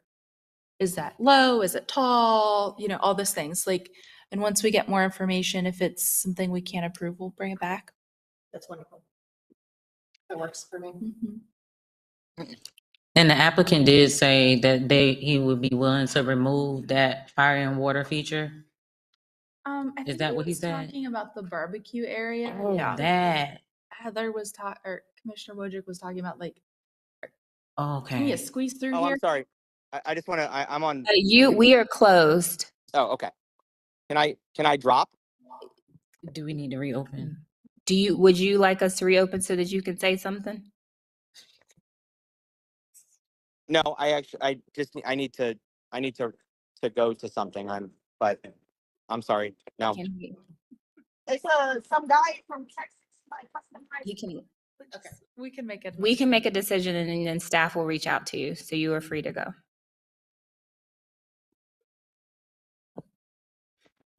What? Who's got this one? No, somebody else was about to say something, right? They were correcting me. I misunderstood what he was okay with, and I'm glad. Oh, sorry. They were correcting me that I misunderstood the barbecue versus the fire feature. All right. Are we ready to make a motion? Oh. Okay, great. We'll do 3 motions Unless or 1. it depends. It sounded to me like you were approving the windows and door change. You needed more information on the swimming pool, and you were denying the fence changes. If you wanted to approve the swimming pool with conditions, you can do that too. Okay. Okay. So maybe 2 motions? So it'll be 2 motions. Okay, I have 2 motions, Chair Bell. First is, I would like to approve the window to door change, as it is not incongruous with our design standards. Well, let me back that up. I would like to approve the window to door change as this is as an exception due to the unique conditions of the lot and orientation of the home on the lot, and that the window header height and divided lights will not change. And the portion of the window that can be seen from the primary or from the street will be retained with the new door opening. The The design of design, the header and the width, the opening is not changing. It's just the sill is being removed and the brick underneath to expand it to a door. And he is exactly matching the light dimensions on the window and the transom condition. everything she just said. Thank you. Okay. That the window height and width are not changing and design is not changing, and that the light pattern will not change. And the only change will be that the brick beneath the sill will be lowered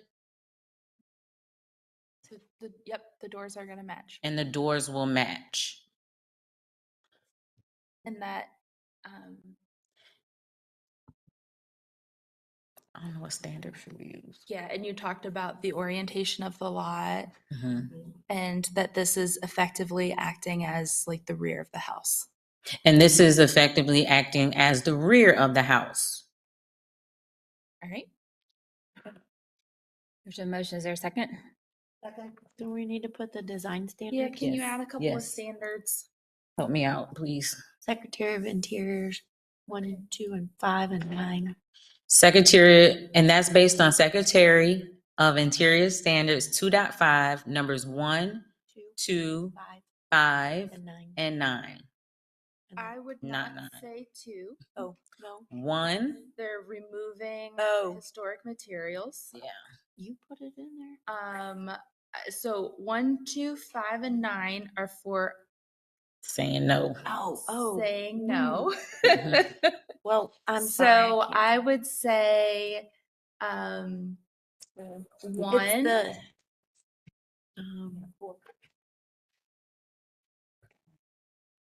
What's it? Change over 10. time. Secretary of Interior Standards 2.5, numbers 4 and 10. 1 and 10. Oh, excuse me, 1 and 10. And then windows. And Windows 4.12 through 4.14. I accept them. I would say look at your book. Look at your book. No, I'm just kidding. Just kidding.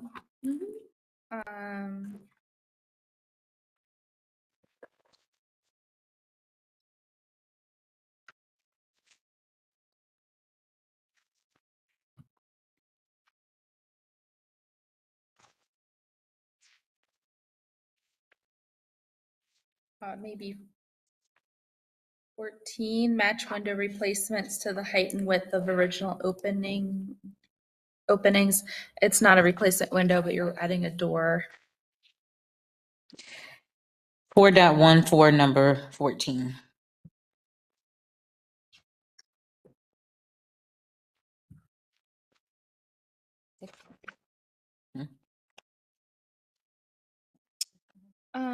You might also be able to cite additions, 6.20.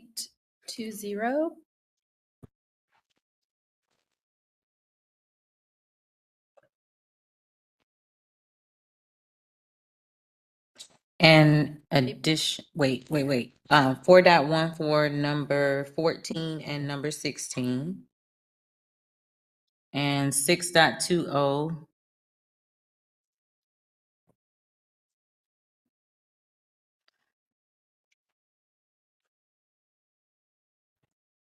Number 6.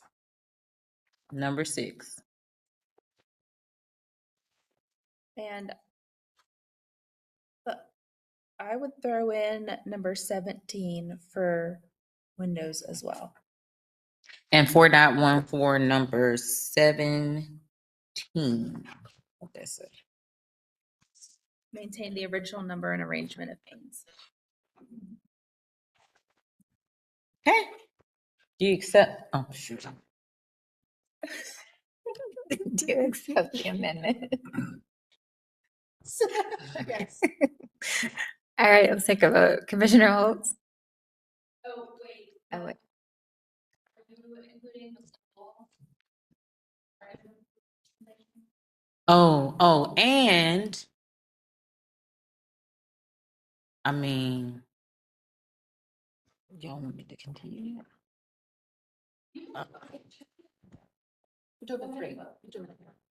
Okay. Okay. Commission. Discussion. Is there any discussion? Commissioner Holtz? Yes. Commissioner Whitlock? Yes. Commissioner Hawkins? Yes. Commissioner Wojcik? Yes. Commissioner Taylor? Yes. Commissioner Bell? Yes. Motion to approve the window to door change passes 6-0.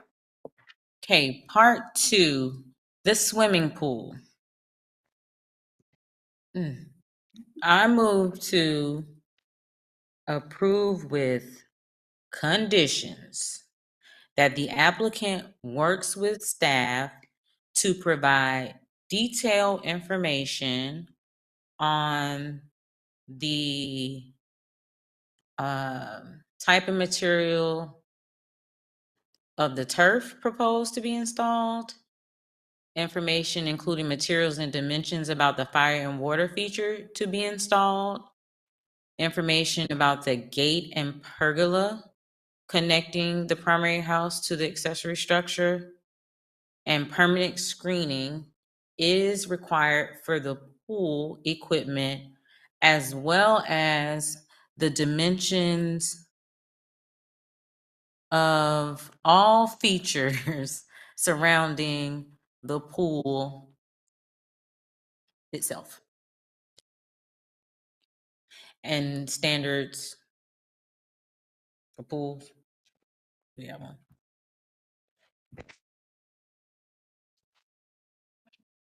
I would say maybe rear yard permeability calculations as well. And just standard 8.4, Yeah. number 7. Yep. Okay. Motion made by Commissioner Hawkins. It's a second. Second. Seconded by Commissioner Wojcik. Any discussion? All right, let's vote. Commissioner Holtz? Yes. Commissioner Whitlock? Yes. Commissioner Hawkins? Yes. Commissioner Wojcik? Yes. Commissioner Taylor? Yes. Commissioner Bell? Yes. Motion to approve with the pool with conditions passes 6-0. And the third motion is for fences and fence changes. I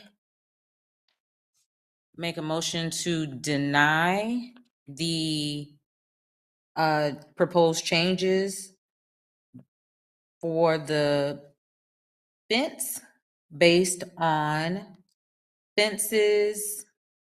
standards for fences and walls 8.6, number, that 9? 8 and 9.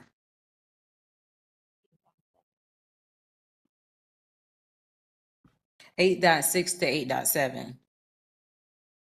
Number 8 and 9. And I also would say that the applicant should consider an alternative design approach to meet the pool enclosure code requirements. The current brick wall is 4 feet in height as prescribed by the design standards. Fences and walls 8.6 through 8.7, number 8. Changing the design of the existing brick wall will create a long unbroken expanse, which does not meet design standards for fences and walls 8.6 through 8.7, number 9. And all brick should remain unpainted. All right, motion made by Commissioner Hawkins, seconded. Second. Seconded by Commissioner Holtz. Is there discussion? Okay, Commissioner Taylor, Yes. Commissioner Wojcik, Yes. Commissioner Hawkins, Yes. Commissioner Whitlock, Yes. Commissioner Holtz, Yes. Commissioner Bell, yes. Motion to deny the fence changes passes 6-0. Right. All right. The next ones have the same applicant. Angie, are you with us? Let the record show that Commissioner Taylor is recusing from this case.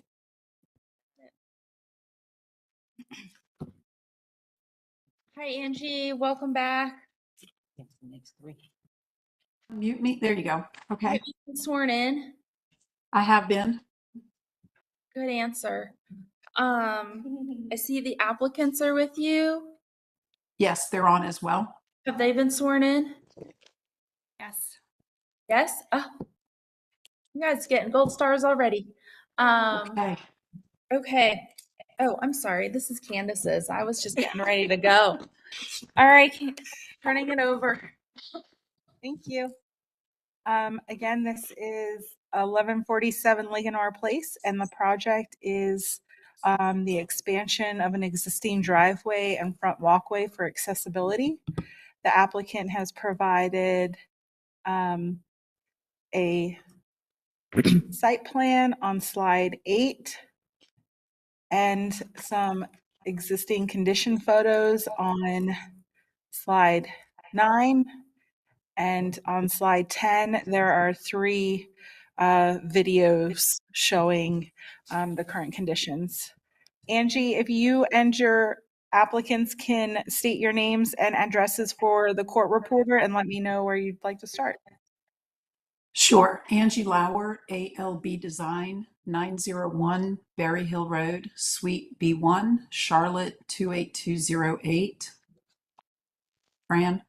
And I'm Fran McDermott, 1147 Linganore Place, Charlotte 28203. I'm the homeowner. Thank you. Jim, I think Jim's trying to talk, but he is on mute. Okay. Jim?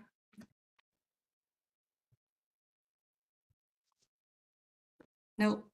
Because he doesn't have audio connected. Okay. Sounds like Jim is having technical difficulties. Unfortunately, I'm sorry. But Angie and Fran, if you can.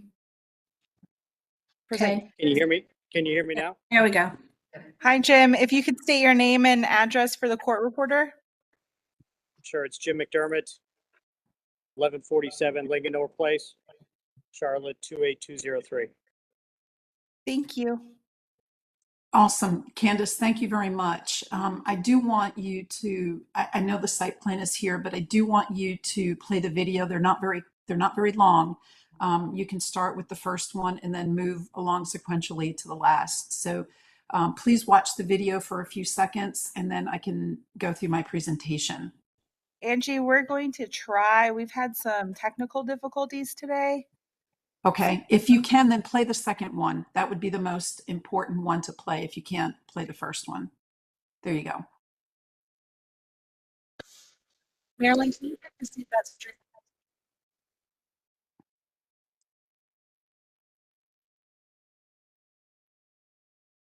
Can everybody see this video? Angie, can you see the video? I can see the video, yes. Okay, great. So they're not very long, they're just a few seconds. But did want to give you the reasons. I know that in the previous case you asked, like, what are the exceptions? And so, and then the very last one, if you don't mind, again, just a few seconds. So, and please pay attention specifically to the curb on both sides of this driveway.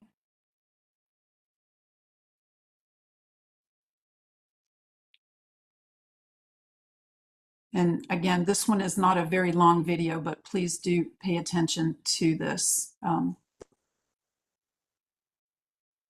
I'm going to talk through this. As you can see, Caitlin is getting out of the vehicle, but needs assistance getting on and off the curb. So this curb is a curb that goes from the street, from the sidewalk, all the way up to the house. I want you to also note that, again, this curb, I don't know when it was put in, but you can see different patterns of concrete as if it's been added to left and right, as you can see where he's stepping on his feet. He's going to go around and get Caitlin off the curb to get her back down. So this curb just pretty much cuts through both sides. All right, so having seen this, you can see that Caitlin is going around now from the side with accessibility. Okay, let me start. If you can go back to the site plan, Candace, please. Thank you. So the reason for this expansion is for accessibility. One of the things that you can note in the middle of slide 8, you can see the vehicles parked in the center of the stripe, and this is a smaller vehicle. This is one that, you know, you'd have to pull left and right to get out. But on either side of this existing concrete, there is about a 1-foot strip with a curb. They are completely different materials. So I don't know that this curb was original to the house. I don't know if anyone knows, but you can differently tell that there are different materials, and it starts from the sidewalk and goes up to the house. With that, it is difficult to maneuver around. And this is a very small vehicle. It's not the vehicles that the owners have currently. So there's 2 different materials on the driveway. Also, there is a brick basket weave pattern sidewalk that leads to the house.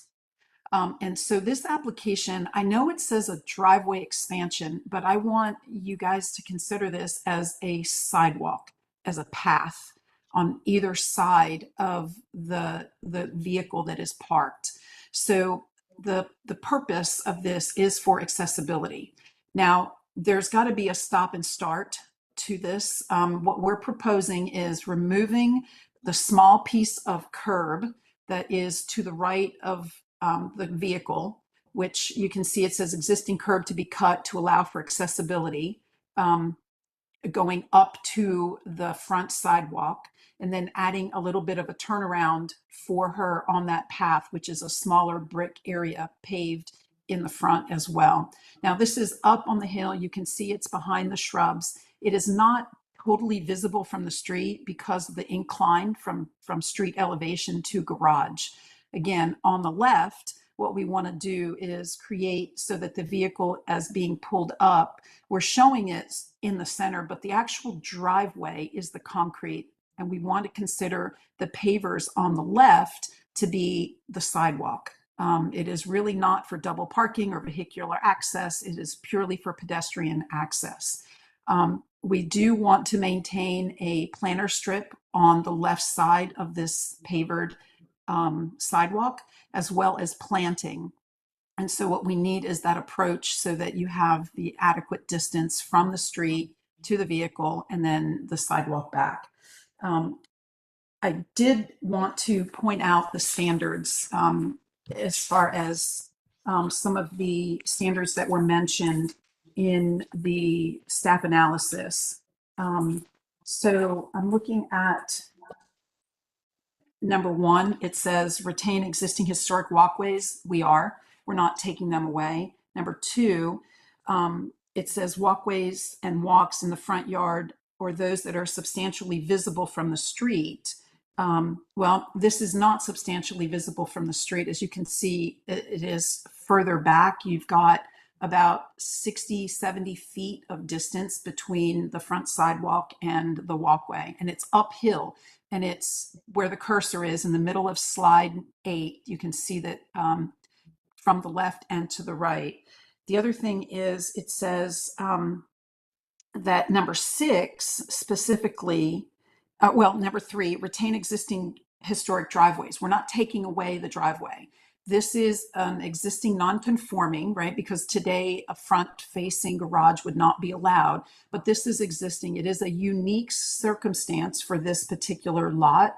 I know we've been through this before, on this particular house, where the garage door was going to be converted. It's not, it's still a garage. So we're not removing the existing driveway. And then number 6, it says, do not place paved areas for parking in the front yard. But this is not really for parking. It is for pedestrian access. And I would consider this a sidewalk with accessibility. So I just wanted to make that point specifically. And then also too, in one of the standards, it says that the driveways frequently lead to the rear of the lot. Well, this is a unique situation. It doesn't lead to the rear of the lot. We're not wanting to go to the rear of the lot. We just need some expansion for accessibility. I will mention too, Jim noted earlier that July is Accessibility Month. Not that that is under your purview, but wanted to make a point of that because they do have a need for accessibility. And then the curb cut, again, you can see in this slide 8, that concrete is different on the sides. And so I want you to take that into consideration. And then the materials for the front pavers, you can see the basket weave pattern that is in the bottom left-hand corner of slide 8. We do want to match that as far as the brick pattern on the left-hand side as well. Jim, I know that there were some bullet points that you wanted to make as well, or Fran, if you wanted to step in as well. Sure. Can you hear me? Yes. Yeah, I think the point here is that the current driveway to sideway structure, accessibility is a significant issue. Yes, it's an issue for somebody in a wheelchair. And we have a person in our family and friends that use wheelchairs. But for anybody that uses a walker, maybe a little bit older, trying to get out of a car with that curb right there, accessibility is an issue. What we're trying to do is create accessibility, leveraging the back entrances with as minimal impact as possible, along with everything else that Angie talked about. So those are the points that I would emphasize. I think the Fran, last thing did you that I have would any- say oh, is, sorry. the last thing I would say there is, this feels like an understandable alteration in the life of a house, given the unique driveway and garage structure that we have. Thank you.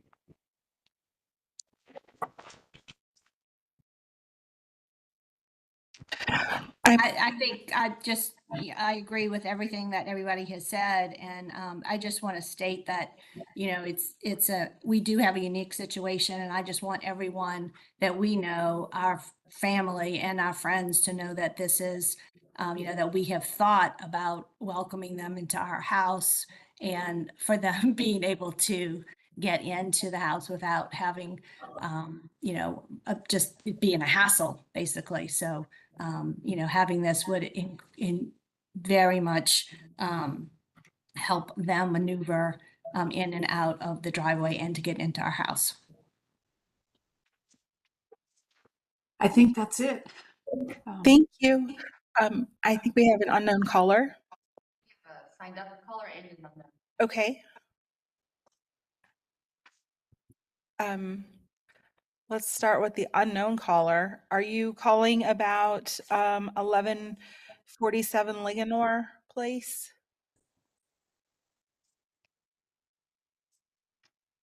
I think that might be, Jim might have his audio on his phone.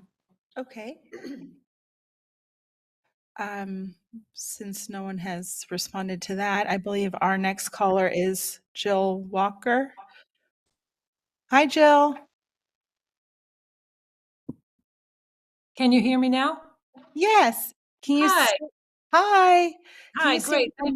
Thank you. I've been sworn in. I swore myself in when Dan Baker was getting sworn in. Awesome. On top of it, can you state your name and address for the court reporter? And Yes, state my your- name is Jill Walker, and I live at 1140 Langenor Place, and I'll keep my comments brief. I have this to say about the application. The original driveway in this application is concrete and unaltered. This proposed adjacent brick surface does not really appear to be an expansion of the driveway so much as a landing surface, thereby maintaining the historic appearance of the original driveway. The brick does not even begin until at least 20 feet up the driveway where it becomes actually serviceable. This project is completely reversible, and in fact, in my opinion, given the safety factor of especially that curb on the right, I think that that design was flawed in the first place. So this seems to be a correction more than anything. The design standard 8.11 for ramps, which this is far from, states that designs should be unobtrusive, simple, and meet slope requirements for such elements. I believe this project does all that. The existing historic driveway that is 8 foot 10 inches obviously did not account for any practical accessibility for a driver or passenger using a wheelchair. But you can today. That's all. Thank you very much. Thank you. Thank you, Jill. Thank you, Jill. I don't think we have any other callers. Just a reminder to the commission, if you do move towards an approval, to make sure you express any kind of Special circumstances.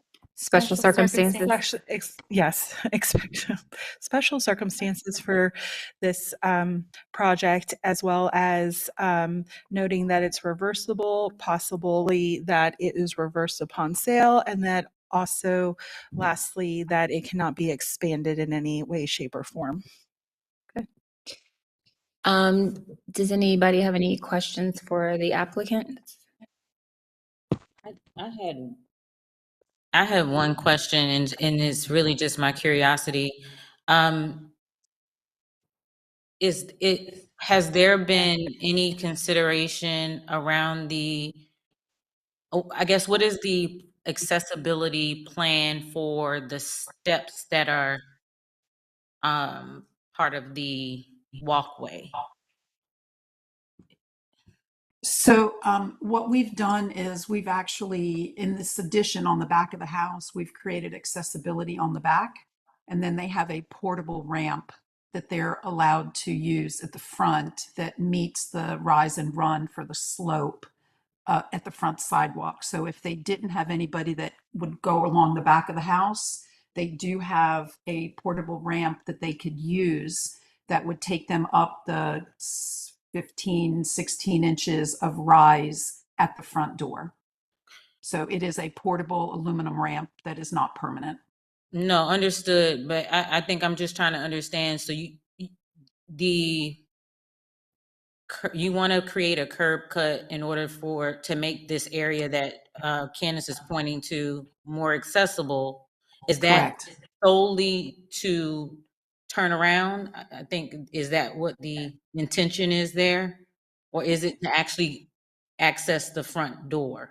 It is actually to access the front door. As you saw when Caitlin was getting out of the vehicle, it was it's a trip that you can't get there. And so we were going to smooth out that brick just to slope it back down to the driveway. So we need to curb cut. And then there's about 3 courses of brick that will slope down to the existing concrete.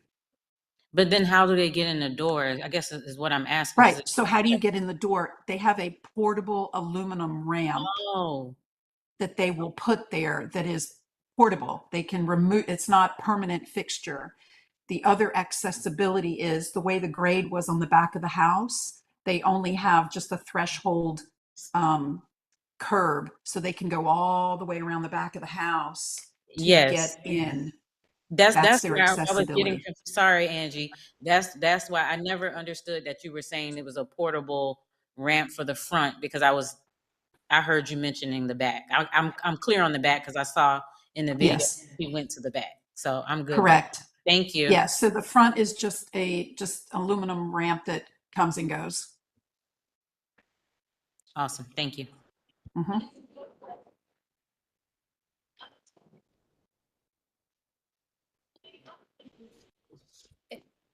Did you have another question? No. Oh, okay.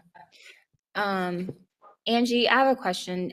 Do you know or maybe it's just math, so forgive me. The dimension from the street to the curb, yes, the curb cut, The property line. or the property line, yeah. So it's 40 feet from like where it starts to bend. And then I think it's from, I can't read the dimension, I'm sorry. It's on the drawings, but there should be a dimension there. It says 49 feet from the sidewalk, from the other side of the sidewalk, which is actually the curb. So it's 49 feet, and then another 40 feet or so to the back of the house, to the front wall of the garage. So it's like 95 feet. Okay. From the curb. And then you've got sidewalk and right of way. Who is that, Christy? That Christy's pointing to. I think it's just that you just don't have a dimension from property line, Angie. No, I do not have a dimension from the property line, but and I can get that to you very quickly. Okay. But from the right of way curb, like from the street to that point, is because honestly, the property line is an imaginary point on paper right now. Like when you walk the property, you don't know, oh, this is the property line. It's just, so the only fixed point I have on like physically is the curb, but we can get exactly where that property line is. Oh, because it looks like just the way it's drawn, it looks like you have a sidewalk dissecting. We do. And that's what I'm saying, but I don't know exactly. Is it like the back edge of the sidewalk? Is it like 2 inches from the sidewalk? It's just, I'm assuming it's right at that sidewalk, and there's a crepe myrtle there, which we do have the exact location, but I can get that exact information for you. And if I can work with staff on that, and if you're asking like, where's that bend point in the driveway, I can get that exact point for you. Yeah, you can definitely work with staff on that. Okay. So really quickly, can you go back to that picture where you were shown here? So is there a new brick wall that is between the two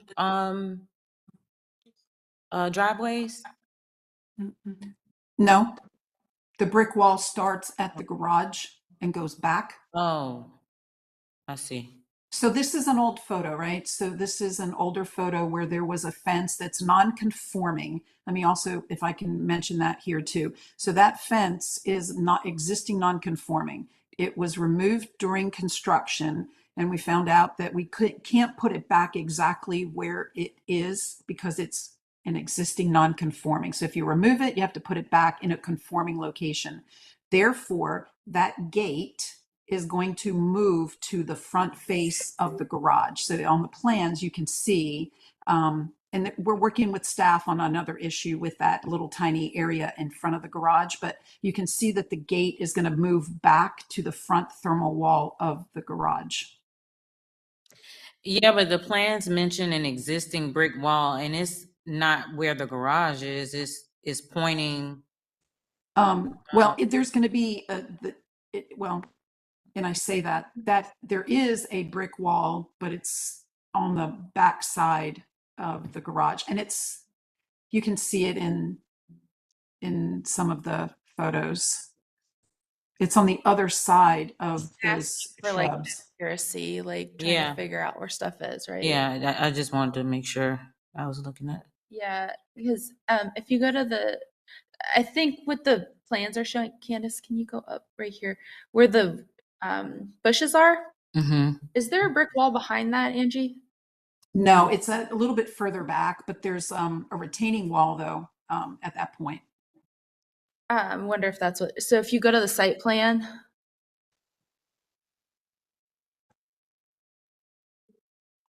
go over to the left, go up where it says brick wall.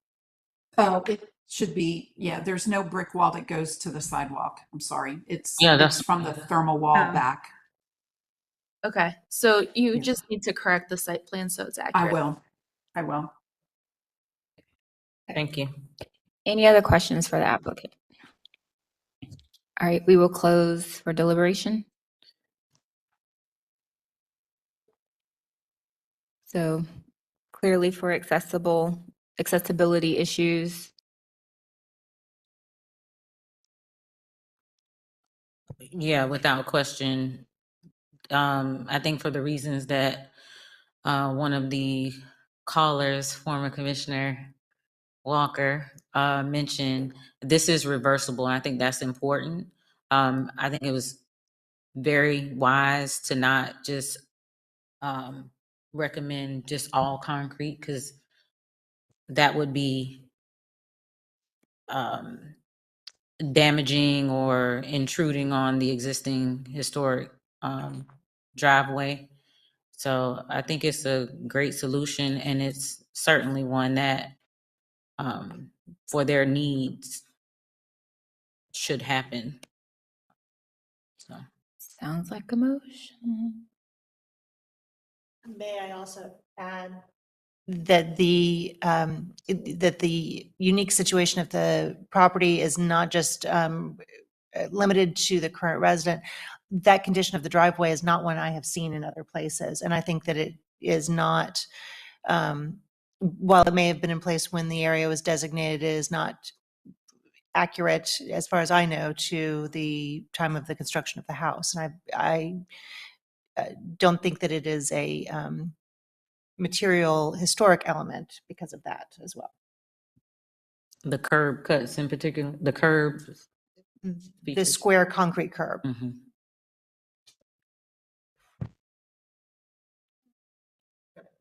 Anybody have a motion? Motion? You gotta do it. Oh, I said that. I'd like to make a motion to approve this application as the existing site creates a unique restrictions for the applicant. The proposed construction is not removing the existing driveway. They are just extending it to allow for the accessibility that the homeowners require and can be reversed at any time. We asked that a couple of the notes on the site plan be cleaned up and modified to present accurately the existing conditions at the left property line, and that they please note that this approval does not mean that we will just expand any situation. This is particular to this project and in this property. Maybe the use of the different materials provides a visual difference.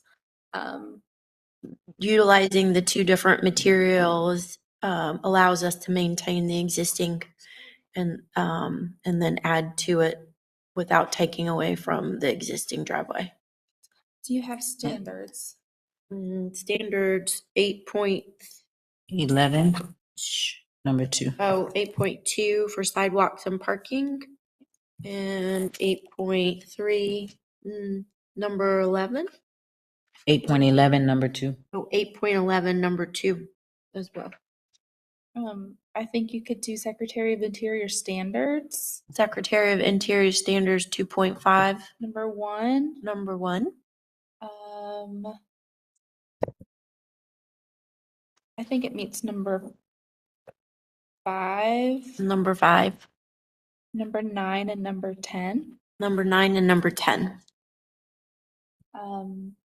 It's not it's not technically a ramp in the traditional sense, but they did talk about how it slopes up and anyway, if you wanted to cite access ramps. She did. 8.11, you could do that too. And also accessible ramps, 8.1, wait, 8.11. 8.11. Second. Second. Motion made by Commissioner Wojcik and seconded by Commissioner Hawkins. Any discussion? All right, Commissioner Holtz, Yes. Commissioner Whitlock, Yes. Commissioner Hawkins. Yes. Commissioner Wojcik. Yes. Commissioner Bell, yes. Motion to approve passes 5-0. Please let the record show that Commissioner Taylor is returning. Thank you. I'm not going anywhere. Angie, you are up again.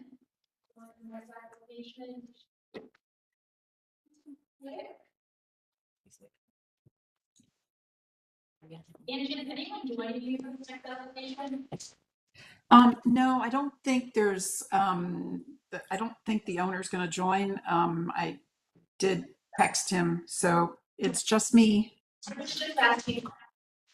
Yep, just me for the next two, so let's get through it. Okay. This next application is 1740 Harrington Avenue. It's a demolition. The commission, it just happens to be a timing issue. We run into this before. We don't put a demolition on consent agenda. But the commission approved demolition to the applicant did not request COA within the law timeframe, but the applicant did request new construction. And that new construction was approved in the COA was issued in 2024 and renewed. So the COA is valid through January 2026 for new construction. There's been nothing that's about the historic nature of the building, but we do have an active for construction. You can also note that the property is not paged here. So this is really has to consider demolition and rear demolition before the full building permit is ready. Angie. Hi, it's hard to hear you. There's such reverberation. I'm sorry, I had my mic off. Did you hear any of that? I heard most of it other than like Angie, so I'm good. I'm good. Okay. To resum, it's a request for demolition.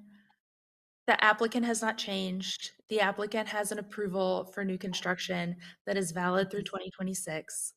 And this is a procedural issue that we do not have a valid demolition approval on this property.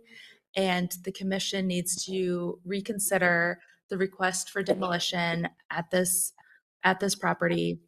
With that, Angie, I would say you probably don't need to add anything. No. In the temperature of the room. Sure. I'm Okay. just gonna say my name. Okay. Angie Lauer, ALB Design, 901 Berry Hill Road. Okay. Suite B1, Charlotte 28208.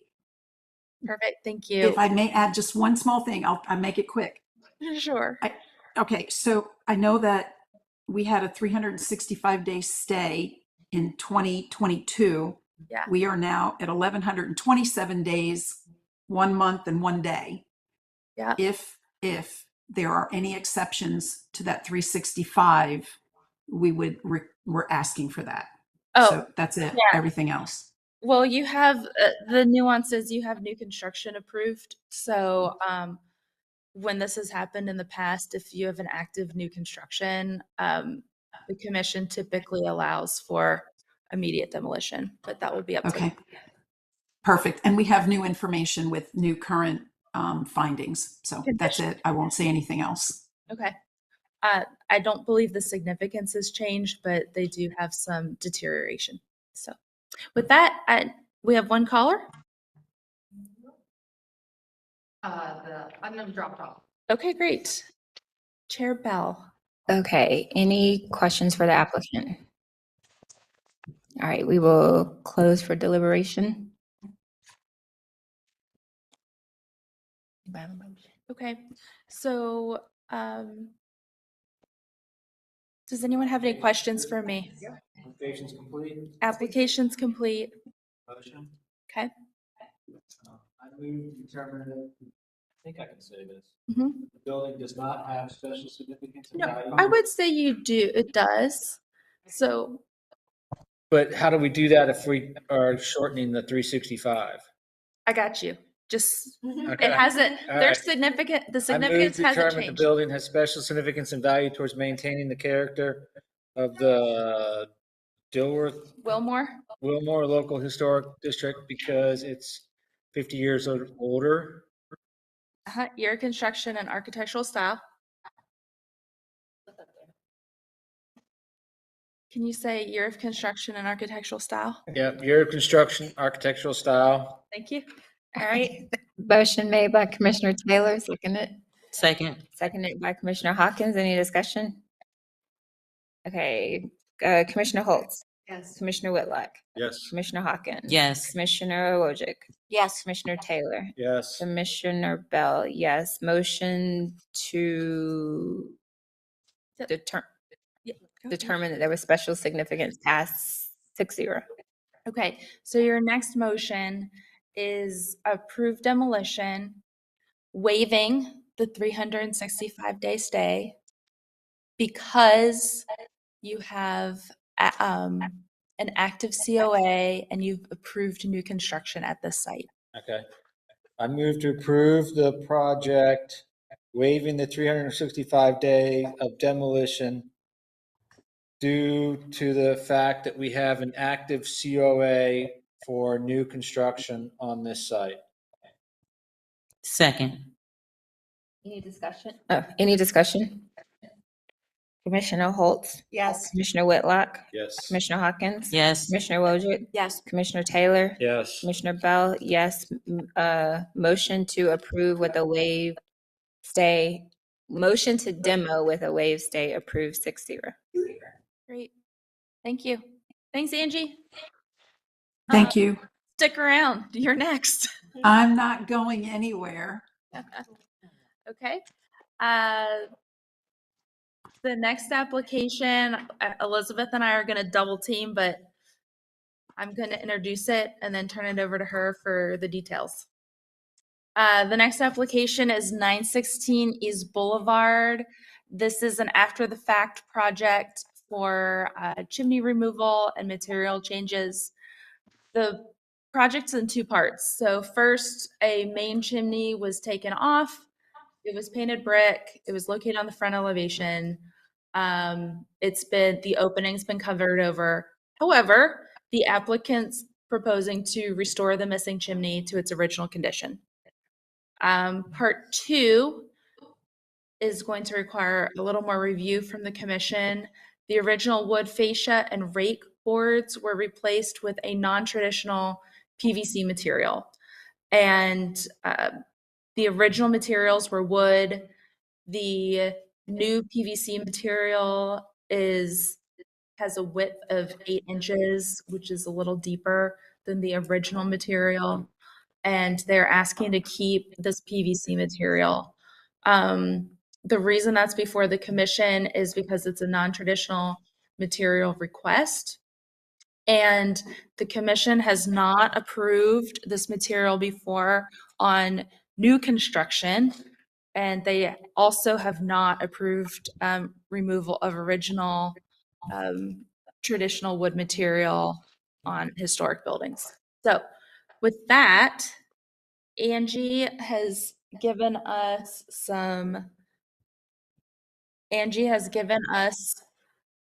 hey JT, can you bring the samples? Has given us samples.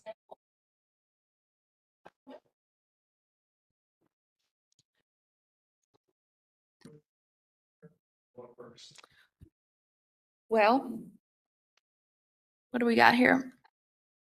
Do we have 2 or 3? 2. Let's do this big one first. Big one first. Okay. So applicant's exhibit number 1 is the fascia board. And this is the PVC material. I believe, and I'm going to have Elizabeth talk about this, but they've also asked for what other one?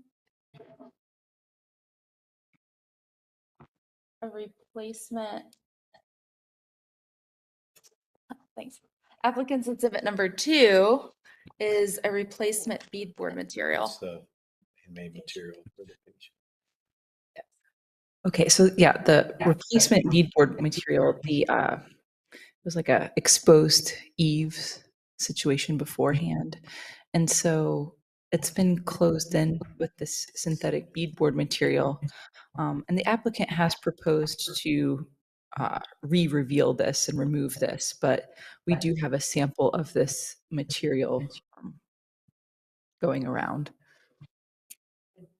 So what you're seeing here on slide 9 is the existing rear elevation from September 2022 with the fascia. And you can see this is that current condition. It's been completely replaced. And that's the large board that's being passed around. The soffit boards were wood, and they've been changed to the applicant's exhibit number 2 that's being passed around. Angie, what would you like to add about this project? Okay, do I need to give my name again? Oh, yes, please. Sorry. Okay, Angie Lauer, ALB Design, 901 Berry Hill Road, Suite B1, Charlotte 28208.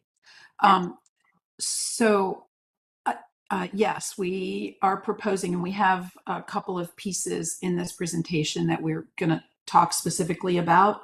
And I don't know if this is an appropriate time to talk about alternative materials. If I can just, I know it's almost 7 o'clock, but if I can just take a couple of minutes to talk about alternative materials, would that be okay? Yes, keep the design standards in mind that Yes, absolutely. Design So- standards require a like for like material. I understand. And replacement. So I found, I went onto the National Park Services website. There was a brief done, a preservation brief number 16, dated October 2023, and it's titled "The Use of Substitute Materials on Historic Building Exteriors." I want to bring that to the attention because in this brief, it does talk about alternative materials and their use and locations. And I just want to read just 2 things in here. It says the standards also purposely recognize that flexibility may sometimes be needed when it comes to new and replacement materials as part of the historic rehabilitation project. Substitute materials that closely match and with the visual and physical properties of historic materials can successfully be used on many rehabilitation projects in ways that are consistent with the standards. So this refers back to National Park Services and the Department of Interior standards. So in this brief, I did want to present this. I was not able to, but it does talk specifically about substitute materials and their specific locations of where they can be used, but it is up to obviously local standards as well. But I just wanted to make sure that I did mention this as a briefing. It says that based on standard 2 and 6, that can be applied in a reasonable manner, taking into account economic and technical feasibility. The standards have an inherent flexibility that facilitates their application in diverse projects, historic properties, and conditions. Yes. So thank you. yeah, I just want to state that. So we're proposing an alternate material that we would like for you to consider. Typically, in those cases, it has to be shown that you've tried the traditional material and it's just not working. We have a great presentation posted online from Brett Sturm. He is the SHPO restoration specialist, and he came to our retreat in January and gave actually an entire presentation on substitute materials and, when it could be considered, things the commission should think about. So you are right in line with Brett, and the commission is really familiar with brief number 16. And we have a presentation on our website. And if you can't find it, let me know. I'm glad to send it to you. No, I have it. I have the entire 30 something pages of the brief and where materials are appropriate. Obviously, it's like in locations where they're not like right at hand or eye view, like if they're up higher, different locations. I met Brett's presentation where he went through. Oh, okay. Sorry, I was talking about the brief. Yeah. Yep. Okay. We're good. So Angie, in our slide presentation, 9, what else do you want to share about the project? And, keeping that brief in mind, dimensions, finishes, all those things. Do you want to explain, how that relates to what you're asking for here? Sure. So specifically the brackets in this detail. So what I did find in our presentation, I noticed that the brackets that you see, the corbelline coming through, they're different in every location. They're different materials, different sizes. We have some interior photos when I went into the attic to see these, and they're part of the presentation as well. My client is absolutely willing to restore some of these details. The one thing that we would like to keep is the fascia material, is the exterior material boards. Obviously willing to restore the brackets, the sculpted end of those brackets, because those have just been covered in the product. We can remove them. We've already agreed to that at the staff level. Good. That you're removing all of that. So really, all. If you could focus your presentation to what you want to keep, because I think we've already agreed that you're going to remove all the wrapping, the vinyl wrap, but you don't want to talk about what you don't want to remove. You don't want to remove the fascia. Don't want to remove the fascia and possibly some of the tongue and groove board that was removed and damaged over time. So we would like to keep the soffit material as denoted in the presentation. So we talked about the corbels. That's fine. Next page, if you will. I think we had addressed, keep going. I'm not sure exactly what page it is, Christy, but the chimney we talked about, good. The wood brackets, no problem. It's the soffit material. And honestly, on the front, so these numbers, yes. So we'd like to the 8-inch synthetic fascia to remain, remove the non-wood bracket wrapping, re-expose the beadboard soffit where it is covered. And then there was another page, I believe, that had this, which is page 16. Yeah, so item number 3, and then page 15 is the synthetic product that we would like for you to consider. And we have those samples that we passed around to everybody too. Yes, ma'am. Yep.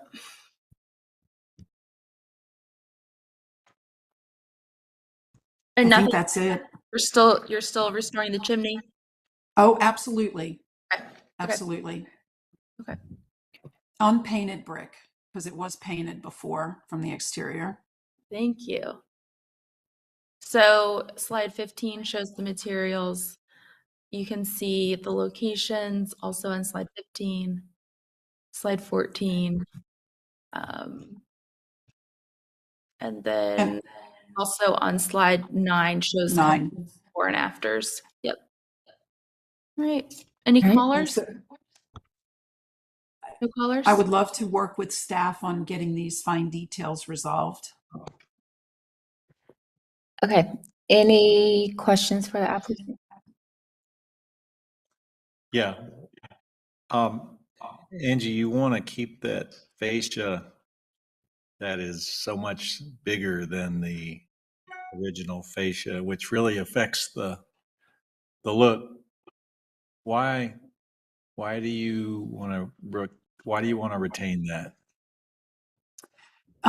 Honestly, because it wraps around the entire house. And I think once the corbels are restored and you can see how they engage and they're like engaged in that fascia, I think it'll change the perception. So if you look at the bottom of slide 9, just for the red boxes, you could see that corbel looks cut, I think, but once it's engaged into the fascia, I think it'll look different.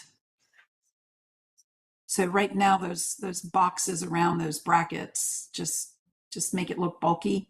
But I think once they're engaged and carved into, like they should have been, right? You bird mouth them around the brackets, it changes. So our intent is to recreate that. Well, that's part of the problem, but also the horizontal fascia and the you got that shingle mold that's not molded. I don't think ever approve that fascia for any condition of like new construction or additions or anything. What is the dimensions of the new and the existing, or the It was, I think it was 8 and 10. So there was just the 1 inch, 1.5 inch difference. Because you would have had the rafters are 2x6. You would have had a 2x8 barge rafter, and I think this material is a little bit bigger than that. You don't have the original. I don't, but I know the rafters on the inside are 2x6s. They're real 2x6s. And so the barge rafter would have been a trim board that was a little bit deeper than, and there's some interior photos you can actually see. But the rafters on the inside, you can see in the bottom of slide 13. Yeah, you can see the rafters are real thick. And prior owner, somebody did this to stabilize those brackets with treated wood. So the barge rafters would have been a little deeper than the rafters. And I don't have the existing physical dimension of the barge rafter because it's no longer there.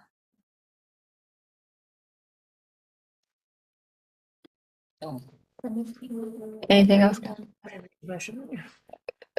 Commissioner Whitlock, anything else? No. Okay.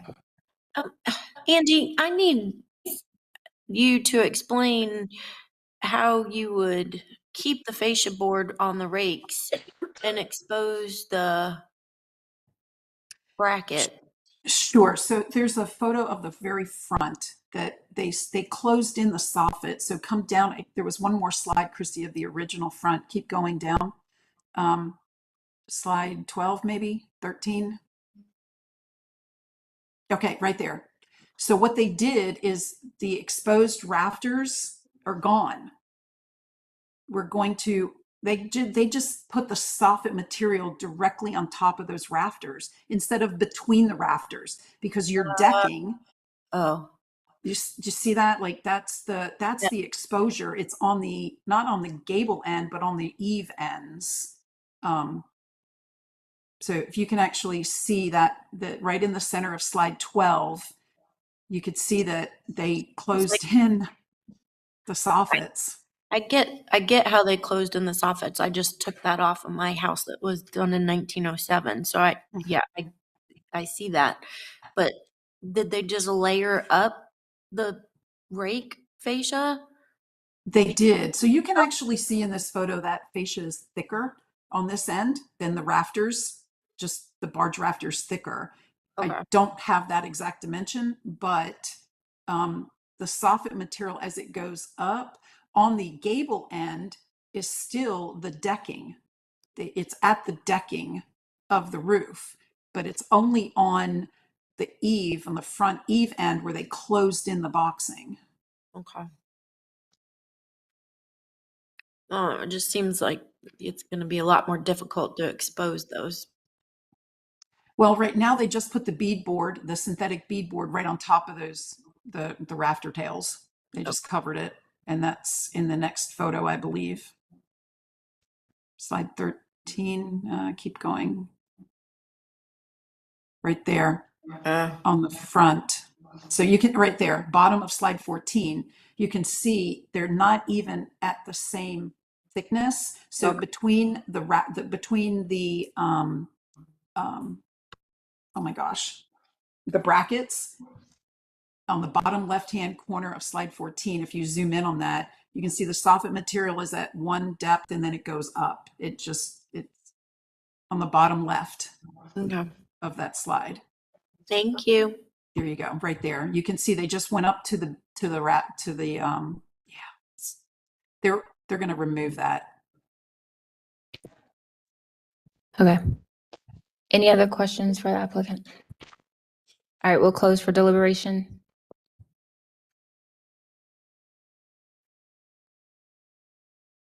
We haven't approved this. My feeling is we haven't approved this material. We wouldn't approve this material. We've been given no compelling reason to make an exception in this case. So I'm ready to make a motion. Okay. So first, let's take the chimney. Regarding the restoration of the original chimney, I move we approve the application with conditions because the proposed restoration of the original chimney is not incongruous with design standards for chimneys, 4.7, numbers 1 through 3, masonry, 5.5, numbers 2, 3, and 4, and the Secretary of Interior Standards 2.5, numbers 2, 5, and 6.5, number C, stipulating the fact that the original chimney has already been removed and its condition cannot be evaluated, but the chimney will be rebuilt to match the style and materials of the original chimney as documented in the photographs submitted by the applicant. The brick and mortar should match the original brick on the building. The new brick chimney should not be painted, and applicant should work with staff to bring project into compliance with the design standards as required by the Unified Development Ordinance. Second. Any discussion on the motion? Commissioner Holtz? Yes. Commissioner Whitlock? Yes. Commissioner Hawkins? Yes. Commissioner Wojcik? Yes. Commissioner Taylor? No. Commissioner Bell, yes. Motion to restore the chimney passes 5-1. Regarding the removal of the existing wood fascia material and installation of new synthetic fascia, I move that we deny the application to remove the fascia and rake boards and replace with the synthetic material. Given the facts that the original fascia and board material are not available for evaluation if repair is possible, the applicant did not provide the measurements of the original fascia, and the new fascia and rake boards are 8 inches wide, which is an increase in proportion from the original width of the fascia and rake boards. The new fascia and rake board material is a synthetic, non-traditional material, which is not approved by this commission. Can I ask, are you? Yes, I'm going to go back and. Can you add the soffit too? Oh, yes, the soffits as well. The soffit material is also a non-traditional material and inappropriate for this property. The removal of the original pieces and replacement is incongruous with design standards for trim 4.1, numbers 1, 2, and 4. Wood material 5.2, numbers 1 through 4, and number 6 through 9, and the Secretary of Interior Standards 2.5, number 2, 5, 6. Motion made by Commissioner Holt, second. Seconded. Second by Commissioner Hawkins. Any discussion? Okay, Commissioner Holtz? Yes. Commissioner Whitlock? Yes. Commissioner Hawkins? Yes. Commissioner Wojcik? Yes. Commissioner Taylor? No. Commissioner Bell, yes. Motion to deny the fascia and rake board replacement soffit passes 5-1. Right. Did anyone read the Yes. minutes? Yes.